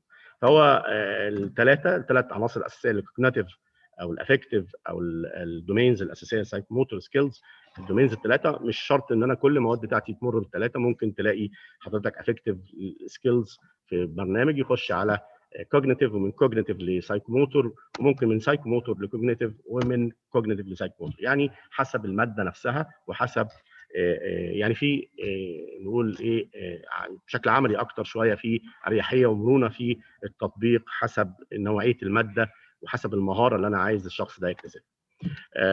التطبيق عاده داخل الجامعات بيتم من توب تو بوتوم. الاول بنقطه خاصه البلاننج، بان الجامعه تضع معايير لتخطيط لمنهج او لديبارتمنت لحاجه معينه، ثم يتم التطبيق، ثم نصل الى المونيتورنج او مرحله الاوديتنج للبرنامج، وفي الاخر بريفيوينج ويعمل عمليه التعديل للمتطلبات الخاصه بالفايندنجز اللي موجوده داخل الريبورتس. ممكن نلخص الموضوع في ان انا بحط الامبلمنتيشن سايكل او الافكتيف امبلمنتيشن سايكل، بان انا بقيم، بحدد العيوب، وبعدين بست التارجتس وبعمل امبلمنتيشن، وبعدين براجع على التطبيق وعلى الخطه وبحسن واعيد. تبقى ده سايكل مستمر للغرض منه التحسين لكيفيه التطبيق للمعايير الخاصه بالجي ام بي بوك.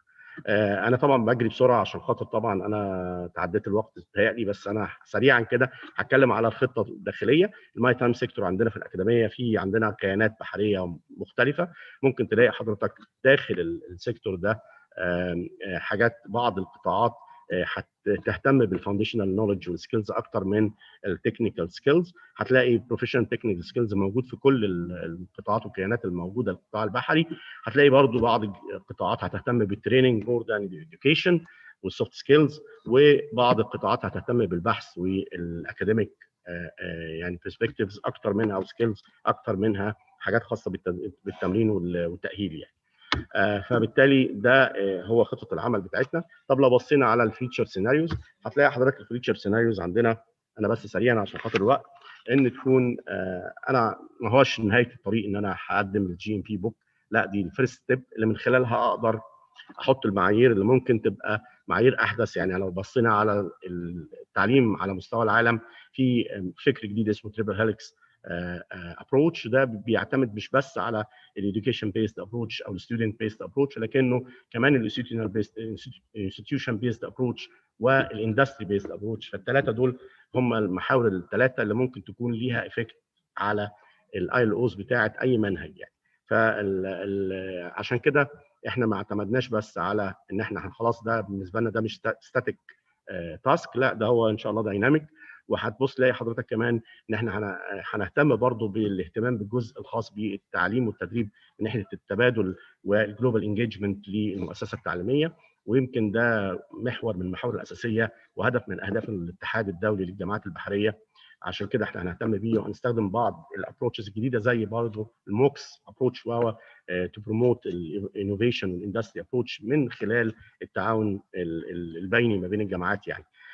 بالاضافه لكده طبعا مهم جدا ان احنا نحط انتر اكتيف فيرجن من الجي ام بي بوك داخل على الويب سايت بتاع الاتحاد، وده حاليا بنعمل عليه، وان شاء الله هيكون هو فيري افكتيف تول لاي زميل بيعمل في مجال تطوير التعليم للكورسات او للمناهج بشكل عام. وفي الاخر حاجه برضو احب اتكلم عليها، ان طبعا مع الفاسيلتيز القويه للاكاديميه والخطه الخاصه بالتطوير ممكن ان شاء الله نصل الى استفاده عظمى من الجي ام بي بوك بمراحله المختلفه. اخر جزئيه الخاصه بالاوبورتيونيتيز عندنا احنا طبعا علشان خاطر نشوف الاكتيفيتيز الخاصه بالتعليم والتدريب لاي مؤسسه تعليميه، في 3 بيلرز اساسيه: ريسيرش وتيتشنج وجلوبال انجيجمنت. احنا طبعا هنشتغل على الثلاثه ان شاء الله في المستقبل. وبجانب كده لابد ان احنا برضو نراعي يعني القدرات الداخليه لاعضاء التدريس والبيلدنج كاباسيتي عندي. فطبعا البيلدنج كاباسيتي احنا نقدر نحطه في 3 حاجات: ان انا اكون بالانس كونسبت ده اللي موجود في الكرنت اوبشن. ويمكن دكتور سودان اللي هيتكلم بعد مني ان شاء الله هو اللي هيكلم حضراتكم يمكن بشكل اعمق في هذا الموضوع. الكرنت اوبشن احنا عندنا في الاكاديميه 40% of teaching staff مهتمين بالتيتشنج و40% ريسيرش، وعندنا 20% للمهام الاداريه. اما الفوكس الريسيرش فوكس او الاديوكيشن فوكس احنا بنغير النسبه دي تبعا لمقومات كل او امكانيات كل عضو هيئه تدريس ورغبه كل عضو هيئه تدريس بما يتماشى مع خطط التطوير والتعليم عندنا في الاكاديميه. الامبلمنتيشن بلان اخر سلايد يا دكتور جمال معلش. عندنا احنا طبعا احنا خلاص الحمد لله عملنا الانتروداكتوري سيمينار، وكان طبعا الحمد لله رب العالمين ناجح بقياده الدكتور جمال والزملاء، وطبعا بتوجيهات الدكتور اسماعيل عشان برضو ما نبقاش غلطنا يعني في الايه في الترتيب الصحيح. دخلنا النهارده ان شاء الله الحمد لله في عمليه سيمينار ريجونال وانترناشونال سيمينارز. بدانا نخش في هنعمل ان شاء الله الستيرنج كوميتيز في خلال الشهر القادم، هنعمل فاميليزيشن ورك شوب ان شاء الله برضو خلال الشهر القادم، وفي يناير 2021 هنصدر ان شاء الله الترين اوف ترينرز كورس الخاص بالكريكولا ديفلوبمنت استعدادا للامبلمنتيشن الكامل، حتى ان شاء الله نضع الاكاديميه از جي ام بي رول موديل في نطرح النتائج بتاعتها في الاي جي اي 21 اكتوبر 2021 بالاكاديميه بالاسكندريه ان شاء الله. الريكومنديشنز بتاعتنا او الكونكلوجن بتاعنا ان طبعا الاس ام تي بوجودها الفعال داخل الاي ام يو عندنا دور فعال وقوي الحمد لله، مش بس الجي ام بي بوك لكن في عندنا عدد من المشاريع اللي بتشترك فيها الاكاديميه منهم جي ام بي بوك. الاس تي سي دبليو زي ما قلنا لحضراتكم ما بتعتمدش على النيو كونسبت اوف اوتكم بيزد ابروتش، وبالتالي هي ما هياش الاداء والطول المناسب لتطوير التعليم والتدريب البحري بالصناعه لمواكبه التحديات الجديده. الاي ام يو ليدنج اسوسيشن واخذت الخطوه الاولى دي في الجي ام بي بوك، وعملت طبعا توصيات كملت على ما جاء من مشاريع سابقه زي الميت هار والميت نت.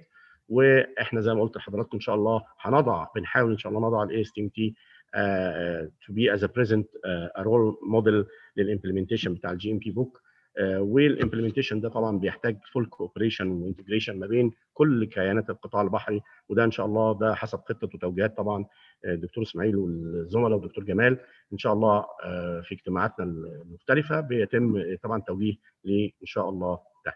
الجي ام بي امبلمنتيشن انسنتيفز وسكولرشيبس بيقدمها الاتحاد للجامعات اللي بتطبق الجي ام بي بوك في از منهاج لتطوير التعليم والتدريب البحري. عامله حاليا سكولرشيبس لاثنين من الطلبه واثنين من الدارسين الباحثين للحصول على منح دراسيه للتعليم وللتدريب والتطوير طبعا مستوياتهم الاكاديميه للجامعات اللي هي نفذت بشكل جيد هذا الفكر. الجي ام بي is just a start، هي فيرست ستيب، ان شاء الله هيتلوها ستيبس ثانيه زي جي ام بي اي، وده اللي احنا حاليا الاكاديميه تقدمه از بروبوزال للاتحاد ان احنا نعمل ان شاء الله جلوبال ماريتايم بروفيشنال بي او كي للانستراكتورز للاساتذه وللمحاضرين البحريين. اشكر حضراتكم واسف على الاطاله يا فندم. السلام عليكم. شكرا جزيلا ابطال محمود البواب، محاضرة يعني ما شاء الله يعني مستوفية الأركان بتاعتها. طبعا أنا عارف كويس إن الأبطال محمود اختصر بقدر المستطاع واتكلم على الأمور كتير يعني administrative rather than technical، لأنه لو تحدث عن التكنيكال كان ممكن يبقى يعني ياخد أضعاف هذا الوقت. الحقيقة يعني استفدنا من العرض والمحاضرة بشكل جيد جدا، واعتقد هيكون في اسئله للابطال محمود عن جي ام بي. فاحنا طبعا الاودينس بنطلب منهم ان لو في اي اسئله بيطرحها على الكيو اند اي questions and answers، وفي اخر السيشن ان شاء الله نتيح الرد لكل برزنتيشن على مثلا سؤالين يعني علشان نراعي وقت حضراتكم. ننتقل الى السكند سبيكر. طبعا السكند سبيكر الزميل العزيز دكتور احمد سويدان، وهو هيقدم presentation عن re-engineering Arab World, a study for promoting maritime engineering in schools. دكتور احمد سويدان ما شاء الله عليه، لو قلنا الكواليفيكيشنز والاكسبيرينس بتاعته برضه هنستغرق الوقت البرزنتيشن، لكن نقدر نقول ان هو سينيور ليكتشرر في العرب اكاديمي، وهو في الديبارتمنت اوف مارين انجينيرنج اند تكنولوجي، وهو also adjunct professor in maritime engineering in the University of New South Wales.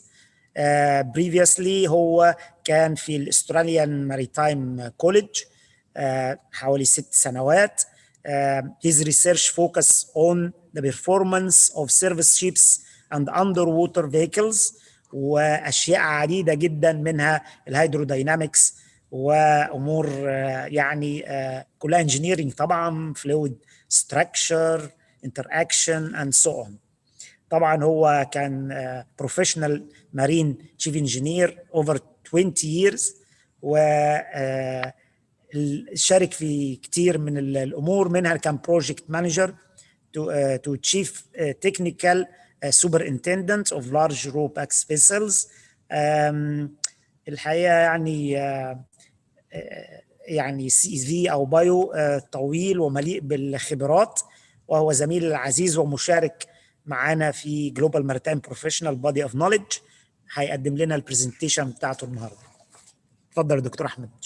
شكرا جزيلا على التقديم، يعني اللي أرجو أن أنا أكون أستحقه من أستاذي ومعلمي يعني الدكتور جمال غلوش.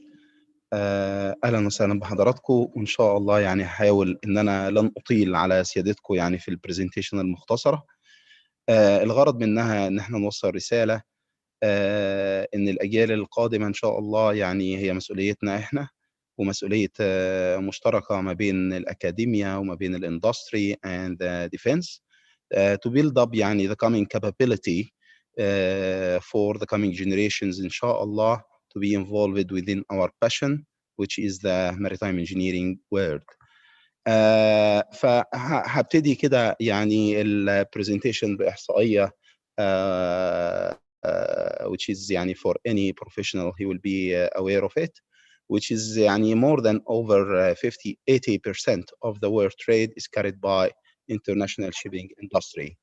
One of the things that you might be not aware of, that there is really current shortfall of about 16,500 officers, which represents around 2.1% of the global seafarers all over the world. الجزئية الثانية which is there is also a coming need which represents around 150,000 of officers and engineers within 2025.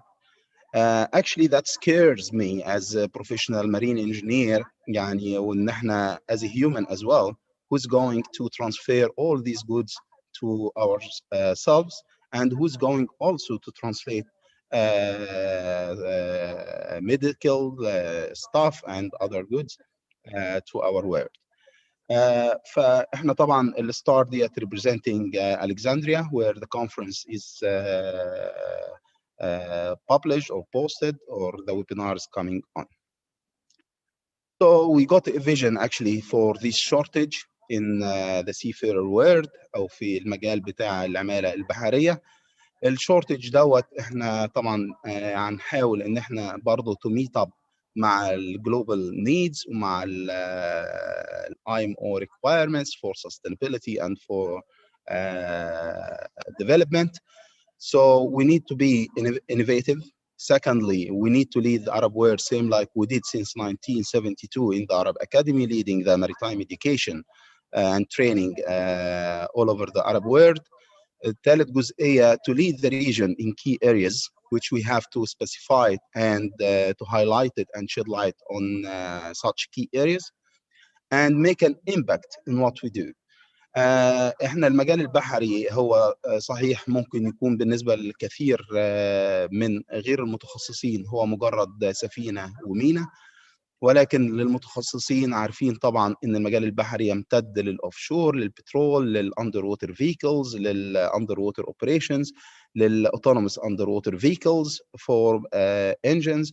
So actually it's very rich industry and that's what make يعني the Arab Academy for more than or around 50 years is going through that discipline. and contributing this discipline. From where could we supply this shortage?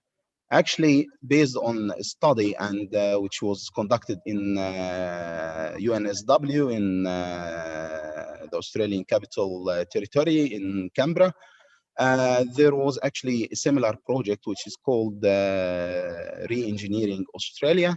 And actually what I want to transfer it to the Arab world is also to re-engineer the Arab world as a good start for supplying the shortage, and also to prepare the coming generations within the coming technologies, such as artificial intelligence, Internet of Things, and 3D printing, and other related advancement within the maritime engineering technologies. الصورة دي بس بتوضح الديسيبلينز المختلفة، وهم أكثر من إن هم تحتويهم one slide for the الهندسة البحرية أو لجزئية الصناعة البحرية. أول جزئية ممكن تعني بالمراكب الصغيرة طبقا لتوزيعة IMO أقل من 86 متر. تاني جزئية وهي الأوبريشنال بتاعة الأوشن سي فيرنج competency or certificate of competency, which is to operate and manage such large or huge vessels in oceans and in severe environments. وفي جزئيات ثالثة such as the ship design and the potential in shipyard technology. The focus يعني بتاعنا برضه هيكون within the design and within the shipyard technologies. وده يرجع طبعا لأهمية الموضوع القصوى، وخاصة أنها aligned مع الخطة الاستراتيجية لمصر وللقوات البحرية وللصناعة البحرية المصرية ولقطاع قناة السويس، وهي جزئية elevating the shipyard capabilities and shipyard technologies. As such, actually, the shipyard technologies can be distributed into two diverse and extremely diverse streams. The first one is to construct either a ship or an offshore vessel. The second one, which is about cutting or demolishing or recycling the ship, according to the recent Hong Kong committee agreement published by the IMO. So actually it's our role to prepare the coming generations as an academic and also in collaboration with the industry and the defense to build up our coming capability. Which is actually such as يعني زي ما قال ربان محمود في البرزنتيشن بتاعته حاليا الاتجاه نحو triple helix approach, which links actually the governmental needs to the industry to the academia to build up the capability within any stream. فالمشروع او المقترح النهارده بمنتهى البساطه، واللي انا حابب ان انا اشير الموضوع دوت مع حضراتكم، هو actually كان مشروع التخرج، العديد من مشروعات التخرج في جامعه UNSW في استراليا، وان شاء الله حاليا ابتدينا فيه برضه في الاكاديميه العربيه للعلوم والتكنولوجيا والنقل البحري تحت رعايه الاستاذ الدكتور اسماعيل عبد الغفار. ان احنا نبتدي to elevate our capabilities also for the coming generations by building up like the info, the required info and the required knowledge within this coming generation. So يعني زي ما احنا شايفين كده في الصورة الأولانية, it's our role in the Arab Academy to elevate the school's knowledge. المشروع باختصار هو بيتقسم إلى 4 مراحل. أول مرحلة بتتضمن أعمال هندسية أو مشاريع هندسية للطلبة في المرحلة الابتدائية، ثانيا في الإعدادية، ثالثا في الفاينل الإعدادي أو جريد 10. بعد كده في 11 and 12 actually the senior secondary students will build up the 4th level, which is just represented here at the bottom right of the page, which is for a submarine or model, which is capable actually to do a lot of operational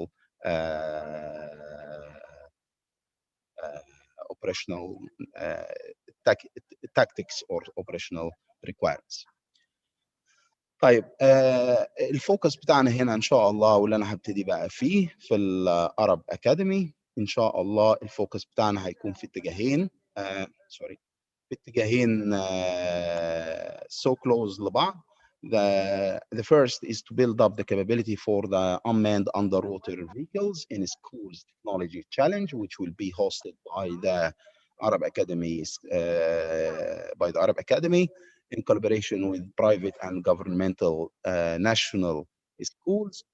And the second one is actually to build up the capability في ان احنا نقدر نبني unmanned surface vehicles also in schools technology.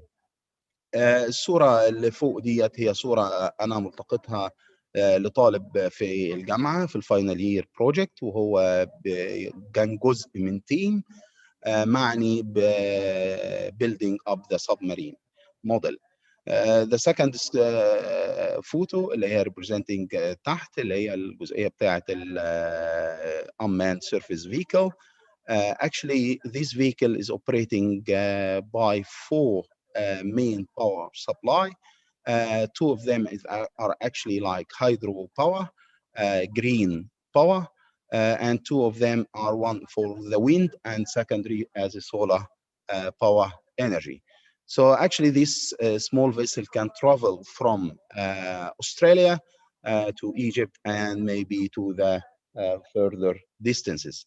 And it's 100% sustainable. And that's our vision here, to build up our capability, to be capable also to build up this technique and maybe better technologies within the Arab Academy as the leader for education, training, and research in the Arab world.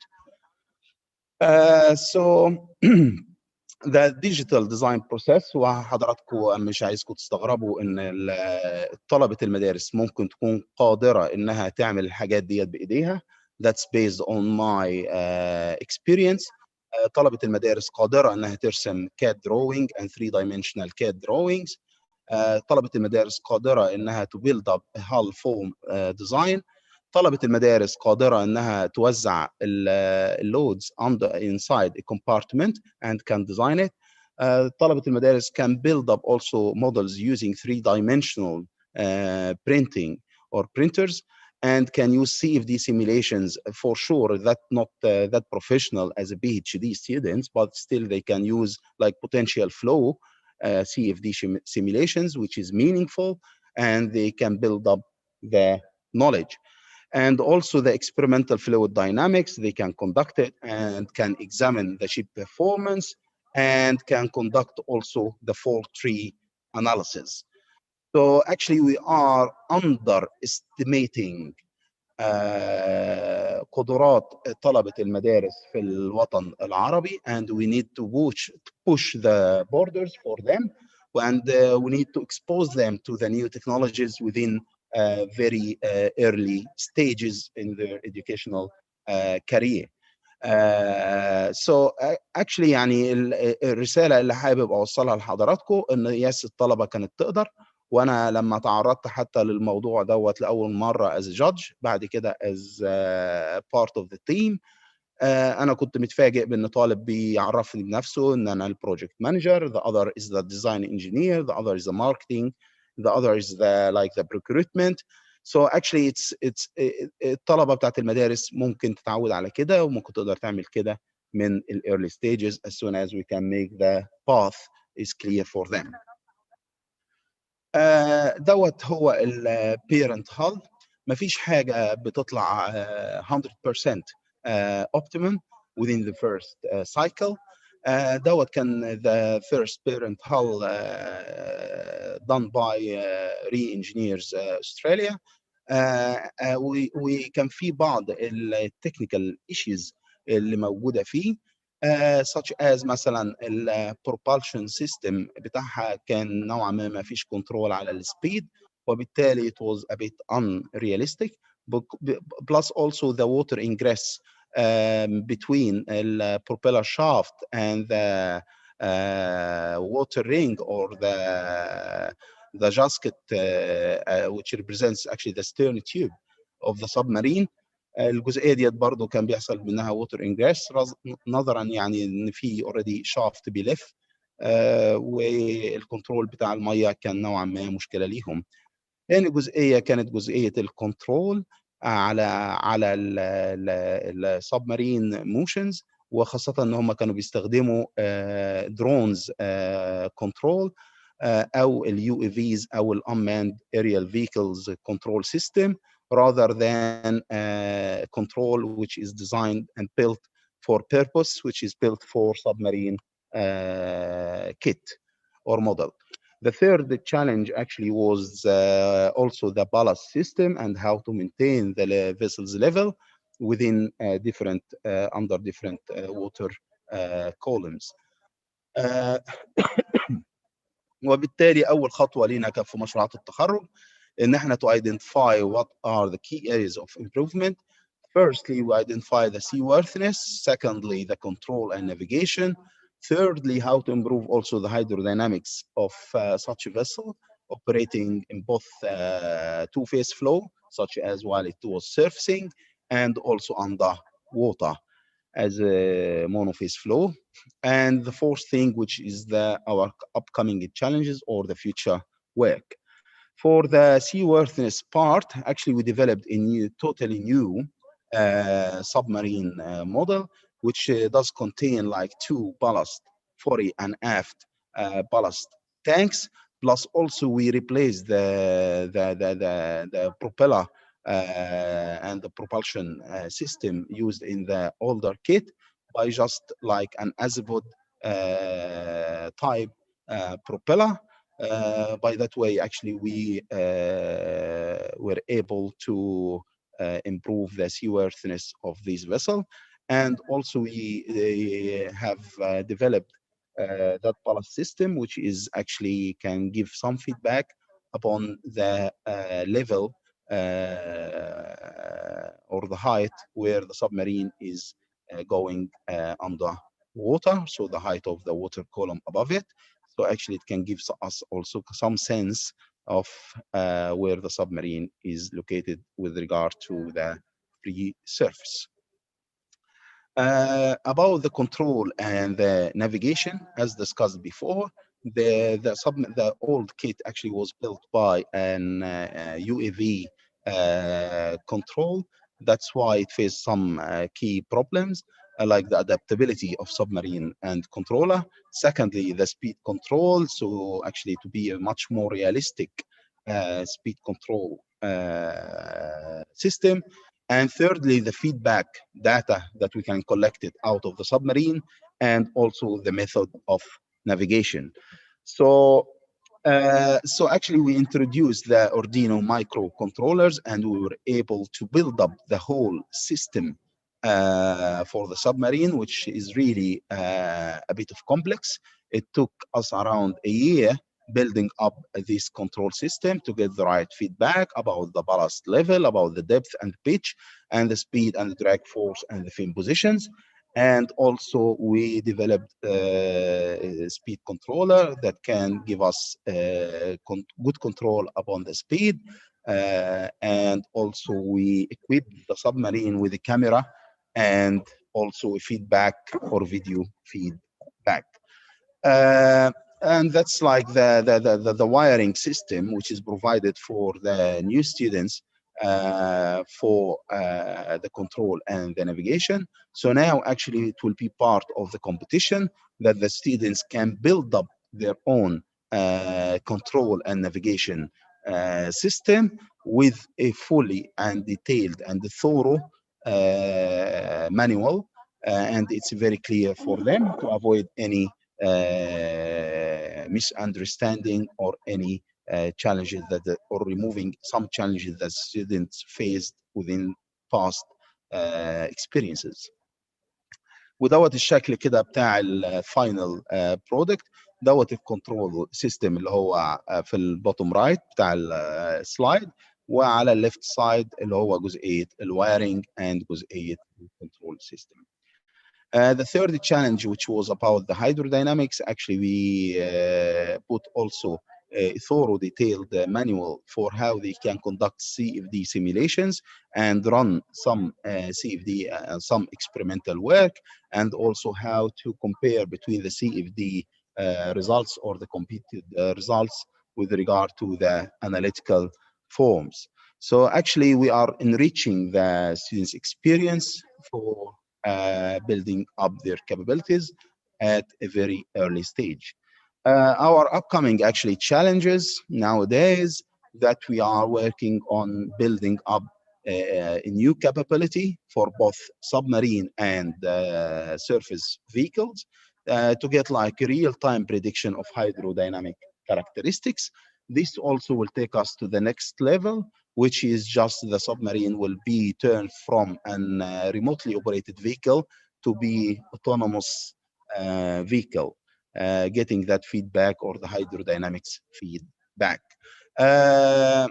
So actually, we put a plan, a very clear plan to tackle this challenge by using firstly like some data or benchmark data using AFD or experimental fluid dynamics, then building the algorithm using MATLAB, and then using the Moose, which is just a commercial software that can also test or simulate the AOV as if it is working in unknown environment. In conclusion, زي ما وعدت حضراتكم ان انا مش هطول في presentation. It's just a message that we are working hard not only for ourselves as the researchers but also for the coming generations to be better than us. وان احنا عايزين to develop hands on and applied learning experience to enhance the students' learning experience in schools. And also this will allow the maritime engineering as a profession to be introduced to the students, not because their parents or someone that they know that is in the field or she's in the field, but also to introduce the maritime industry for the students as a true profession and very rich industry. And we are welcoming the best of the best students to be involved within our industry. Thirdly, like linking between the university, the government, industry, and schools and parents, collaborative environment focused on changing the metaphor of the education process. Actually, we encourage Arab student interest and understanding of career options in the maritime industry. Our roadmap is very short but clear. It's actually about this year. I started that within final year project student. And by the coming year, hopefully we'll build up, because just COVID-19 that stopped us from building up the model. However, by the coming year, we are going to build up the first model. ودوت ان شاء الله يكون تحت رعايه الاستاذ الدكتور اسماعيل عبد الغفار والساده المسؤولين في قطاع النقل البحري. By 2024, we are going to introduce the first model for schools, year 11 and 12 in schools. Actually, we are going to encourage also each private school to sponsor a relevant governmental school. And also AISTMT will lead the competition by hosting it and using its facility or the pool facility existing here in UNSW. In AISTMT or the Arab Academy. The challenges that we are facing, that we need to apply the triple helix approach. So we need much more collaboration between the industry, education, and the government. Secondly, also we need some might be sort of funds to build up this capability. Thank you so much, and I wish Dr. Akram Suleiman, Dr. Gamal Ghalwash, and I thank all of you for your time listening to my project, and I wish you a very successful conference or webinar. Thank you so much. شكرا دكتور أحمد سويدان. الحقيقة يعني كالعادة يعني احنا دايما بنستمتع بالمحاضرات بتاعت الدكتور أحمد سويدان. دايما تتميز بأنها فيتشرستيك يعني فيجنري يعني، ودي حاجة ممتعة وحاجة لها علاقة بما نحن بصدده بالنسبة لمارلوج 9. مارلوج 9 مارلوج بصفة عامة هو يعني رؤية وبيقدم رؤى كل سنة طبقا لما يحدث من هوت ايشوز في العالم كله. فاحنا الحقيقه سعداء كان بالتو برزنتيشنز النهارده اللي قدمهم الابطال محمود البوابل واللي قدمها الدكتور احمد سويدان. وسعادتنا بتنبع من نقطه مهمه جدا. It's the human resources. فيعني ده اهتمامنا الاول، يعني احنا بنهتم بالهيومن ريسورسز باعتبارها نمره واحد. انا كنت سعيد ان انا اشوف يعني الامر وصل لايه في التو برزنتيشنز، وجه وقت ان احنا يعني نطرح بعض الاسئله البسيطه كده، لان الدكتور طبعا اكرم هيقول لي you are exceeding your time. انا عندي اسئله برضو. تمام. طيب الاول انا هقول سؤال بسيط هنا وهنا، وبعدين في سؤال موجود اوريدي من محمد عبد العزيز هنرجع له. انا عندي ارجو طبعا ان الاجابه، انا عارف ان كل واحد فيكم يقدر يجاوب في نص ساعه طبعا، بس انا عايز الاجابه في هاف مينيت بالظبط كده. يعني انا عندي سؤال للابطال محمود. هل الجلوبال ماريتايم بروفيشنال بودي اوف نوليدج هل هو بديل للموديل كورسز مثلا او ما شابه ذلك، ولا بيدينا يعني بيدينا اريحيه ان احنا نستخدم امكانياتنا الخاصه؟ شكرا يا فندم على سؤال حضرتك. هو طبعا هو مش بديل الاي ام او موديل كورس بقدر ما هو ابروتش جديد بيستخدم الاكاديميك ثيوريز مع نظريات التعليم الجديده في تطوير المناهج التعليميه.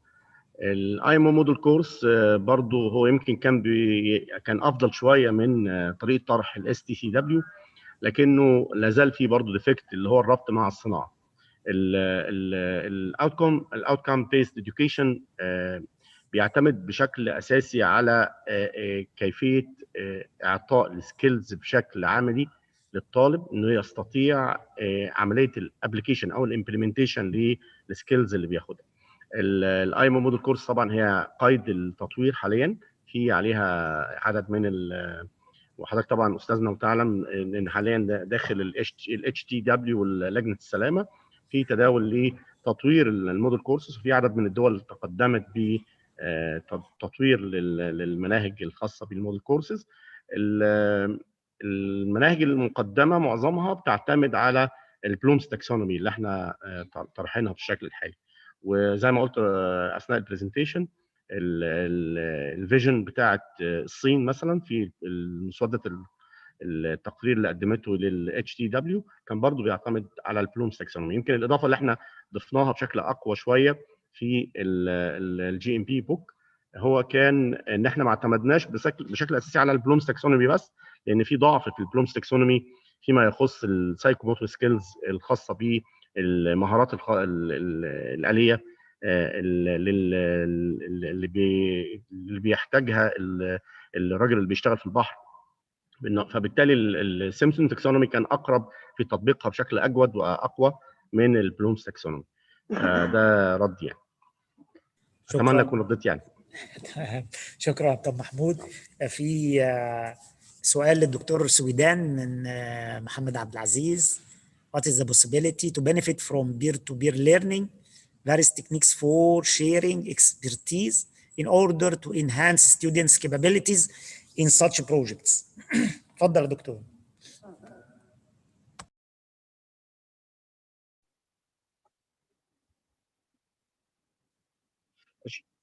شكرا جزيلا دكتور جمال، وشكرا جزيلا دكتور محمد عبد العزيز على طرح السؤال المهم دوت. انا دايما بحب اكون اجاباتي موجزه and focused. Yes, it's very important to get that peer-to-peer learning various techniques or variety of techniques actually to ensure or to enhance the students' learning experience. ودوت احنا بس التحول نفسه ان الستودنت ان هو يكون جاست بالنسبه له التول الوحيده اللي قدامه هو مجرد لابتوب او مجرد وايت بورد او بلاك بورد او كتاب.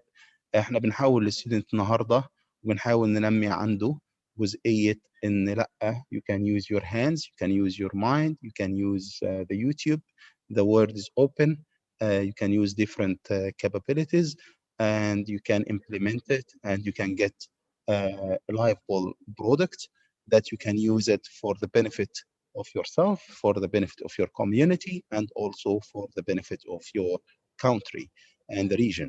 So yes, the peer-to-peer, and I'm open actually to get as much feedback as I can from all the peers, from all the experts in that field, and I'm more than happy and to collaborate. Thanks so much, Dr. Mohammed, for this question, valid question, and I hope that I answered yours as much as I can. والكلمة دلوقتي مع أستاذي دكتور جمال. شكرا دكتور أحمد. أنا فهمت طبعا الرد بتاعك والأسلوب في تناول هذا التعليم. أنا كنت هرجع لك في سؤال تاني يعني ملحق بالسؤال اللي قاله الدكتور محمد عبد العزيز، لكن طبعا الدكتور أكرم عنده سؤال فنديله الفرصة يسأل. اتفضل. والحقيقة أنا سعيد جدا الحقيقة النهاردة في سيشن مهم جدا أعتقد. موضوع اللي طرحه الدكتور محمود البواب أعتقد بروجكت مهم جدا وهيبقى ليه تأثير كبير الفترة اللي جاية. هو موضوع طبعا كبير ويمكن محتاج يعني تفرد له مساحة أوسع من كده. أنا بس أتمنى إحنا بقى كناس شغالين في مجال التدريب أكيد الدليل ده هيبقى ليه تأثير علينا، فإحنا محتاجين بقى يعني قدام شوية يمكن يعني نقعد بقى مع حضرتك ومع التيم اللي شغال ونشوف إزاي نستعد ونقدر نجهز نفسنا عشان نتعامل مع المتغيرات دي يعني. يعني يا ريت لو دكتور محمود يقول لي بسرعة وجهة نظره ايه الخطوات المفروض المعاهد التدريبية تبتدي تاخدها يعني. وايضا برضو الدكتور احمد انا سعيد بالحقيقة لما يكون البحث بحث تطبيقي وبحث يعني بيتعامل مع زي ما قال الدكتور جمال مع الواقع ومع مع الشباب، فاعتقد موضوع في غاية الأهمية وانا سعيد ان حاجه فعلا تجربه حقيقيه، دي حاجه كويسه جدا يعني. فانا بشكرك على على البروجكت ده واتمنى لك التوفيق، واكيد ان شاء الله هنقدر ان احنا نتعاون ونكمل باذن الله ان شاء الله. شكرا. رد يا فندم. اتفضل يا دكتور محمود. اتفضل يا فندم. شكرا دكتور اكرم جدا على سؤال حضرتك. طبعا الرؤيه الموضوع من خطه العمل الداخليه للامبلمنتيشن زي ما وضحت في البرزنتيشن، اللجنه بتاعتنا يعني عايزه تضع التطبيق داخل الاكاديميه از رول موديل نقدمه كنموذج يحتذى به في ان شاء الله في الاتحاد الدولي للجامعات البحريه. اكيد خطه العمل بتاعتنا هتبدا بانتقاء، طبعا هنجتمع مع حضراتكم طبعا وهننتقي بترشيح من حضراتكم باهم يعني الاشخاص المنوط ليهم عمل تطوير التعليم عند حضراتكم في الكيانات التعليميه، وهنشكل لجنه. اللجنه دي هتبقى من كل القطاع، من كل كيانات القطاع، وان شاء الله باذن الله هيكون في خطه هنرسلها لحضراتكم طبعا في الاول، تشمل ورك شوبس، هتشمل عمليه المراجعه مع بعض على المناهج التعليميه وشرح طبعا عدد من البرزنتيشن في الورك شوبس للمفهوم بتاع الجي ام بي بوك من ناحيه التدريب ومن ناحيه التطبيق.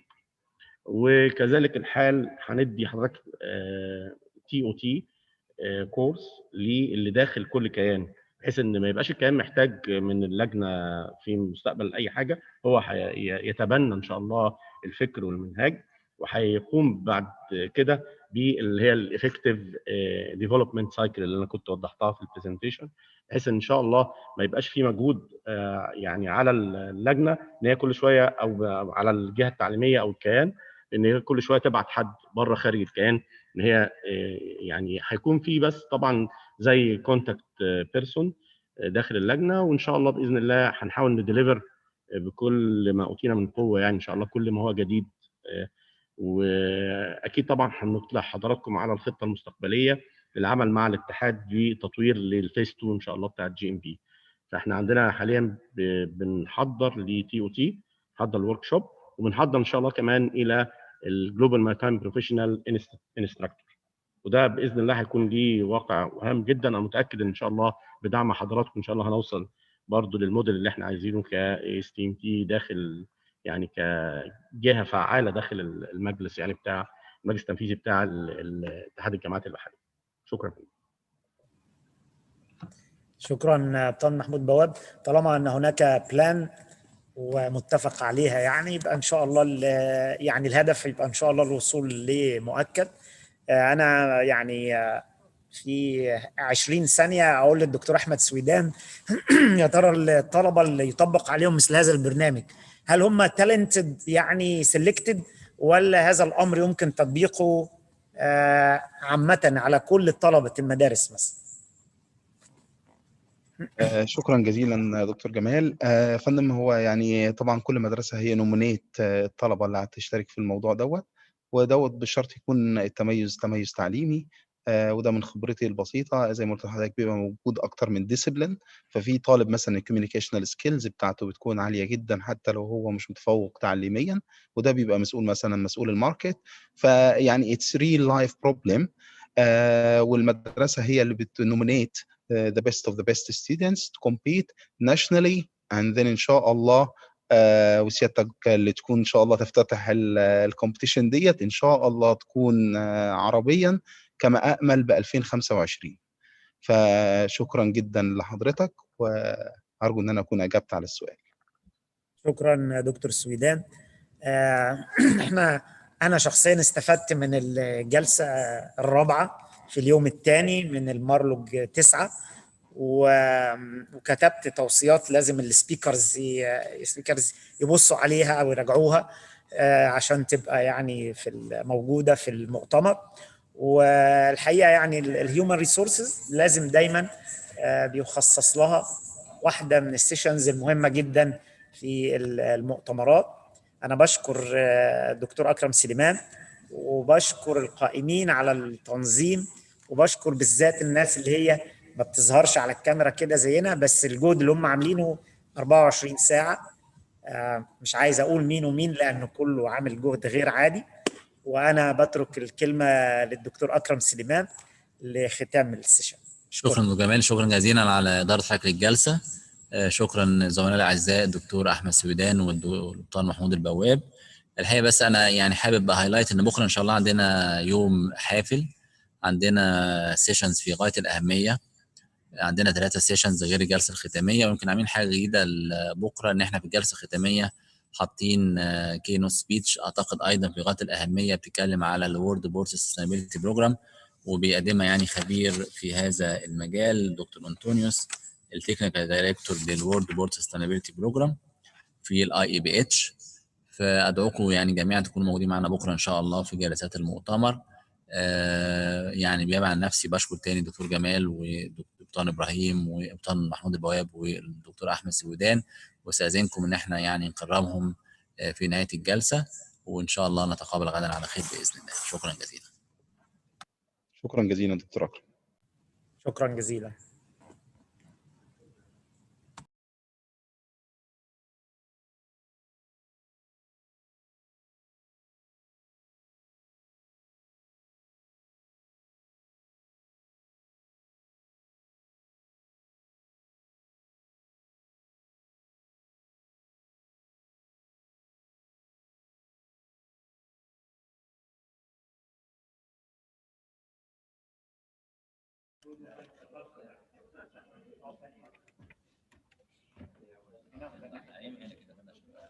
اما ظبطوها مش عاملين كويس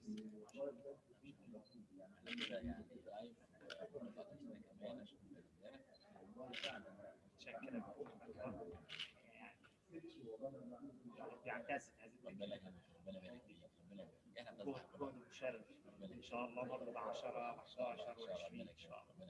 شكرا طب محمود كان في مهمات القصه ربنا يبارك فيك. احنا يعني تكريم لايف كمان ان شاء الله. شكرا فندم، شكرا جدا. ربنا يبارك فيك ان شاء الله. الف مبروك على التنظيم المتميز ان شاء الله. عقبال بقى المؤتمر ان شاء الله. دكتور احمد اتفضل يا حبيبي. شكرا جزيلا. شكرا